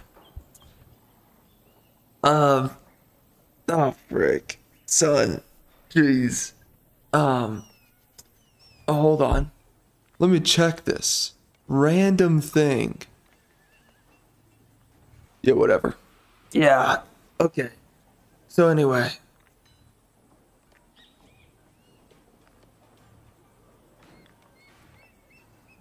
I'm hoping we can get to Smite 2 coming up soon. Really hoping we can get to it. It came out for me right now last weekend. And sadly, it did not extend throughout the entirety of the weekend. So I bought it way too late. So now we're waiting. My assumption is that the alpha will be back up, hopefully, this upcoming weekend. It sucks because I paid for the alpha. So we've just been playing Smite. There's a couple of rewards that you get that crosses over into the game. So the next game. But yeah, I'm gonna be making a video on the alpha for Smite 2 whenever we can get around to it. And then we've been doing some other things outside of that. It's been interesting. There's a lot of things going on and coming out. But we've also been playing some Age of Empires 4. Just experiencing the new update, which practically feels like a DLC. It opens up so much more of the game. They finally added an FFA, free-for-all, game mode, which I really like. That's pretty cool. I don't really like the way it functions because you lose based upon losing a monarch. So it's this unit. I'm not a big fan of that, but whatever. I kind of get it at the same time.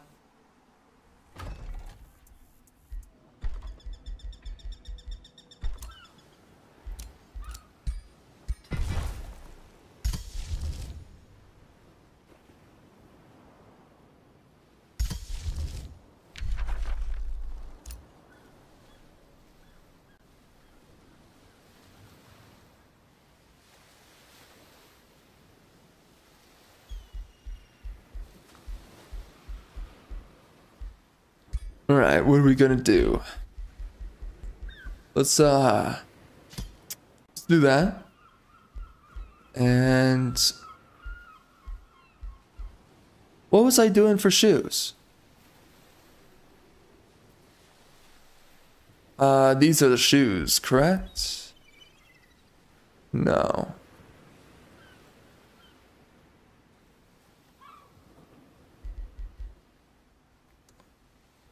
Okay, so it's a flex slot. We can kind of do whatever we want with this. God, see, this is so annoying. I really do hate doing this over and over again. after a certain point, it gets annoying, right?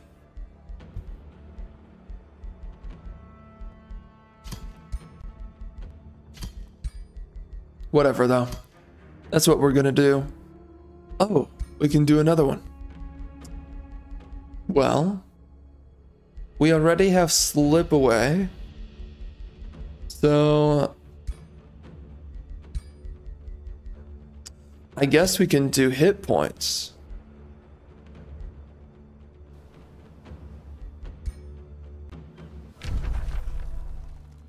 In some way, you don't even really need to bother with the item forge. It's not like it's really that important.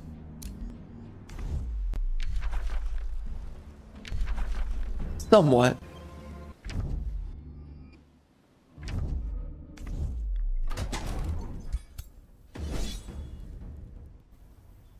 All right. Let's see how this goes. My units are massively overpowered, so I imagine this will go pretty all right.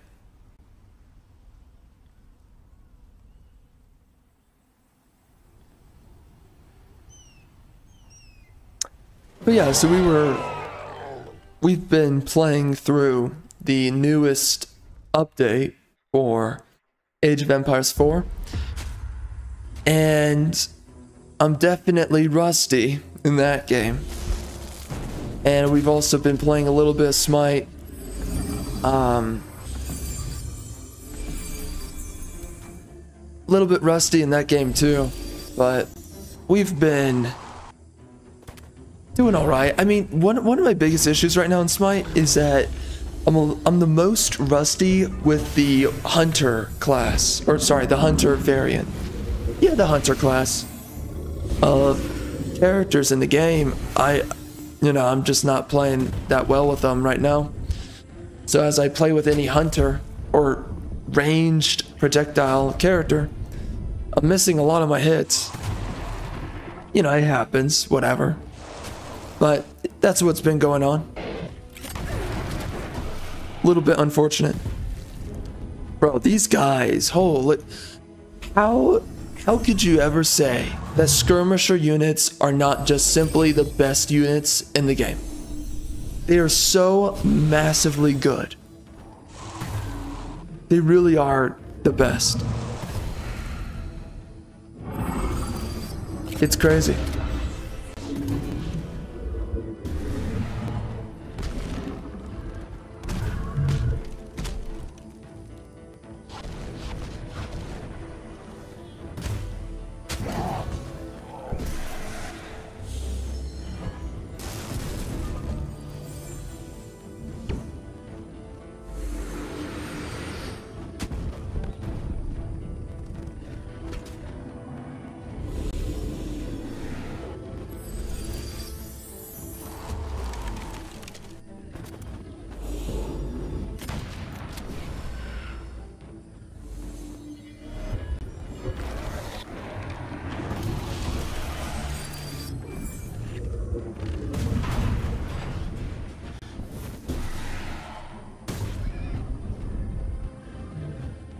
Bro, these units do so much damage. It is crazy.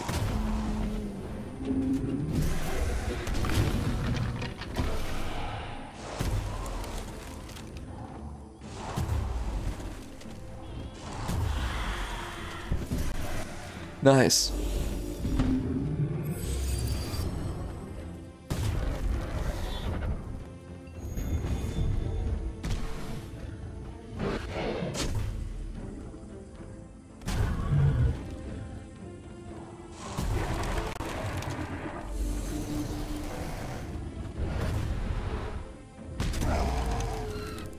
Cool.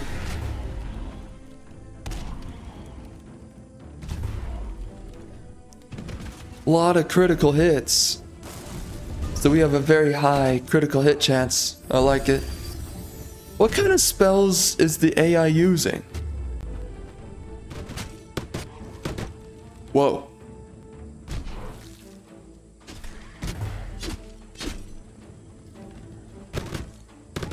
Ouch.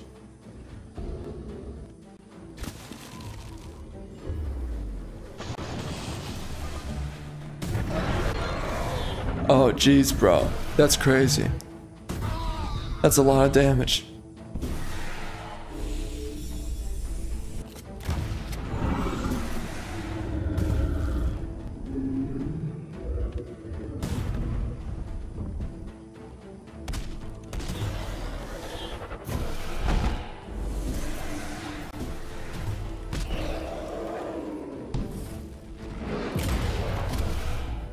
Nice. Pretty good. Pretty good.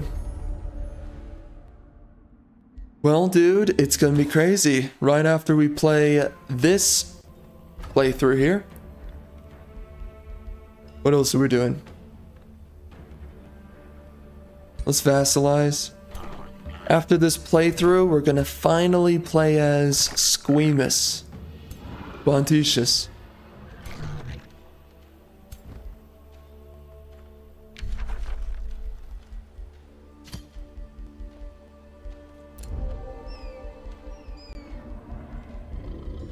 Without a doubt, I am looking forward to it.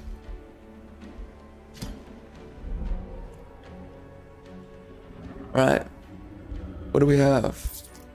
Let's sell the dead dudes. We can free these guys.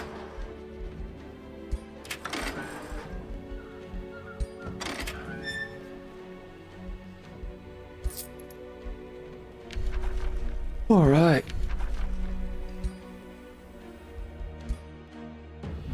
We have so much Imperium at this point in the game. Pretty crazy.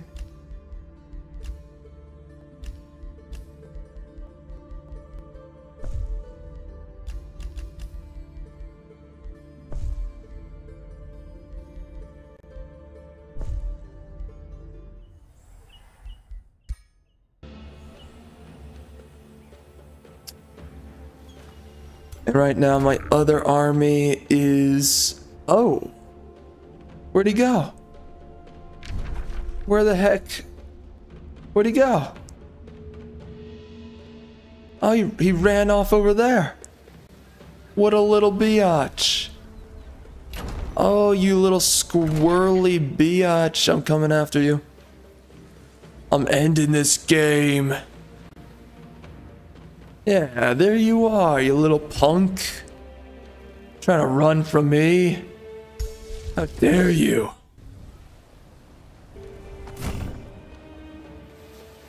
You know what? We could do it just these two, right? We would be fine, I imagine. Okay, let's just bring the entire army. There's no reason to complicate this.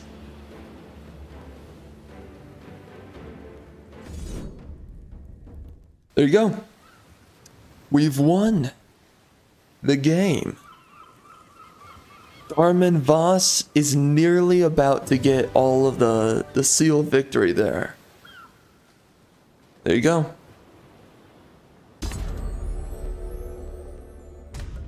Beautiful. Please don't crash. That's a bigger issue in Planetfall. In Planetfall, the game would crash on the victory screen so often. It's insane. That was pretty good.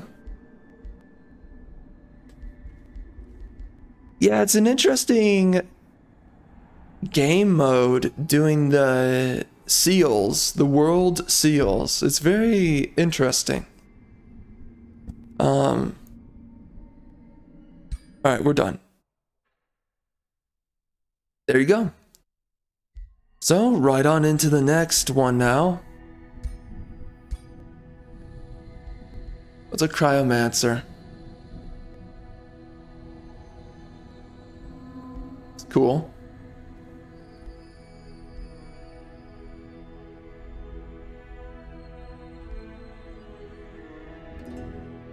Some of these I've never seen before.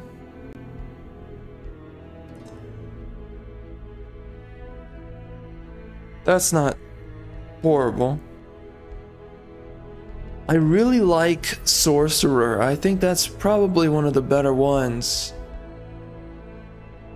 What do I do? Profit? Profit's pretty good. Let's do that.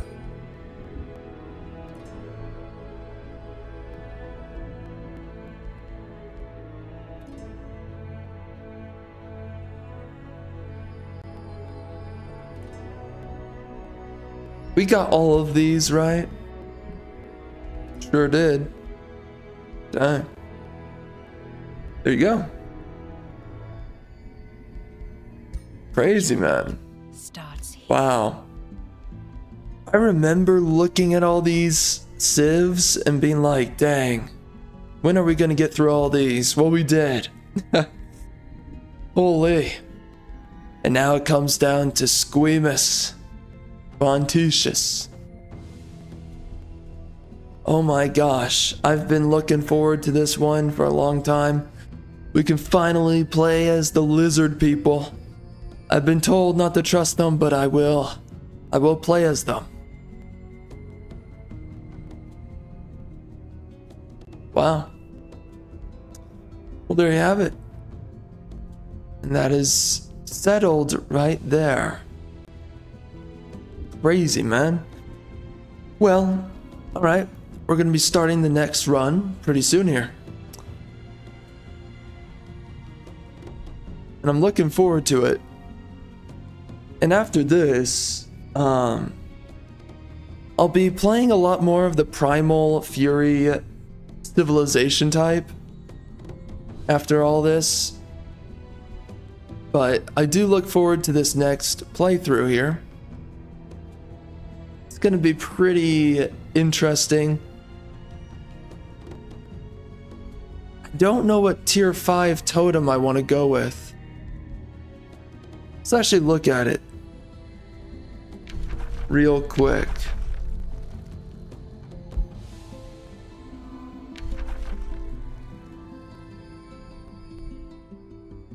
Yeah, see, I have not sufficiently played with all this, so in the future, I definitely want to look into it.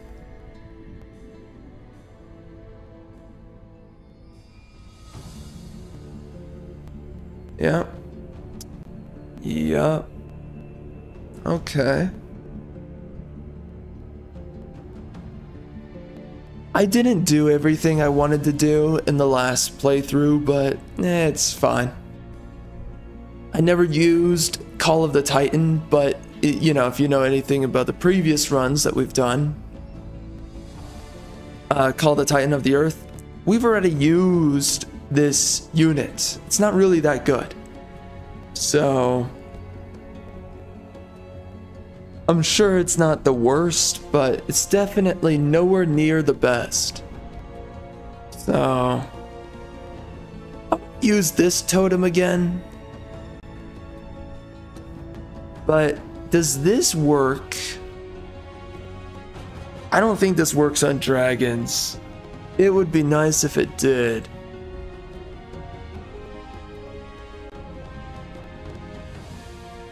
Yeah, I don't know if it does. I guess this would be better.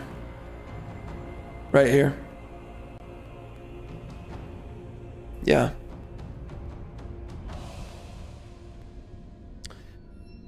I mean, typically, it's just better to go Tome of the Archmage. It's really difficult to choose anything other than this. This is wicked powerful. And everything else doesn't really have...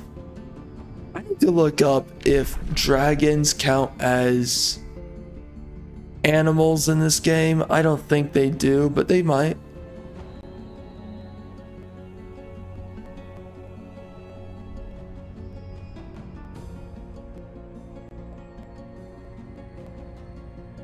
What does he count as?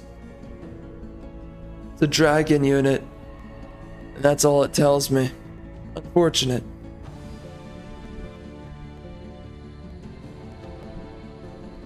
Wow.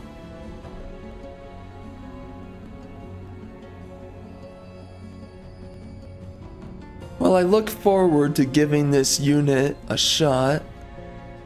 Yeah. Well, Not bad, man. Not bad. Wow. Yo, it's crazy. I remember when we were doing like our 6th or our 7th run. Shoot, it's crazy.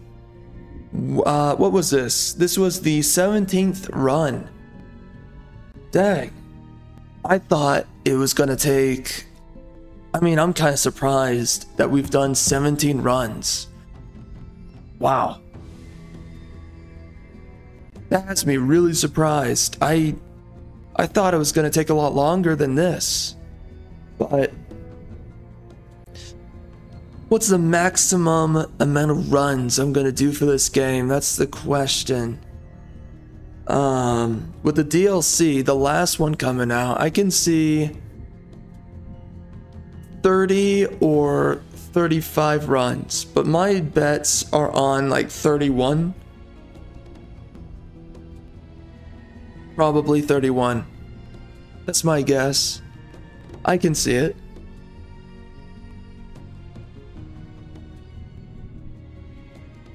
Pretty interesting though.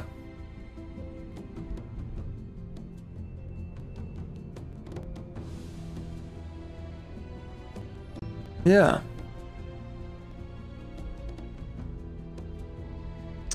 Alright, well, I don't know if I have any other thoughts, but the elemental build, I think it went pretty alright. I think it was actually really good. I think that these snow elementals are really powerful units. They're very effective for what you're trying to get done. From everything I can tell, they're just really strong and solid units. By the way, I think moving forward from here, we're going to start doing major advantage, brutal difficulty for the future runs, because I think we've gotten to the point. Man, I remember I used to get cleaved right through, but you know, I'm figuring out the best kind of builds, the best kind of units to use. I'm realizing what kind of units get you screwed over, you know? And I think it is important that the game remains a challenge, although that's a dangerous thing to say, because you don't want to really get swamped. Like, the number one thing I just want to see for myself when playing this game, I just want to see more of a wrestling match between myself and the AI rulers. That's all I really want to see. So far, we're not really seeing a whole lot of that.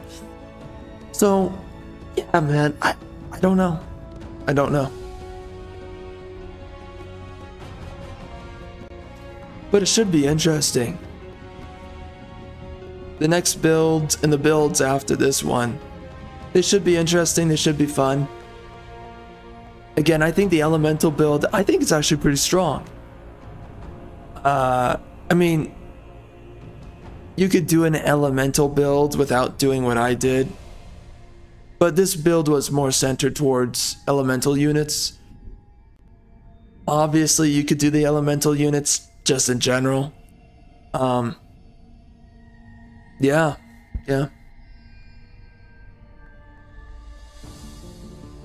I think it's really powerful if you have a full army, though, of elemental units that they just utilize their freeze attack, and then they can close in on the second turn.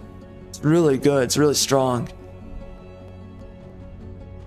But yeah, this build, it really worked out.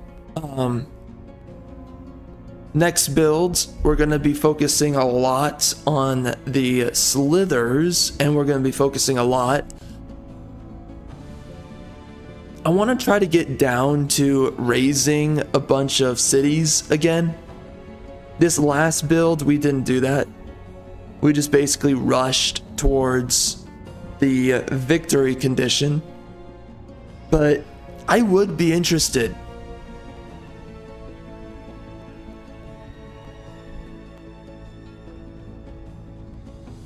I would be interested in just scorching the entire map.